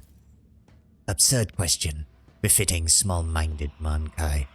Homunculi are the artists of anguish, the masters of flesh. The delvers into unexplored sources of pain, the greatest among their people. My head holds a brilliant intellect. My hands command the power over life and death. My body is the pinnacle of surgical discipline. Our minds hold the knowledge of hundreds of generations. Are you aware of the beautiful variety of essences that can be extracted from the psychic energy of a dying sentient creature?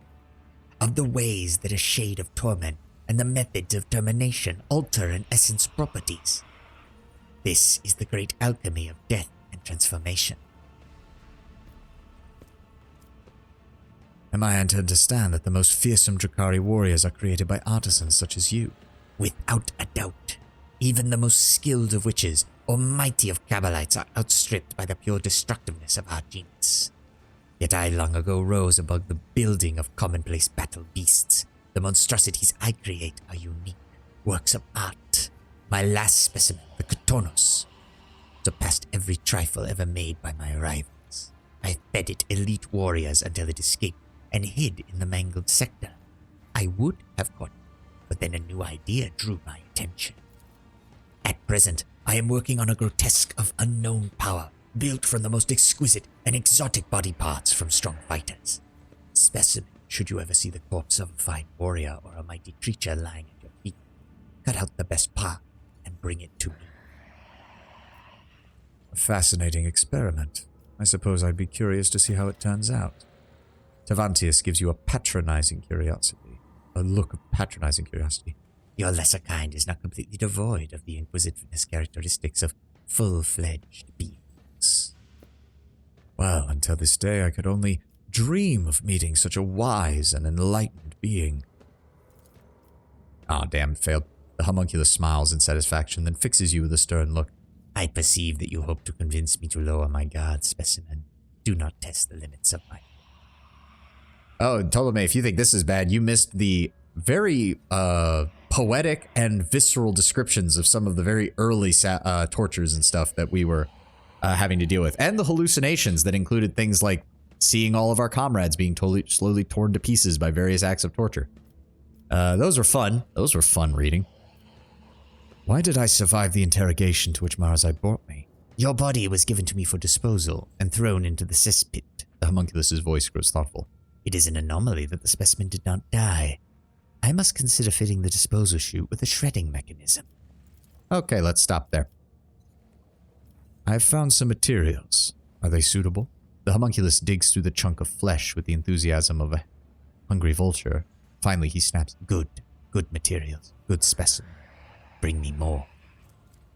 I love how he doesn't even question that one of these belongs to a guy that was literally his bodyguard a second ago until I blew his head off. I require your aid, homunculus. You forget yourself, specimen. Go and serve my will, and should I ever decide to show you favor, I will do so at a time of my choosing.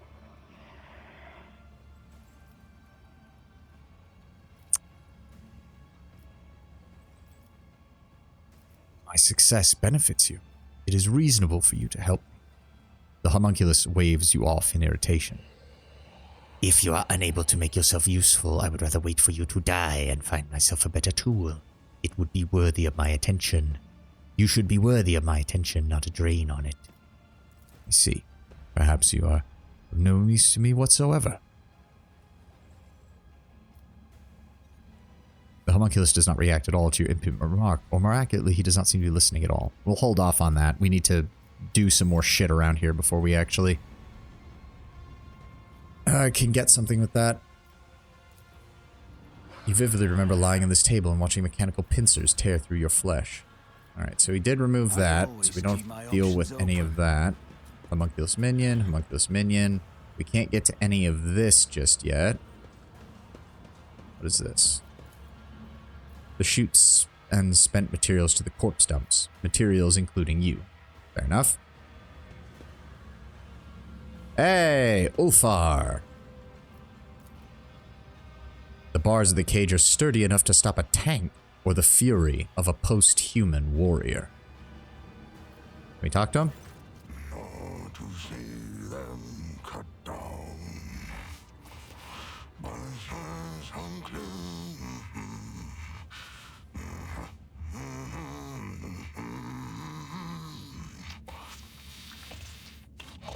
Are you gonna just keep making noises there, Ulfar? Or can I talk? Okay, singing... I'm gonna have to speak loudly with this. Singing softly under his breath... There we go, he stopped. Jesus Christ. Under his breath, the man of enormous proportions is intensely stripping a raw meat from a bone with his teeth.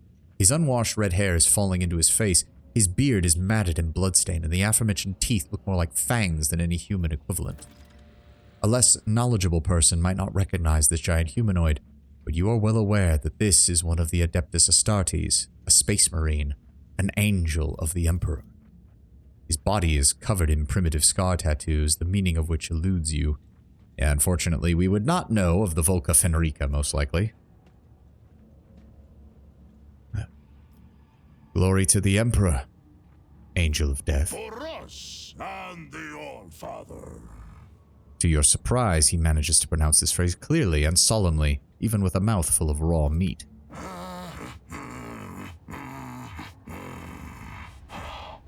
What do you want? Picking a piece of meat from beneath his teeth, the warrior resumes his mumbled singing. Between the lines of his song, he occasionally speaks. Study the man. The huge body with shaggy, overgrown red hair perfectly suits the deep, chilling voice of this man, or of this beast in the guise of a man. Tribal scar-like tattoos cover his chest, arms, and back. You glimpse intricate braids in his mass of unwashed red hair. His body bears so many pale scars you can't even count them all, and muscles bulge beneath his skin like boulders. He looks like a statue carved from stone in the shape of a man. It is clear that captivity has sapped this prisoner of none of his physical power. Your assessment is confirmed when you spot the remains of a Drakari in the pile of carrion at his feet, likely one of the homunculus' servants. The Drakari's flesh appears to be making a fine snack for your new acquaintance. Hey, Giovanni, good to have you in. Good to have you in. Welcome. Listen closely to the song the prisoner is singing. You do not know the language. The sounds seem crude and mangled, but not entirely lacking the harsh dignity of at least some form of Low Gothic, while also sounding similar to the rumbling of a landslide, sharp and choppy guttural phrases tumbling forth in a harsh rhythm. We'll try. Damn it. You close your eyes and try to pick up the song's rhythm, to slip into the sharp and idiosyncratic flow. Alas, your words do not seamlessly merge with the stream, and as soon as you sing them, you sense how utterly misplaced they are. You are no skilled, I see. It is not for your fireside verses that your friends esteem you, I wager. And who exactly are you, warrior? I am a wolf. At first glance, the man does not strike you as possessing great intellect. He's clearly more accustomed to mauling and killing than thinking, but you also detect a certain shrewdness in his eyes. How did you come to be here? My pack answered the Inquisition's call and came to the Coronis Expanse. There was a battle, and then... We better be able to get his full set at some point, because holy shit, that art goes hard. The young wolves yearning to be meat for their brotherlings. To a feast of bolters they went out roving. Though they were but few, one long fang with them went loping. Not to see them cut down by scythes unclean. The pups he sent scattering, and there stood alone the paths guarding. For a foe he long spied, one worthy among unworthy. The song of swords singing, they clashed with clamor and skill, until stood the old wolf upon the bones. Then, by the birds of battle, was he brought down. Okay, if I know my Space Wolf ranks properly, young wolves are blood claws, which are essentially their equivalent of scout marines, but are used for close quarter combat assaults rather than any kind of stealth or subterfuge. Long of Fang, that's I'm assuming referring to Ulfar since he's been captured, which means he's a Long Fang, which means he's essentially a squad leader, veteran marine. Yeah, Giovanni, there's not too many voiced sections, but they usually try to do character introductions and anything that happens on your ship's bridge as voiced. Otherwise, I've been having to read everything. I'm gonna have to give this guy a pretty deep Russian accent when I finally get around to having to read his stuff. But yeah, so they moved in as a group. When the Drakari came, he told the Blood Claws to retreat while he held the line. One worthy among the unworthy. So the Drakari sent forth some kind of champion, either a Talos, a Rak, a Drakon, some kind of lieutenant. They engaged. The Long Fang, which I'm assuming again is Ulfar, managed to defeat the enemy.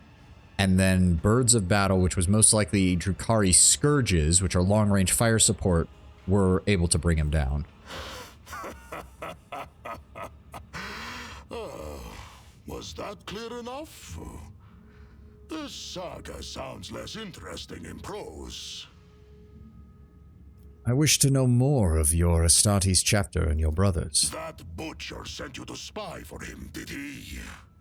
Or do they know nothing of the Emperor's Angels, the space wolves of Fenris, or the great Layman Russ in your corner of the galaxy?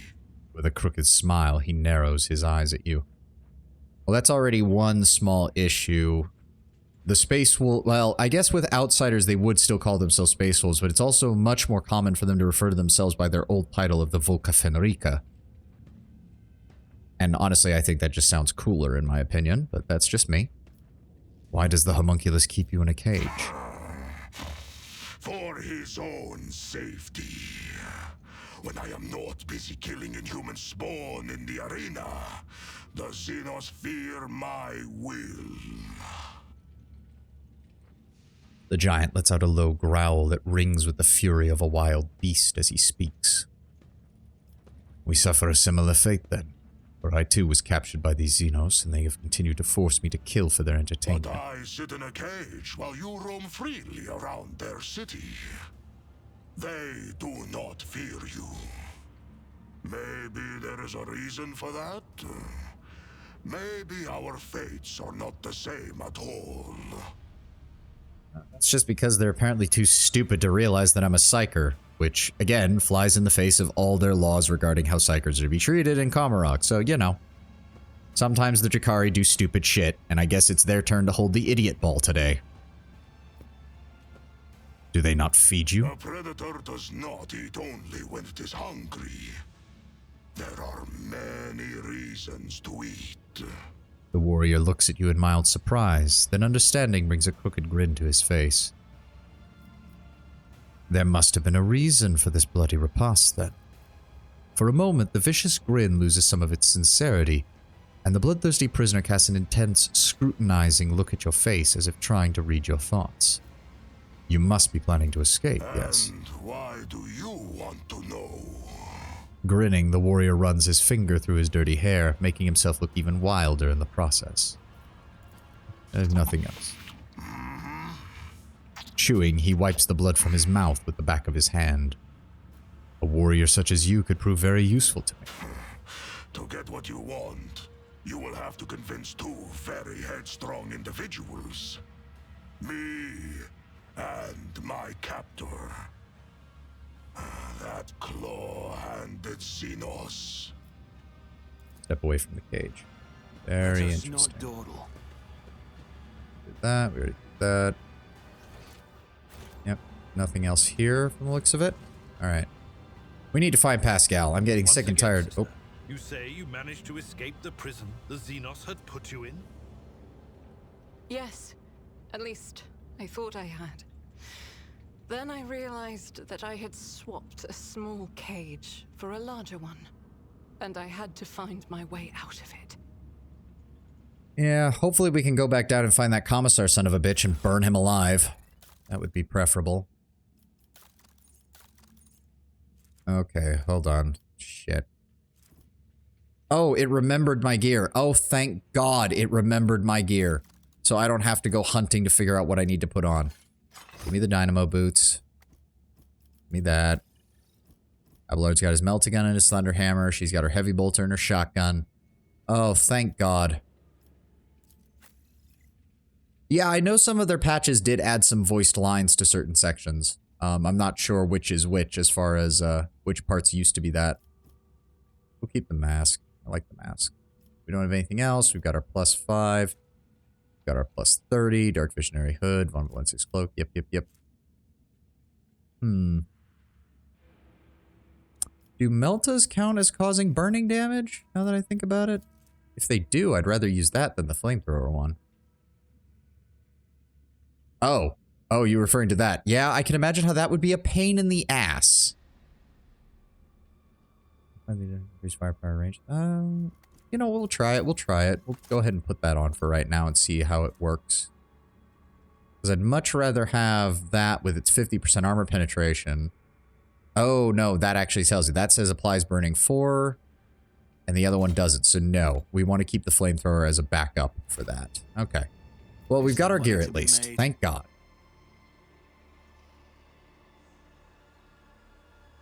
Yeah, I can imagine that would be infuriating, Ptolemy. Especially if you grabbed everybody at once. Oh, where are we still here? Okay. But how do we want to do this? Well, no, we can't do that yet.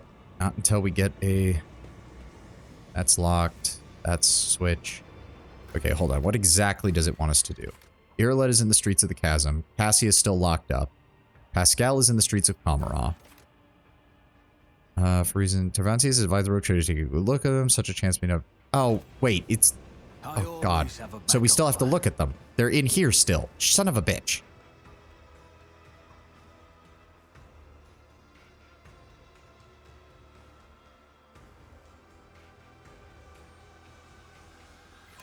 At least I'm assuming that's what it means. Come on, let's go. Yeah, they're here. God damn it. Hey, Marzai. The tall Drukhari, whose body is riddled with painful-looking puncture wounds and dotted with metal rings and clamps, lets out a chuckle as you approach and begins speaking in their language. Your elucidator hisses to life, translating the words. Look, Carrion, is this the Monkai that cost you your place at the Archon's side? Marazai's eyes flare with turquoise fire at the sight of you. An immediate, uncontrollable urge to kill. The Drukhari seizes the blades hanging from his belt and then freezes at the shout of the metal-studded Xenos. Careful with the meat for the arena, Marazai. If Sinisthoria is short on toys for her fighters, you will be punished again. She seems to enjoy pitting you against Chimera. Maybe this time she won't deem it necessary to give you back your skin after you slay them all.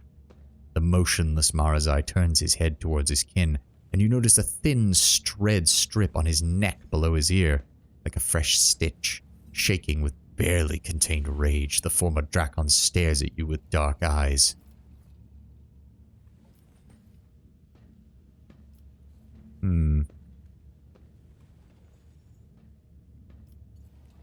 Interesting.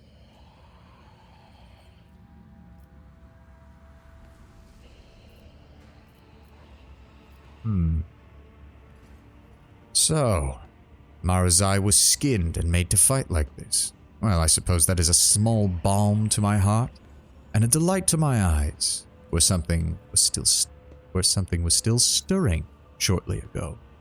Despite the impotent rage on his face, Marazai manages a sarcastic chuckle. Oh, something wriggling in your eye, Monkai. I see Tavantius has not changed his methods for handling specimens.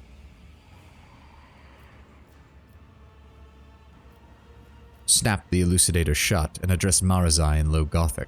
Your kin do not seem overly fond of you. Marazai casts a contemptuous glance at the witches and without hesitation switches to low Gothic. This witch cult scum is not my kin. Half-borns like Abis here belong to the filth of the chasm. He cuts himself off, his gloves squeaking in protest as he clenches his fist.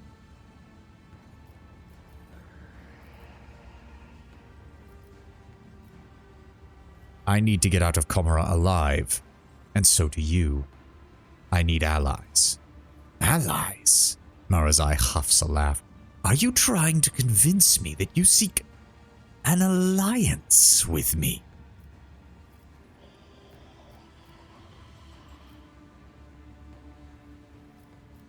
Let me see here. You have caused so much trouble for myself and my protectorate that, quite frankly, the only fitting punishment I can think of is to drag you out of Komara alive so you may pay your debt to me. Marazai allows himself a mocking chuckle, but you hear the ring of doubt. What makes you think that I intend to... Abis makes an impatient gesture. I am tired of listening to you and your old friend whispering in your primitive babble. Enough. We go. Marazai grudgingly obeys the order, but as he walks away, he cannot resist tossing another unreadable look in your direction. Yeah. I knew there was no point in being nice to a Drukhari. The only thing he's going to respond to is me basically being like, look, I can still be better. I know you want to be better. So we're going to find a way to kill our mutual enemies together. And that's about the only language that a Drukhari is going to understand. Also, him being thrown into the arena like this does indicate that his chances of ever rising up in a cabal again are pretty much nil. So if he wants to get out of here at all, we better start working on an escape plan. I also want to go back down. There we go, the lift to the mangled sector. Where is it? There it is. If that commissar's down there, I'm burning him alive. Unless it's an iconoclast. There's probably going to be an iconoclast choice to let him go, and I really need iconoclast points. I don't want to have to need iconoclast points right now. We're in a place where it's not going to help me much, but... God damn it. Where was it? It was, there we go. It was over here. Oh, he's probably left.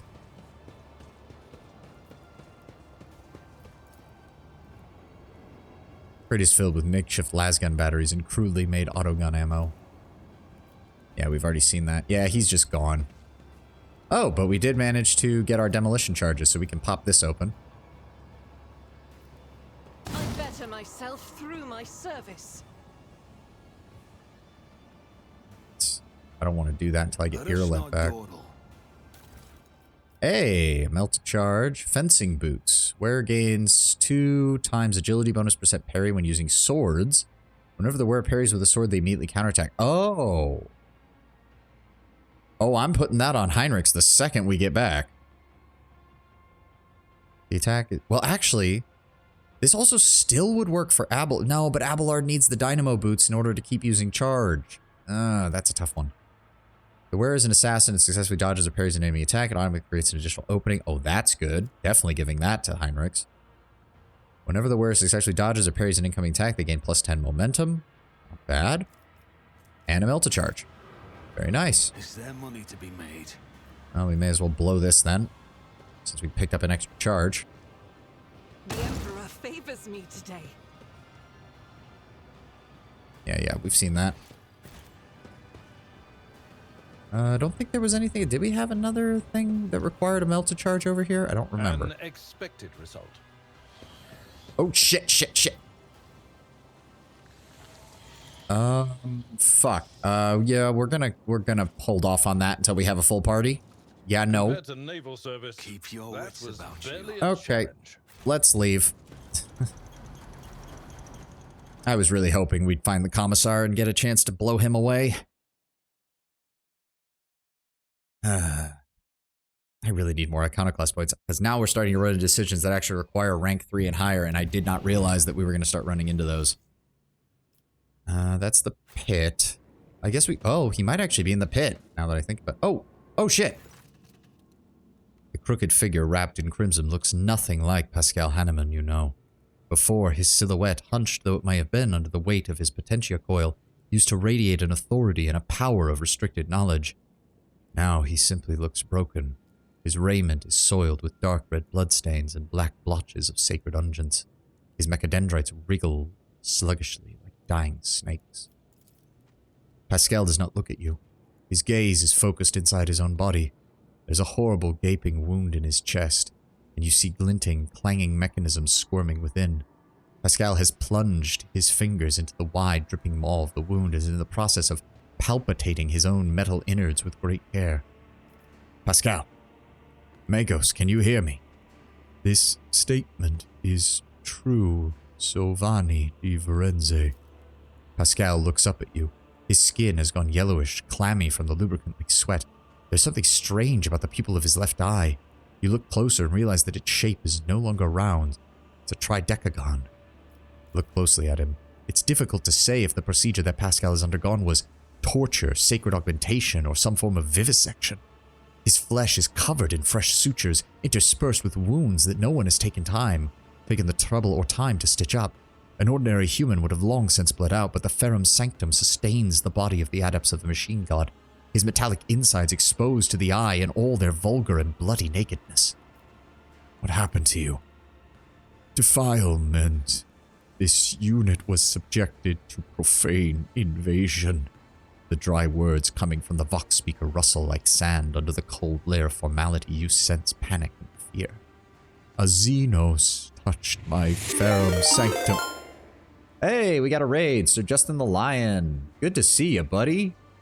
Thank you for showing up. Hope you had a good stream yourself. Hello. Yes, we are finally in Komarog, Raiders. We are finally have arrived in Komarog, and it's Act 3. We are slowly starting to rebuild our party because everything has gone to shit. That's good to hear, Justin. Good to hear. Hope you're having a glorious weekend. Where was I? Branded my true flesh with ulcers of forbidden metal. What became of you after our capture, Pascal? This unit was immobilized, transported to the laboratorium of a Xenos with the designation Cervantius the Arch-Machinator. Studied, anatomized. His vox begins to vibrate ominously. I have to go shortly, spend time with the kids and whatnot. You have a great one then, dude. You have a great time with your kids, and I hope you enjoy the rest of your weekend. But thank you for the raid, nonetheless. Thank you very much. As if he's about to burst into a hysterical scream. Then this unit was changed, its sacred augmentations subjected to restructuring, complete replacement, modification. Then this unit received basic medical assistance. Then this unit. The voice from the Vox speaker fades to a whisper. Then he let me go. You know where the others are. No data available. Optimistic projection. They are dead. What can I do to help you? Speak. Statement is false. The voice from the speaker becomes drier and calmer. Impure augmentations were inserted into the technical cycle of the operation of my true flesh. Their direct excision will, with an undetermined yet high degree of probability, cease cessation of all vital functions. Pascal's fingers widen the edge of the wound. Blood mixes with sacred unguents, trickles down his wax-like skin. His sunken chest contains more metal than even you thought possible. You see gray tissue of his lungs pierced by dozens of thin tubes, an unfamiliar organ made of some kind of synthetic fiber imprisoned in a cage of protective rings, the wide cover over his respiratory system that disappears into his trembling larynx. All these augmetics are now riddled with small grafts of xenotech clinging to them like rust. What exactly did they do to you, Pascal? Detecting numerous replacements in chain of command distributors, alterations made to the operational algorithm of the encoder inside my cortical augmetic. Pascal now speaks with complete indifference and calm, as if reading out an inventory of spare parts at a warehouse. The chemical inject analyzer is destabilized. He halts, falters, and hints of humanity creep back into his voice. He sounds almost bewildered. There are other changes. I cannot understand what they are, what their function is. Why did they remold you like this? No data. I hypothesized that the purpose behind the alterations was entertainment, curiosity. He was curious to see what was inside me. Then he remade me to see what I would do next. He wanted to watch me rip his gifts out myself. Right now, it doesn't pose an immediate threat to your life, Pascal. Ignore it. We'll deal with it later. I need your help. Request denied. The violation of the Ninth Universal Law. The alien mechanism is a perversion of the true path. There is resignation in Pascal's voice. Oh, you've got to be kidding me. You are a warrior of comprehension. Survive, then comprehend. This statement is true. Pascal's voice grows firmer. I am a warrior of comprehension. Comprehension is the key to all knowledge. I will comprehend the anathema, and in doing so prevail. I will not yield. Pascal slowly forces himself upright, speaking in a faltering voice. This unit is ready to serve. Omnissiah, have mercy on me. Okay, we managed to succeed at that. I was honestly concerned Pascal was going to kill himself. Did it automatically give him his gear back? Yes, it did. Thank Christ. Good. Everything's looking up for Pascal right now. Yep, Dark Marquesia, see Delphin Pattern Axe. Very nice. And we leveled up. Let me see here. I don't think there's many other psychic talents that I need right now. Skills restores a critical hit against 8 creatures in one combat. The Psyker's next attack costs 0 AP will not count. It's just not worth it. For 8? Killing 8 enemies to get 1 additional attack?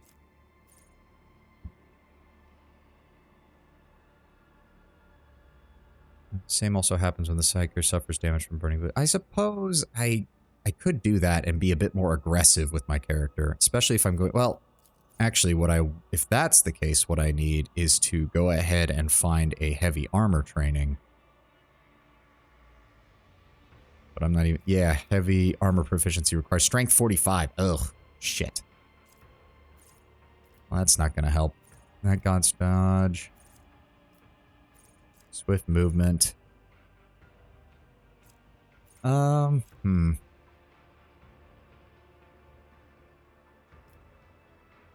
we already grabbed willpower. We can't do anything with that. Really don't want to waste points on strength just to get heavy armor for him. Power armor also requires 45, so that's not going to help me any. Alright, maybe not those.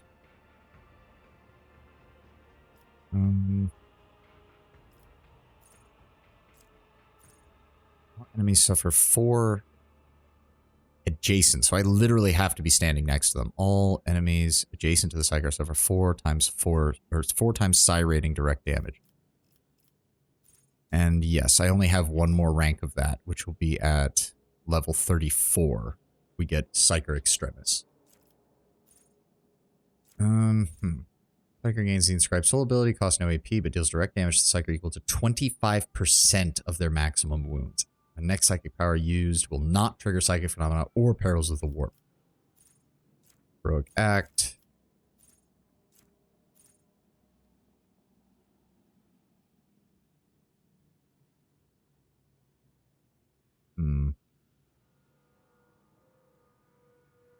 That might not be the worst.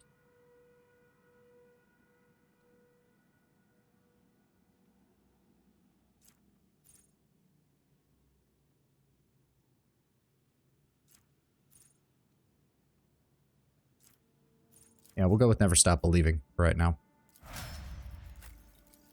We're almost there. Almost to the end of this path.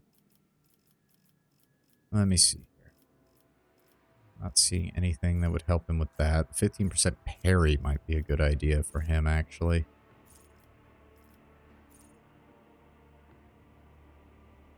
That might also be good to grab at some point. Weird that it only affects the axe and the hammer. Why doesn't the sword get any bonus? That's kind of weird. I mean, he is using a hammer, but still. But yeah, we'll go ahead and grab... Well, hold on. Let me double check. I don't remember any of these being any good.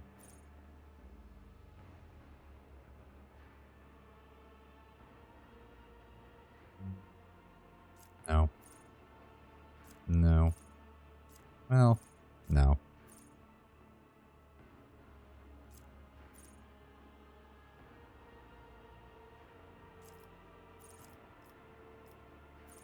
All allies affected by brace for impact suffer only half damage from all attacks of opportunity. All allies affected by brace for impact gain 30% to cover penetration. That doesn't really help. Yeah, that doesn't really help. Yeah, we're going to go with Dueling Mastery. Give him an additional 15% chance to parry. There we go. Genta, we'll go ahead and add Agility.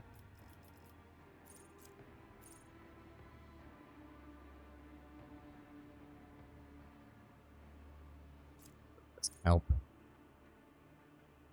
This does make me kind of want to... If I could go back, I might have changed her over to a Melta or a Flamer build, but even then, that's probably not going to... This is really the only thing that really gives non-psychic flame damage a boost that's capable of actually helping it. 2 times willpower bonus damage and gains 6 times willpower bonus damage and armor penetration. That's actually really good. Even a base starting willpower bonus of 3 would give you 18% additional armor penetration on every single melee flame and Melta attack against demons. Oh, against demons and psychers. That's why. Against Xenos, deal an additional 3 damage and 3 times willpower. That's still pretty good. Gains a 3% chance. I'm assuming it's based on willpower. Yep. Yep. So I could see a willpower build of Argenta who's literally meant to just run into melee and just take advantage of Flensing Faith and the Emperor Protects. But she still doesn't have access to heavy armor at the beginning, and she doesn't get her power armor until way late in the game from what I remember hearing. Additional defense against attacks of demons and warp damage. The devotee's resolve is also permanently increased. In this case, it'll be by 1 because she would need an improvement to willpower in order to make it a 2. Still, resolve is pretty good, but at the same time, Chain weapon. No melee superiority bonus. That's pretty much vital if I was using her as a sword and pistol user. Flame weapon expert. Grenadier. Does not spend AP and does not count towards the attack limit. I should consider that maybe. It will not die. That would probably be useful. Nimble is good.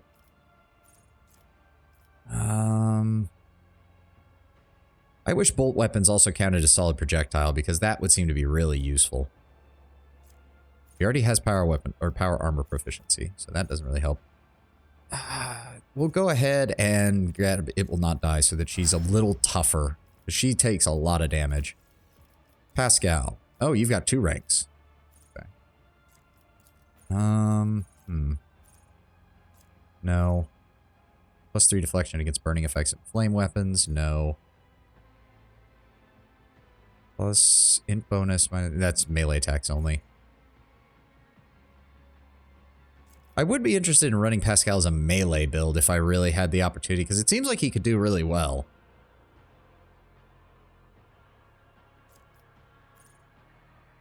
Machine Spirit Communion applies 1 stack of exploit on all affected enemies. Might be useful. Gains 15 plus dodge reduction and parry reduction. That, well, no, that's with melee weapons, so no. That doesn't really help him.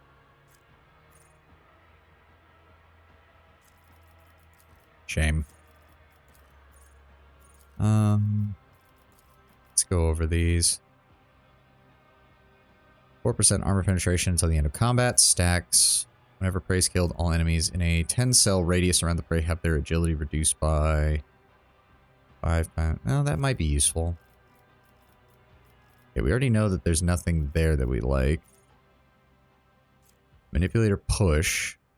Attacks enemies in close combat, pushing them up to 2 cells away and dealing weapon skill plus intelligence bonus damage.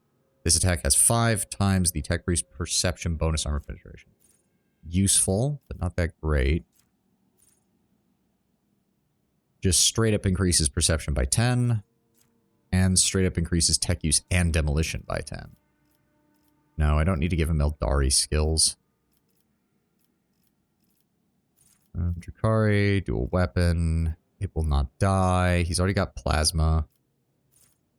Swift movements, maybe? Or do I want to give him... Honestly, I'm willing to give him another bonus to intelligence, because that's just going to improve his abilities there. Then... Yeah, we already took that. So I would think then... This is a common talent? Hold on. Available to... Okay, so hold on. We're going to look through these again then, because we can take from these and then we can give him the intelligence bonus through here. Whenever the bounty hunter kills an enemy with a critical hit, maybe scores a critical hit for the first time around, they gain additional movement points. Reloads their weapon, attacks the closest enemy in the line of sight. This attack has difficulty level 4 or higher. Hunter's ambush. Inspiring trophy. Retaliate. Savor the kill. Whenever prey that is not being trailed. Hold on. All allies gain. It's a trailed enemy. Plus 30% if the enemy's difficulty tier is more than or equal to 5.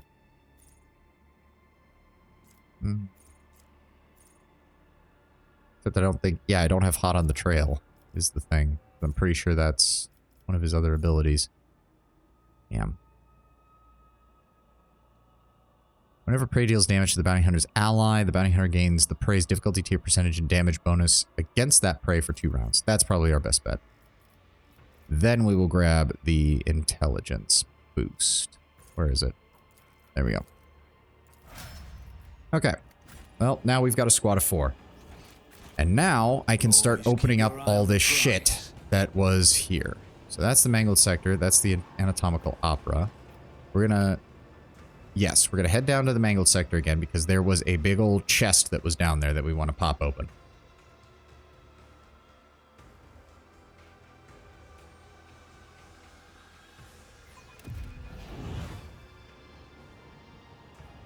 See, come on, move. Move, game. Okay, we do not want to go there, because that's where the creature is. We want to hold off on fighting that until we get far further along.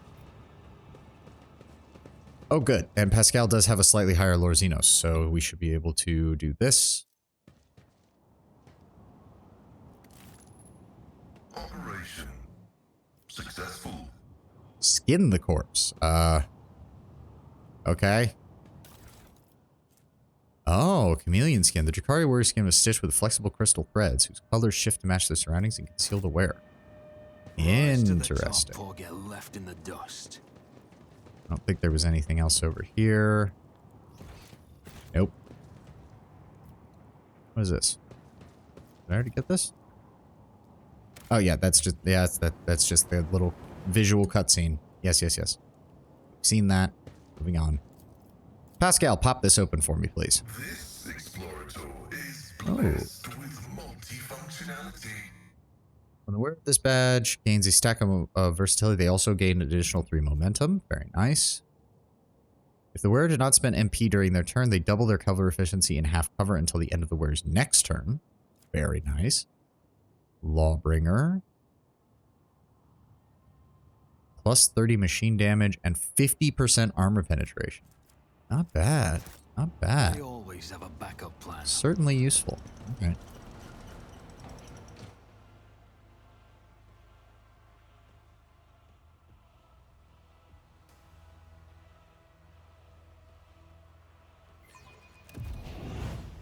Okay. Now we can actually make some progress on some of these tech checks that we've been leaving behind.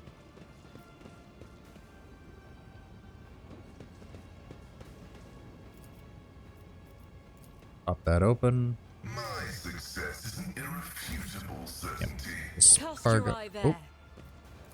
Examine the fresh corpse. The machine god Oh. grants me insight. The tendons enhanced with synthetic thread, 10 times more resilient than regular tissue, capable of withstanding tremendous strain during a fight. Very nice.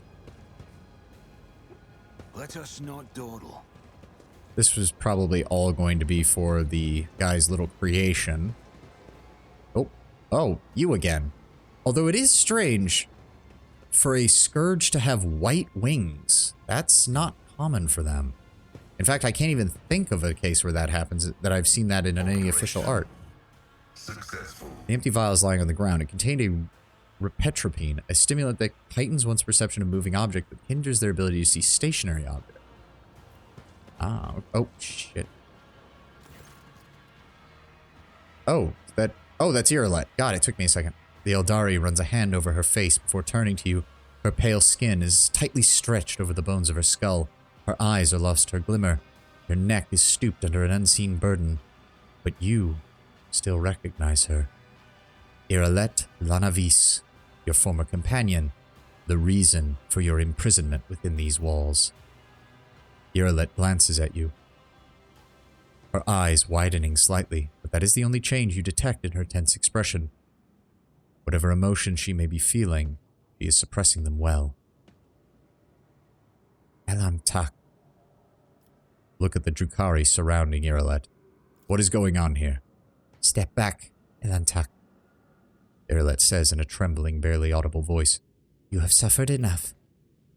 One of the Xenos who were watching Irelet torture the silent victim stepped forward. Did the Monkai come for a taste of pain? Must have patience. Our little guest has so much suffering to extract from her very first victim. Your prey is far from empty, Irelet. Stop holding back.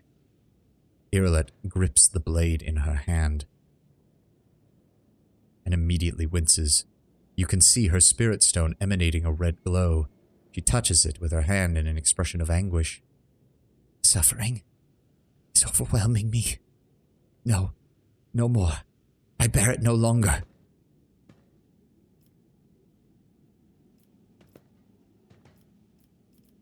What are you doing? Why are you doing this to her? Our little guest is learning the lost art that she and her kin abandoned eons ago. The Drukhari gloat in a cloying tone of voice. The art of delight, unhindered and unhampered by meaningless taboos. The art of extracting rapture and life from another's flesh against their will. The art of walking the path of the Drukhari. Isn't that right? my lost Asayani. The path of Drukhari. Iralet echoes the Xenos words, the sound of her voice, feeble, hollow as an echo. Once she opens her soul to our ways, she will have a home once more among our kind, equal in all the ways that matter. And if she refuses, well, she'll have to give up that bauble she wears as a flimsy shield against she who thirsts. But there's no cause for alarm. When we're done here, our little sister won't need her spirit stone any longer. Iralet, my intentions are to find a way out of this place.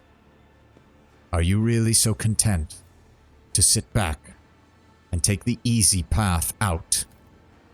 Her gaze is incredulous.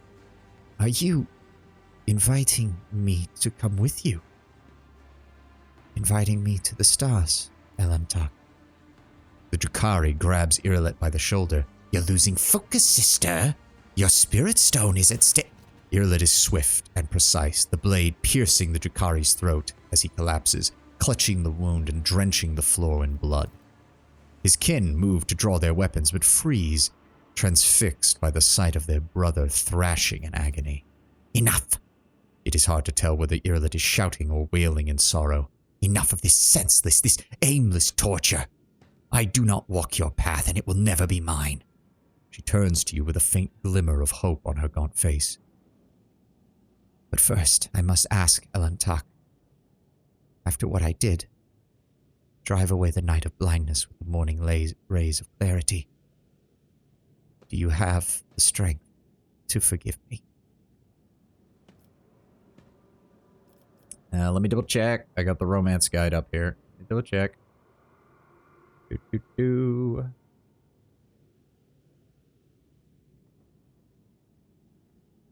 Okay. Yes, we want to do that. Okay. Good to know, good to know.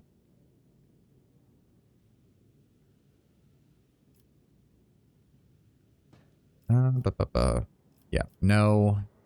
You'll find no forgiveness. Go whichever way you wish. Nope. I will take whatever help I can get. Nope, we have to actually forgive her. Your reasons right now make no difference. Walk with me again. Stand with me again. And I forgive you. Elantak, your generosity both shames and sublimes. Its light carries my soul over the grime of my foul deeds. Her reply is grateful, yet soft and barely audible. Please, let us walk away from the nightmares that sink their stings into the darkest recesses of my soul. Yeah, get out of here, dipshits.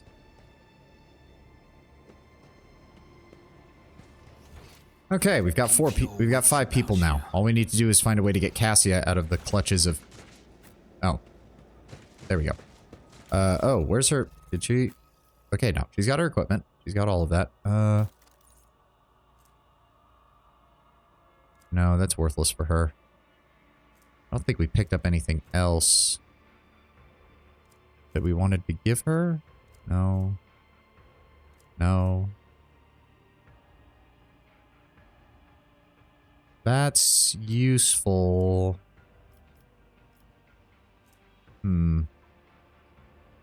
Yeah, we'll go ahead and give her that. She's not moving. I want her to have better cover efficiency and make it harder for anybody to hit her. When it kills an enemy and scores a critical hit, they gain +2 movement points on the next turn. Honestly, I'd rather give her additional momentum generation.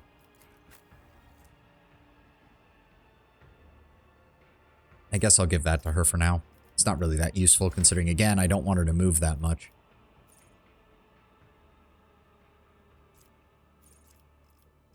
Boy, what do we want to do with this? That's smart. Whenever the assassin gains additional dodge. It's a target with an attack that has 100 lethality or greater for the first time around. Oh, we want that. She usually starts with 115 lethality, so that's amazing for her. We'll go ahead and grab her some agility. Gains additional dodge reduction equal to ballistic skill. Yes. Very good for boss battles where she will be able to pretty much hit anything. Is there anything else over here? No, let's head back up this way.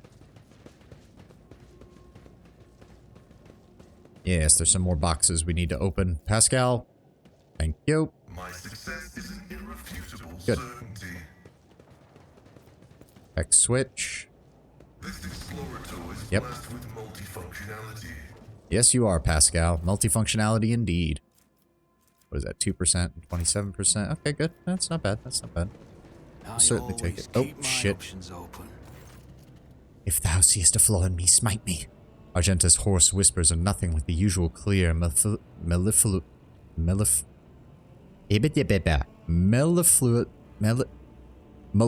I'm gonna go with melodious. The almost melodious voice that she uses for prayer. Smite me. She looks up at you, her dark eyes gleam anxiously. Rogue trader, you find me at prayer. Darkness continues to surround us. We will require all the spiritual fortitude we can, that our ravaged hearts can muster.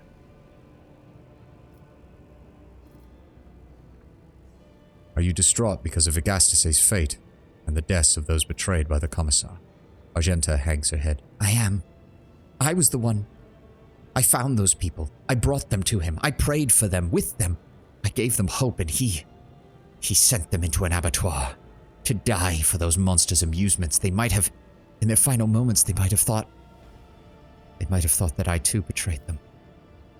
I once more failed to see wickedness where I should have seen it.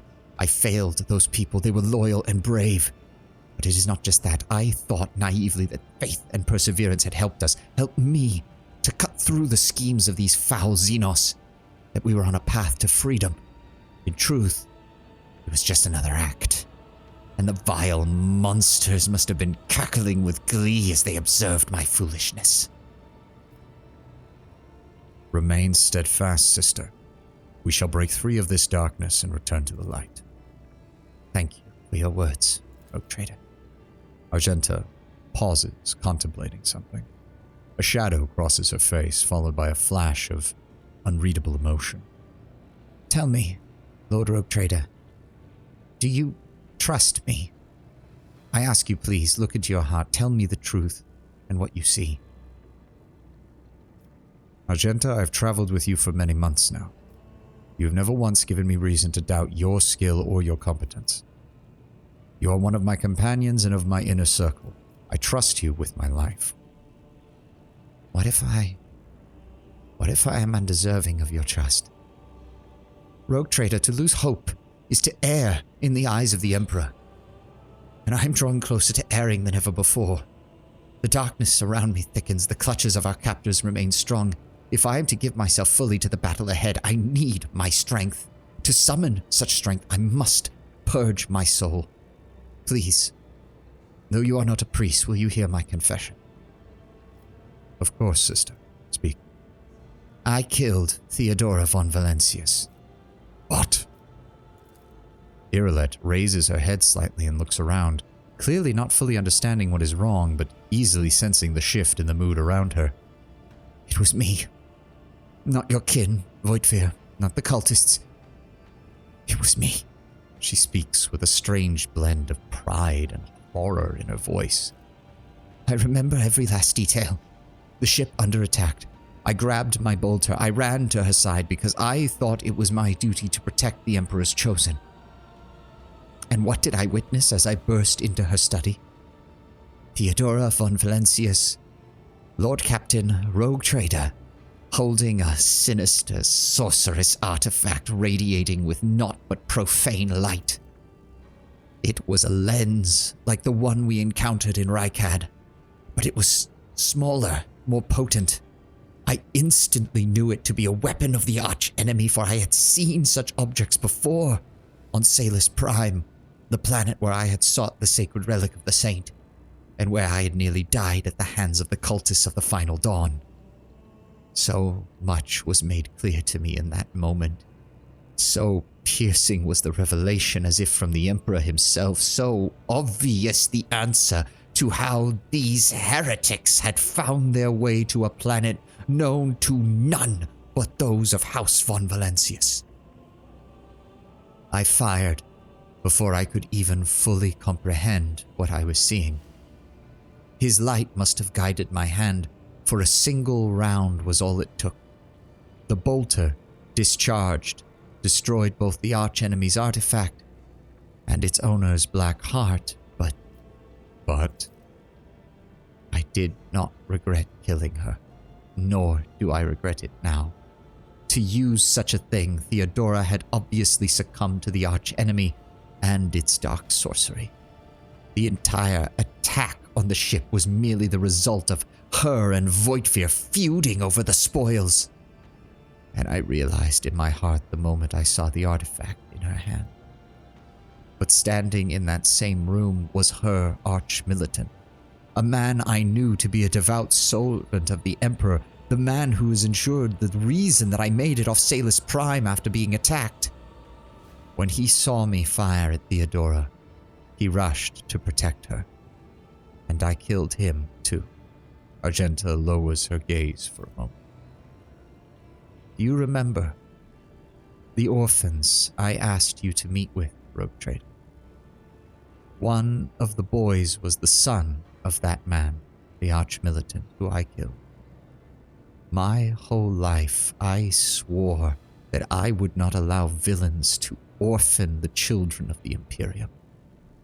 But then I did so myself. Lady Theodora, then Mort, then he fell at the hands of the one meant to protect the servants of the God Emperor.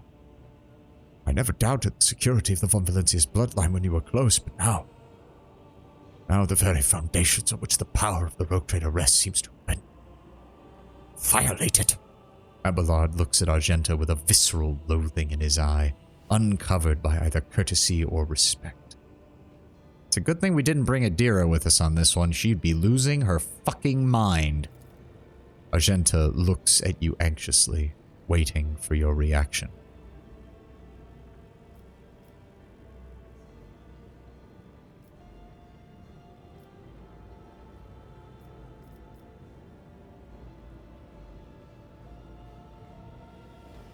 You kept this secret all this time, sister. I did. I despised myself for doing it. We are the Sisters of Battle. We are taught to laugh in the face of all lies and intrigue. But instead, I feared that I would face immediate execution for the murder of a rogue trader.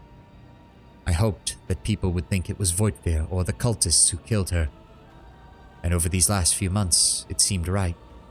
But that lie, it burned in my heart and my throat, and here in this horrific reality away from Terra's light, I realized I could keep my silence no longer. Do you at least regret it? Even if you managed to kill someone who was actually a traitor, your hands would not be stained with the blood of innocents had you not acted on impulse. I regret the deaths of innocents with every waking moment. But I could not avert my eyes from heresy. It goes against everything within my nature. I am glad to have revealed the truth to you, Rogue Trader. The dishonesty had been driving me out of my mind. Shit, I didn't see that coming. I honestly didn't. Though it would explain why she was so calm when we finally found Theodora's body. I just chalked it up to the sisters being their usual unflappable selves. But I was wrong. Hot damn, that was some good revelation right there. This kind of makes me wish that Mort had been more of a character in the introduction, because I think we could have gotten a little more emotional investment from him being Theodora's chief of security before learning that Argenta was responsible for him dying.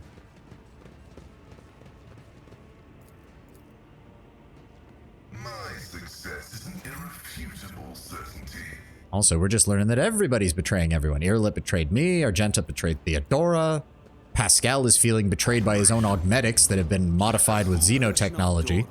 Abelard feels betrayed by his memories that are acting up.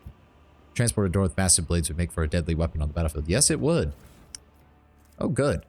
Incubus Clave. Ooh, Eldari Ranger Sight. The wearer's Deadeye critical hits trigger exposed weakness against the affected enemy until end of combat. Oh, that is nice.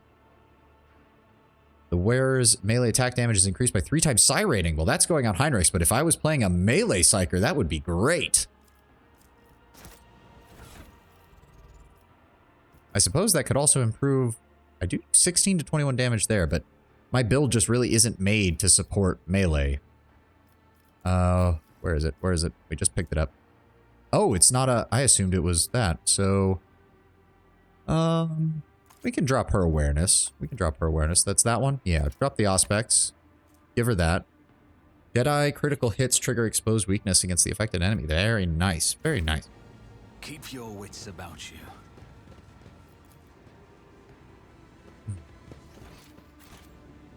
How many more of these we got? There should be, I think, 2 or 3 more. Yeah, there we go. Activate the tech switch. There we go. Abolite Rangers. Interesting. Must be essentially Drakari Special Forces if they've actually been given a name like that.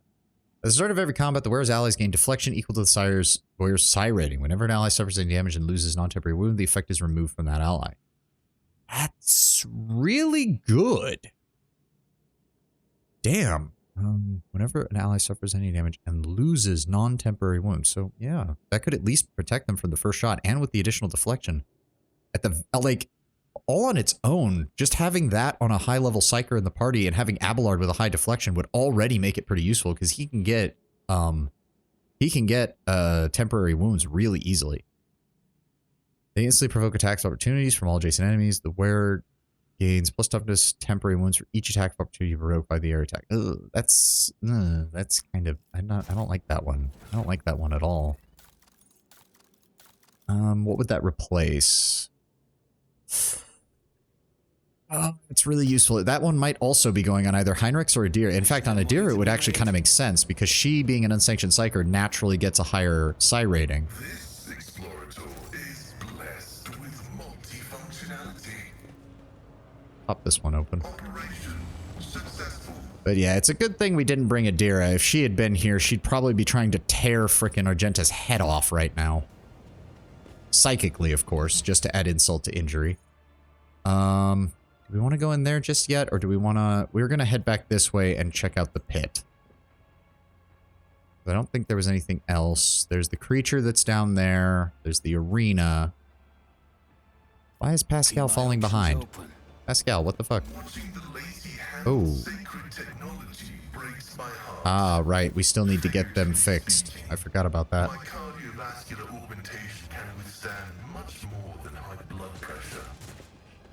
Oh, there are still some of the Shriekers left. Wait a second, does that mean what's his name is going to get up? Oh, beggar dies. Wait, what? Oh, well, we may as well loot that guy. Give me your shit. It's a knife. Whoop-de-doo. But cargo is cargo. May as well get it. May as well use it. What time is it? Oh, wow, yeah, we're just about... I've got about 30 more minutes. We'll see how much more we can get done before I have to get off. Nice long stream today. Hey, yeah, he's back up in... Oh, it's the Commissar. Oh,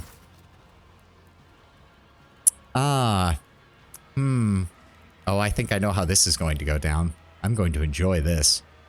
Brothers and sisters, it is time for you to meet our greatest ally. Rogue trader Savani de Varenze von Valencius himself is part of the resistance. I ask you, how can we fail with someone so mighty fighting on our side? The maleficent Xenos has already tried to kill him in the arena, yet their efforts were for naught. The Emperor protects. The Commissar gives his inspirational speech while looking you right in the eye without a shred of shame. His words draw smiles of amazement and exultation from the people around him. You've never seen any of them before. Traitor, you condemned them to death. You lied to us. I will come and have my retribution. The Commissar's smile becomes unpleasant. Sister Argenta, what are these accusations I'm hearing? Could it be that the horrors of combat have rattled you so? Are you so blinded by the ensuing madness? He adds a well-measured dash of pointed suspicion to his voice. Or has our cunning enemy poisoned your mind with some wicked influence?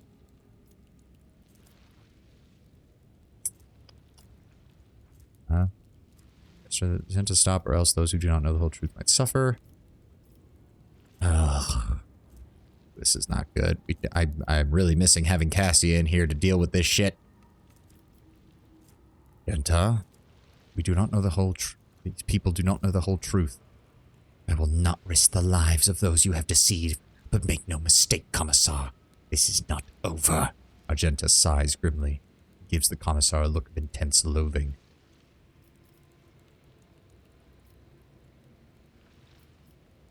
And what do you think these people will do to you if I start telling them what your true business is? The Commissar answers with a smug, confident smile. Well, care to find out?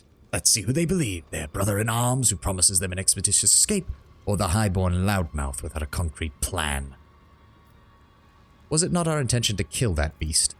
The Viper's surprisingly hard to kill. He's chock full of life support augments. Figured a new pet would be a nice bonus to claiming victory and having the den back. Besides, new recruits need a target to practice their aim on. Malice looks horribly maimed. One of his arms has almost been ripped and is now hanging on by sinew alone. His acidic voice, however, is the same as before, and so is the bloodthirsty gleam in his eye. Just their aim. What about their close combat skills? Let me out, dear Commissar. Make me suffer. Pit me against 3 of yours, 5 of yours, unarmed. Good entertainment for all your people, is it not?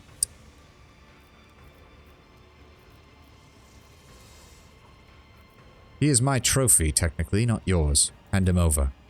Hey, why don't we take turns torturing him instead? I'm not greedy. The Emperor doesn't like people who are. I need to question you personally. I have nothing to hide, sir. There are no foibles in a disciplinary officer's past or present. Who the hell are you really? What do you mean by that? Are you asking what my name is? It's Yako Sotni. That I did not lie of. You want to know my trade? None. I was born in a hive, suffocating from overpopulation. All I did my whole life was just survive, using whatever means would throw my way. Fate would throw my way. Oh, you want to know who I serve or who I believe in? Myself. Myself and myself. No one else. Maybe you meant to ask what my calling is. Well, that would have been an interesting question. I think I may be an artist at heart. A beaming smile lights up the Commissar's face. And how did you come to be in Commorragh? They were forming an Astra Militarum regiment on my planet. Thousands of morons bought the Commissar's grok shit about rations and the glorious duty that is protecting the Imperium. That wasn't me, of course. However, it soon turned out that those thousands of volunteers weren't enough. That's when the planet's governor started conscripting entire population of 17 high levels, anyone who was of age. I lived on one of those levels, so I became a soldier, or to be more specific, I joined a penal legion. Our regiment was branded from the start for some heinous act committed by one of our dead predecessors. Then they left us to die at the hands of the Drukhari, and I decided I'd eaten enough crap from the Imperium's hands. I beat the Commissar to death and convinced my unit to surrender. That's how I ended up here, outside of the usual cells. And it looks like you're enjoying yourself here. You seem surprised. You're the rogue trader. You're the one whose former life was sweeter than this one. For a commoner, like me, our beloved Imperium is just as much of a deadly, torturous, deceitful place where everyone wants to use you and kill you as this place. The only difference is nobody here demands that you jump for joy about the way things are. So yes, I like this place better than any of my former homes. No more questions. Praise the Emperor. I have other business to attend to. The Emperor protects, comrade. The Commissar expertly hides his derisive smile under a grimace of lofty pride. The Scythe may have been gravely maimed, but his gaze remains proud, piercing, and malicious. Oh, so this is going to still count as a little base? Rogue trader, being reunited with the Emperor's Chosen is a balm to my soul. Oh, so this is actually going to be our base of operations for right now.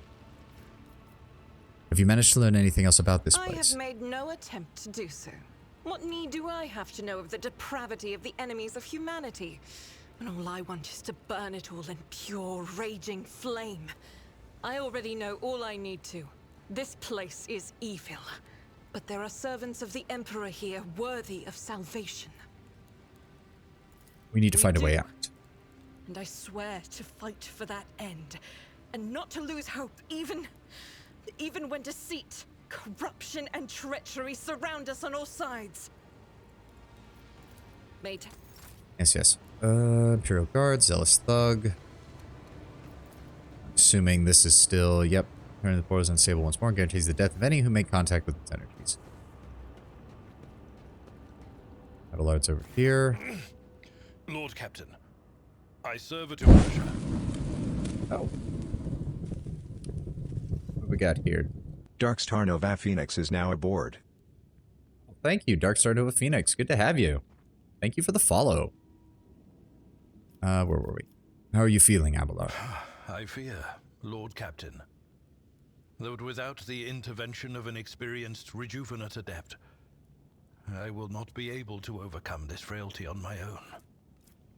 Blessed throne, it is hard to be a helpless old man. I always hoped I would die, long before the day my back and hands gave out. And look at me now. Are there any thoughts on how we might escape from this place, Abelard? I am sorry to say I do not. If we had our ship and crew at our disposal, we could be safely within its walls, conduct reconnaissance of this place, and in the end, meet our deaths in battle against the Xenos, as befits true servants of the God Emperor. However, we are deprived of our usual resources. Now we can only rely on our weapons and our wits. Know anything else of this place that I am not aware of? No, Lord Captain. And trust me, I hope to remain in this state of blissful ignorance until my dying day. Just knowing that this abyss exists at all is enough to poison my mind. It is possible the Xenos, Erliot, could tell you something about this place. After all, she is in some way related to its denizens, and she is responsible for the fact that we are here at all. Abelard falls silent, but his eyes make it clear what he thinks of the Eldari's return to the ranks of your companions. Abelard nods wordlessly and closes his eyes, both out of a desire to sleep and a desire not to see his surroundings even for a short time. Still can't redo this one? No, we still can't redo this one. Fair enough. Abelard, or Pascal is over here. Anything you gotta say, buddy? May these instructions protect the machine spirits that serve me from the blasphemies of corrupted technology. How are you feeling, Pascal, with the punishment your body's taken? Comprehension in progress.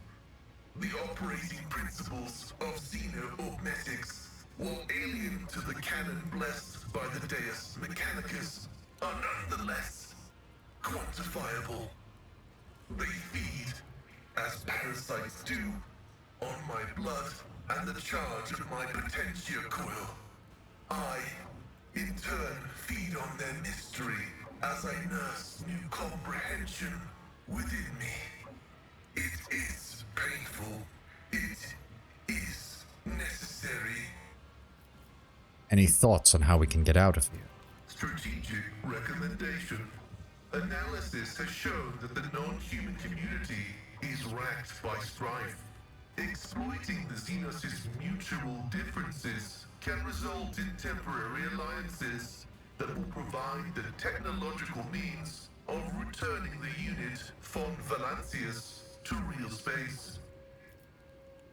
Suppose I should ask how you feel being in Komarok. For all the insanity here, it is at least somewhat a rare opportunity. This place is calling out to the Omnissiah for an act of purifying and gracious xenocide. The spatial disharmony observed here points to its anathematic nature. That being said, complete extermination is not advised. Those in possession of technological knowledge should be rounded up and subjected to interrogation and vivisection prior to disposal. Yeah, that was about what I expected for an explorator. Are you afraid that these parasites they've implanted will devour your soul? This statement is partly true. I have introduced protective equations into the algorithmic chain to guard the digital spirit against the corruption of heresy. The xeno-augmetics embedded in my flesh are yet to be comprehended. The lack of knowledge is painful. But by the Omnissiah's grace, my analysis will conquer their mysteries. Martyrdom is the path to knowledge. Not going to use the first one because that's just going to be him suggesting we kill Irlet. The filters of knowledge bestowed upon us by the machine. Yep. Where's Irlet? There she is. You came back from the dark, Elentark? unharmed. Although Irlet's sharp features remain the same, the deep shadows around her eyes and her listless gaze give her the appearance of a living corpse. The Eldari looks withered, haunted, despondent. But when you approach, the relentlessness in her eyes is replaced with a faint glimmer of hope. How are you doing, Irlet? My body has already healed. The wounds of the soul will heal one day too. For suffering is a part of our life, not unlike love and fear and the desire to learn.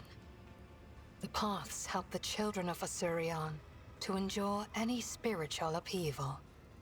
And you, Elantark, did not allow me to stray from mine. For this, I am grateful. And yet, neither rest nor healing salves, or even our reconciliation, can soothe the savage turmoil in my soul, Elantark. Kruderak is lost, and the bud of truth never opened before me. What happened to my kinsmen? What happened to my world? And why did the Dark Cousin tell me less than he knew? There is a roiling darkness in Irlet's green emerald eyes that seems to search the very bottom of your soul. Well, if I wanted to be a bit of an asshole, I'd point out why did you trust a Drukhari in the first place, but hey, you know, I figured you were smarter than that. But, moving on. What exactly happened to you after the trial? I was meant to share your fate, Elantark, and vanish in the Dark City's rotting underbelly. But the Fleshmaster gave a different order. His twisted mind was beset by a question. Could a child of Asurion be saved from the gaze of she who thirsts with intense re-education? By replacing the influence of my spirit stone with the heady tang of pain that nourishes the followers of the dark ways? I'm surprised he's asking that because historically that's happened quite a few times. In fact, many Eldar who have walked the path of the outcast have fallen into the clutches of the Drukhari and eventually joined them. I'm pretty sure Ivrain, from the actual canon, the head of the Yanari faction, is exactly that. Having started as a craft worlder, then become a Corsair, then joined the Drukhari fully before becoming the Herald of Yanari. The Herald of Iniad, right, Iniad. I donned the Executioner's mantle. They allowed me to keep my spirit stone in exchange for the suffering of others. I survived, prayed for Asurion's mercy, and hoped to escape before the stone cracked under the torrent of pain and terror assaulting my soul. Before the experiment was complete. Still, in Irlet's chestplate lights up with a crimson glow, and each of her breaths becomes more labored and restless than the last. Tell me what you know of this place, this Kamara. Kamora. This city grinds down the will of the strong and torments any who get tangled in its dark web. The fools are the first to die, and the shrewd perish regardless. I have never been here before. Few children of Asurion manage to escape the Dark City without surrendering a part of their soul. So what is it that you wish to know? Exactly rules this city? Is there any higher authority we could perhaps make a deal with to get out from under this cabal? An ancient and powerful Drukhari named Asdrubael Vecht, the supreme overlord of the Cabal of the Black Heart, who reigns over all of the Drukhari with an iron fist. My dark kin consider him to be a living god. Much like your emperor on the Golden Throne, Vecht sits upon a throne of darkness and suffering that keeps Comora's disparate clans from disintegrating. I would not want to meet him if I were you, Elantark. Then what about other cities? Those outside of Kamara, is there some other place we could appeal to aid of some kind? There are no other cities, Elantark. The Dark City has no bounds. It is a tangle of countless nightmare domains subject to a single ruler. an endless amalgamation of ever-changing and immutable dimensions. You cannot grasp its tenebrous grandeur, for even my life will not be long enough to visit all corners of the Dark City and the realms that border it. But it hardly matters where you go, for death lurks on every corner. Then do you know a way that we can escape from here, Irileth? The Dark City is pierced by millions of spires, and a webway gate may be hidden in any of them. It is the only way out of this place, and an impassable obstacle to any who do not know how to operate it. I know, and will help you should you so desire. But do I have the answers that you seek? I want to know why. Everything. From beginning to end, Irileth. It's just you and me here right now. So speak, please. I tried to learn to trust you, Elantak. Whatever your motives, you did not turn away from me, and you helped me search for my kin. But despair ate at me from within.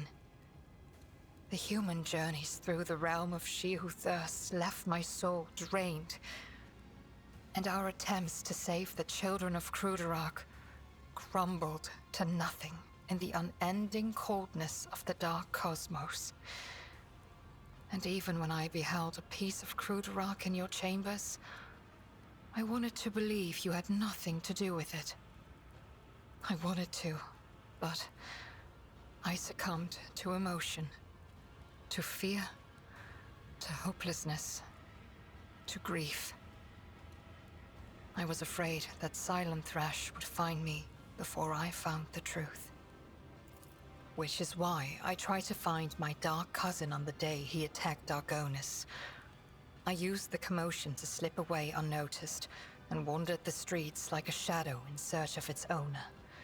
My efforts were futile. I returned to the palace in confusion. I waited for my fresh wounds to stop aching and for the watchfulness of the surrounding monkey to fade like the mist on an autumn morning.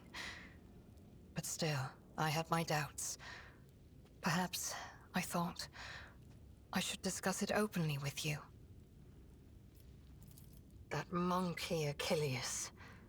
There was something wrong about him. He kept disappearing at night, so one day I followed him.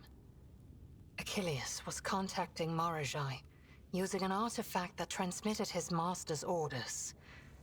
That is how I learned that the burnt monkey was about to betray you. Which meant my only chance to discover the fate of my homeworld was about to slip through my fingers. I could not wait any longer. I killed Achilles, took the artifact, and demanded answers from Marajai. He hinted at where I could go to look for the truth. You know what happened next.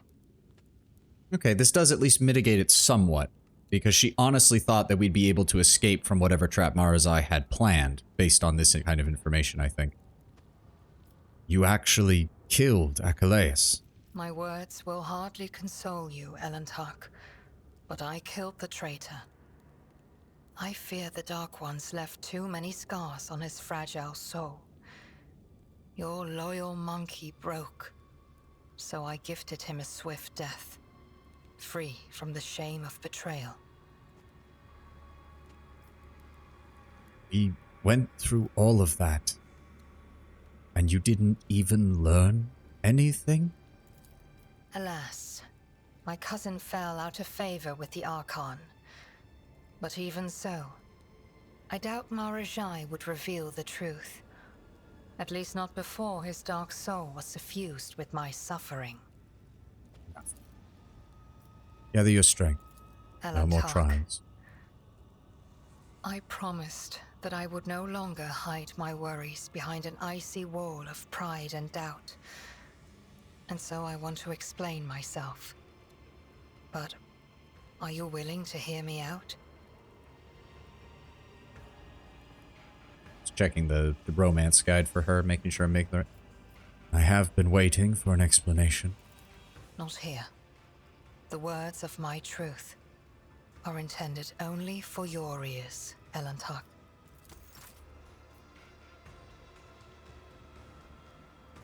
Sovani, Irilet's usual pride and arrogance has given way to awkwardness and confusion.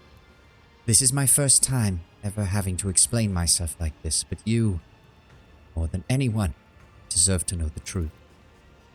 I understand how unworthily I have acted and am in your eyes. This may sound like a ridiculous excuse, but I did not want to betray you, Sovani. I only wished to learn the truth about Krudarak's demise, to find my kin. And when I saw the shard of my world in your dwelling, a trophy mounted upon the wall, I felt naught but fear and rage. And when my dark cousin whispered in my ear that he knew the answers to my questions, I made a mistake.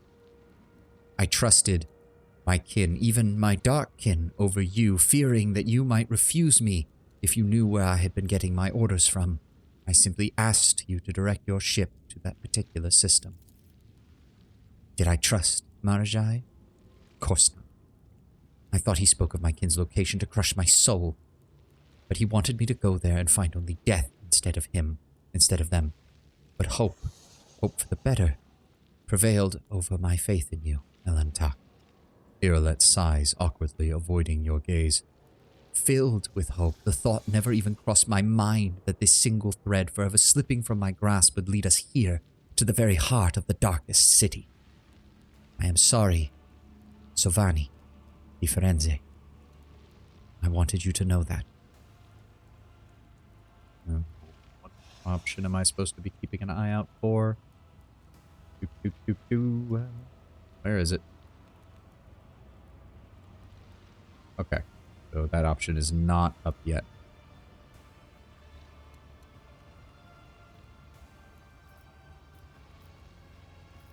Your faith in me. I'm kind of surprised. Did I hear that right? Irilet looks you in the eye. The time I spent with you, our conversations, the meditations, the glow of your soul that only I can see, yes. Faith. With you, She stammers at a loss for words. I did tell you that I knew nothing of the shard. The trophy had already been in the room before I had even come aboard. It belonged to Theodora, my predecessor. And you are not the one to blame for the destruction of Krudarak, but your blood is. Irilet purses her thin lips. I will not condemn you and your blood. No, no more. My accusations have already cost us far too much.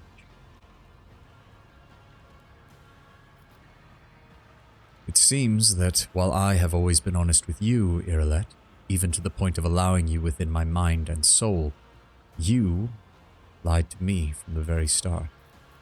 She lowers her head in shame. There is indisputable truth to your words. I should have realized sooner that you were worthy of more than what I had offered. Worthy of my trust. I ask that you forgive my arrogance, Sovani. I will admit that I struggle to understand fully why you chose to do such a thing. But I thank you for telling me. And I will work to forgive you. Irilet's eyes widen in surprise. I give you my word, Sovani di Firenze von Valencius, I will never betray your trust again. You have shown great compassion by accepting me and forgiving such a deed. I admit I do not know if I would have been able to do the same. It pains me to know the hardships you had to endure because of me. You will still suffer in this cursed arena, in this cursed city, and I also...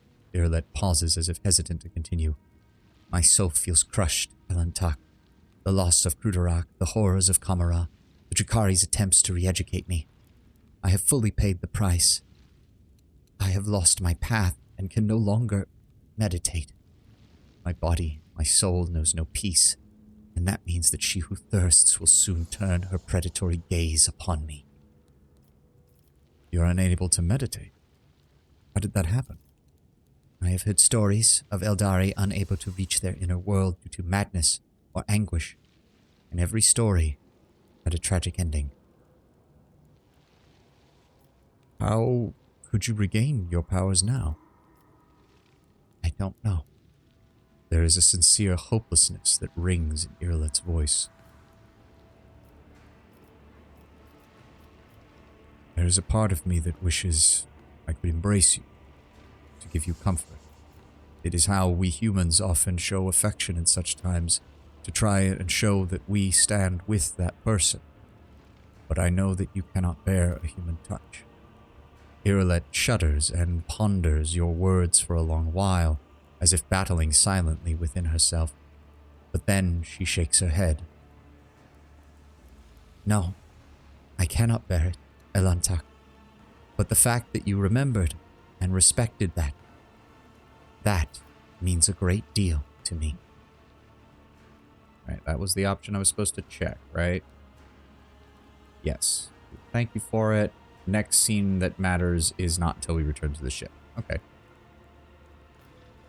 I do not feel that there is any way I'll be able to help with the meditation, but I will stay with you and share the silence. At least then, you will be able to forget about the horrors of Komara, if only for a little while. Irlet freezes for a second, then gestures for you to take a seat nearby. We had a saying on Krudarak. In silence, you can hear a heartbeat, the music of the soul trying to burst out. I ask you to please share this wordless song with me, Savani. May it bring peace to us both.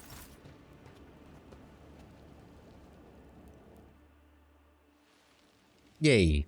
We actually did okay there. Oh, it's not... Okay. I guess she found somewhere else to... Okay. Now we're gonna leave. Yep, that's everybody. Let me see. I've got about 10 minutes left before I'm gonna have to get off. So we will see what else we can do in that limited amount of time right now. Really need to find a way to get Cassia out of... I always have a backup plan.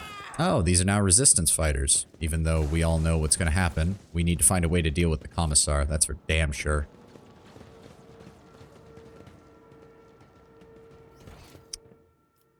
I guess we could check in on... Yeah, we'll check in on the... oh god, I've already forgotten his name. We're going to check in on the homunculus. And see if maybe we can hand over some of those resources we found. Hopefully get Cassia out. I really need her for my frickin' persuasion skill checks. We've been having a lot of those, surprisingly, and I really need them. We also need to get... What's his name? Ulfar, I think, was his name? Rise to the top, or get left in the dust. Yes, Ulfar. Let's see if we can go talk to... Ah, yes. Tervantius. Right. Quick save.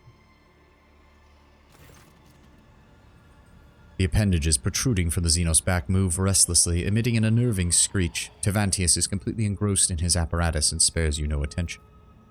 I found you some materials. Are they suitable?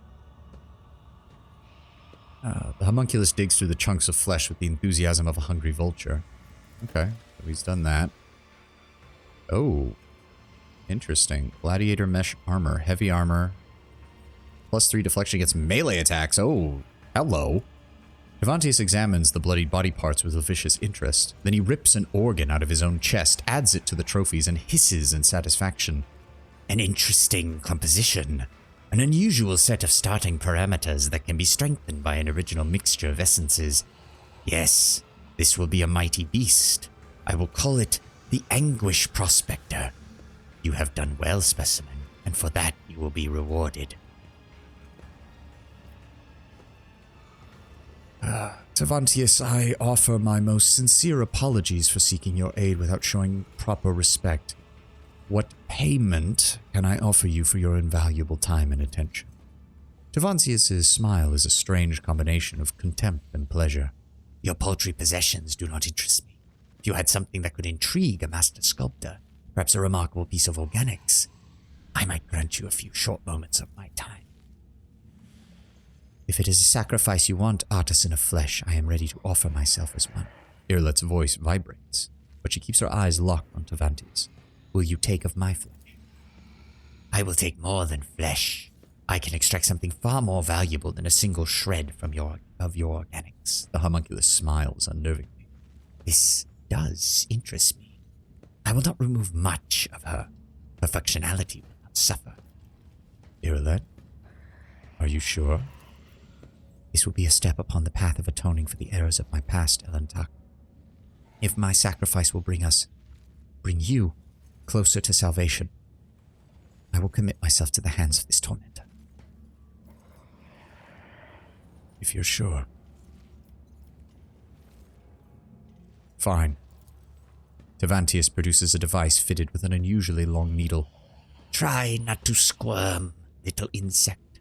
The needle needs to go through your spirit stone, heart, and spine simultaneously, so that all 3 samples can be collected at once.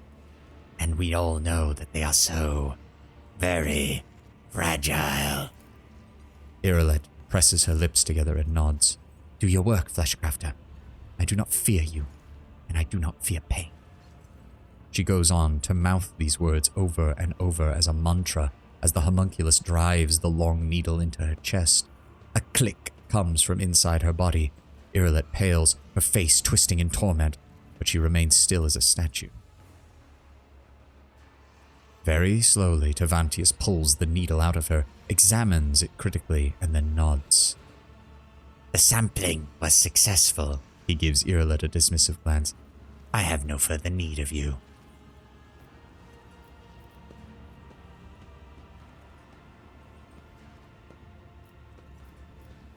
Really, I can't ask about Cassia?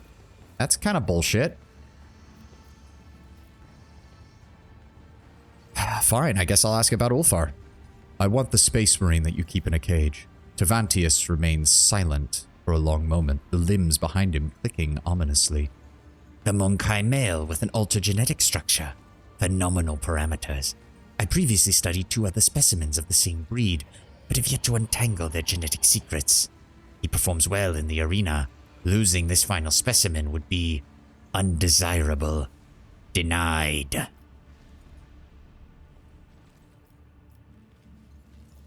Surely the loss of a single Monkai could never impede the work of a mind as great as yours. Perhaps. The genetic subtype of all 3 specimens was defective.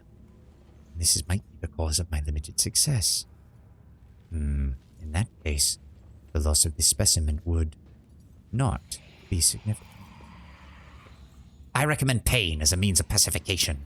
Take his equipment. I found that entirely unintriguing. Tavantes hands you a bone key. I will take my leave. Alright. Keep your eye on the We didn't get Cassia, but we can get Ulfar. Hopefully he doesn't immediately try to kill me the second I open his cage. The red-haired giant does not stop singing under his breath and does not seem to notice you, intense as he is on his bloody repast. I need your help. The prisoner looks at you expectantly without stopping his chewing, but his expression shifts subtly, as if affected crudeness of mind and matter has been replaced by focus and cunning.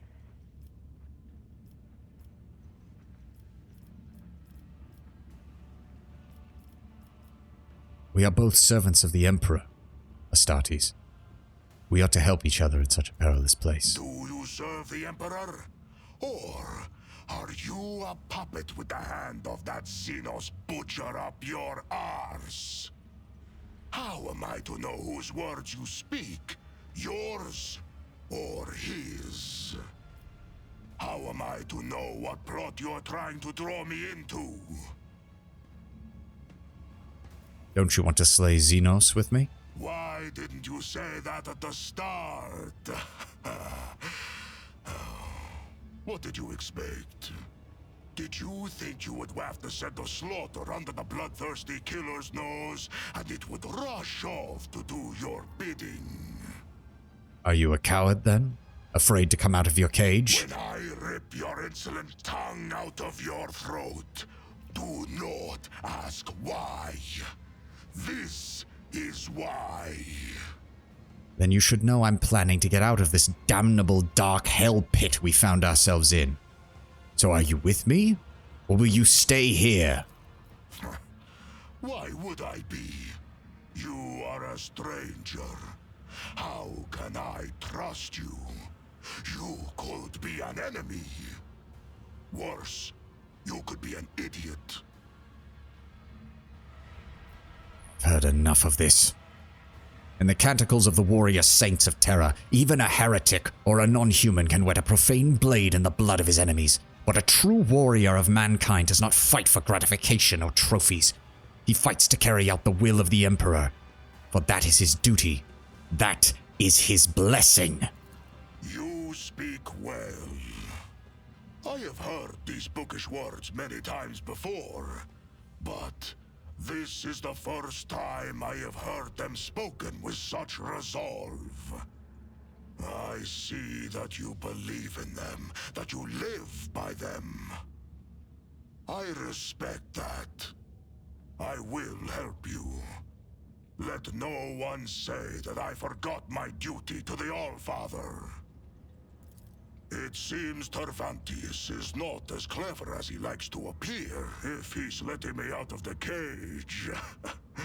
The joke is on him. Good steel I have already. But if we are going hunting, I will need my wolf skin. He rolls his huge shoulders and you hear his joints crack loudly. He lifts his battle knife from the floor, decorated with scarlet runes. It seemingly is the last surviving one of his possessions, weighing it in his hand and wearing a skeptical frown. What did you say your name was? Throwing back his head, he lets out a blood-chilling howl, one that contains the deranged mirth of evil spirits dancing upon an icy cliff. A predatory grin blooms on his face.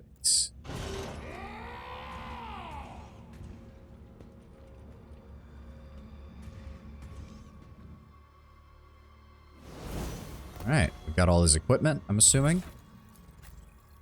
Oh, hot damn. Damn, look at those starting stats. Holy fuck.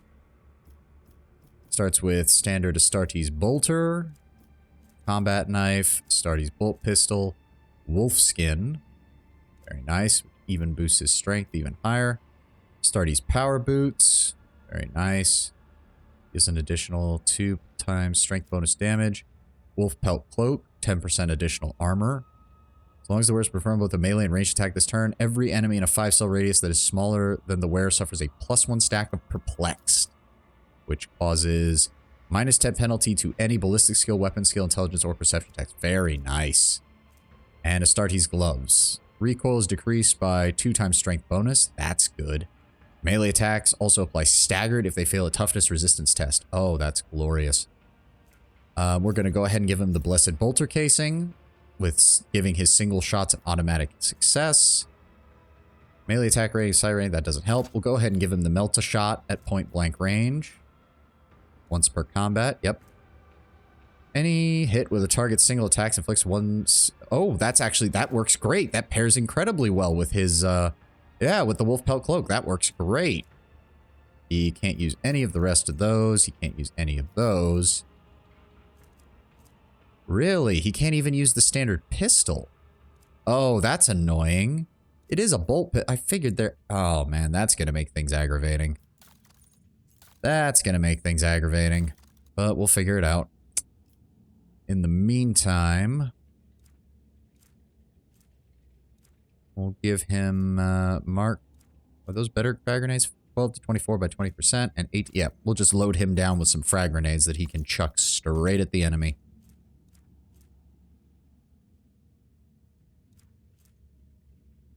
Yeah, I'm seeing that. I did hear that that was an issue, but I thought that he'd at least be able to use different weapons. But even this is... Yeah, he can only use the heavy weapons. He can't use... Like, I get the las guns because they're literally sized only for humans, but you'd think the bolt pistols and the plasma pistols would at least make sense. Still, at least now we have a 6th party member. I didn't even check to see what he... Athletics 80, awareness 70. Okay, so he's good on toughness in that, and everything else is middling. If need be, he could replace Argenta as our heavy weapons person, because he does have decent demolition stats. What did they even give him? Starts with running gun, he takes awareness, revel in slaughter, firearm mastery. He picks up unpredictable for 7% crit hit chance. Bonus against, doubled against enemies which the soldiers protect by cover. Okay. Agility, rapid reload, makes sense. More agility. He picks up controlled shot, which doesn't really make sense for the build he seems to be going for. Well, to be fair, if I remember correctly, that heavy bolter that you get from the Chaos Astartes literally says heretic only on its stat line, because I couldn't give it to Argenta either, so it kind of makes sense in that case. They gave him another thing of ballistic skill. Oh, interesting. Oh, he's got Death Whirl. Oh, that makes sense. He's from Fenris. Duh. Yeah, he's got Combat Master. Alacrity, which gives him +1 agility. Each shot fired. Ugh, that's never really that good. That doesn't add that much in the way of agility. Firearms. Rate of fire is increased by 30%. Tenderize. Enemies damaged by the soldier's area attack suffer 4 additional damage from the next attack that hits them. Good. Ballistic skill. Good. Controlled shot and rapid fire. Awesome. Demolition. Good. Perception. Okay. And then he gets dueling mastery, so he's also good in the melee. Unfaltering fire. Rapid fire no longer reduces damage. Good. What else? Dual weapon combat. Okay, that's good. So we definitely want to run him as a more traditional arch militant with sword and pistol from the looks of things. It will not die. Makes sense. Origin talents. What does he get with this? Every injury increases the Deathworld character's agility and willpower. Every trauma counts as 3 injuries. Okay. Gain plus 10% critical hit chance for axes, hammers, and las weapons. Not really the best, given the fact that he wants to use... Well, we do have axes. I suppose we could find one of those for him. When they are stunned, blind, or immobilized, the effect is ignored, and they instead gain 20% of their maximum wounds as temporary wounds. Nice. Deathworld just suffers 7 less damage from fire, toxic, and bleeding effects. That would probably be useful, given that I will probably accidentally set him on fire at least once. Deathworld characters gain plus 15% critical hit chance against targets with a bleeding effect or with 50% or less of their maximum. That is great and should be perfect for him. And demolition and firearm mastery. And what other things does he have? Go for the throat. Space Marine immediately moves next to the target, ignores attacks of opportunity, performs a single melee attack with 10 plus 2 times strength bonus for critical damage. Due to him refusing a lot of things, I never managed to make him very powerful in the endgame. He's very good for Act 3, but doesn't really gain power after that. Fair enough. We'll see what we can do with him. I did hear that a lot of people were disappointed with his stats, or with the way he gets built, no matter what they did, pretty much. But we will see. Yeah, he's already Dogmatic rank 3, which makes sense. Adeptus Astartes equipment, and the stat for that, he's got the Black Carapace, which removes all dodge penalties from power armor. Nice. Bolter weapon, Adeptus Astartes. That doesn't actually tell me what he gets. Once per combat, when the wounds of a Death World are dropped below 30%, they gain 20% maximum wounds as temporary wounds. 20% bonus to dodge and armor while they have at least 1 temporary wound from any source. Fenris, that's just explaining what Fenris is. It doesn't actually tell me anything. Or it doesn't actually give him anything. Maximum wounds are increased by their toughness. Additionally, their bodies are considered full cover during enemy turns until they die or fall unconscious. So this is great. He can literally stay in front of me and I can use him as mobile cover. That's nice. May use MP after attacking or using abilities. AP increase. Internal Warrior. Should he fall unconscious, instead he stays inactive for 2 turns, becoming untargetable and immune to damage. After 2 rounds, he returns to the fight with 50% of his maximum wounds. That's pretty good, all things considered. It can still only happen once per combat, but that's actually really good. Power armor proficiency, plasma weapon, melta weapon, flame weapon, heavy armor. And I think that's everything. That does appear to be everything. Yes, and he already counts as having Arch Militant chosen as his next one. But we will deal with leveling him up tomorrow, because it is past the 6-hour mark, and I need to go do some stuff this weekend as well. Also, that does just look badass. Gotta give him that. So, let's find somebody to raid real fast, shall we? Let me pull up Switch here. Who's on? Let's see. Got a couple of Rogue Trader people up and about.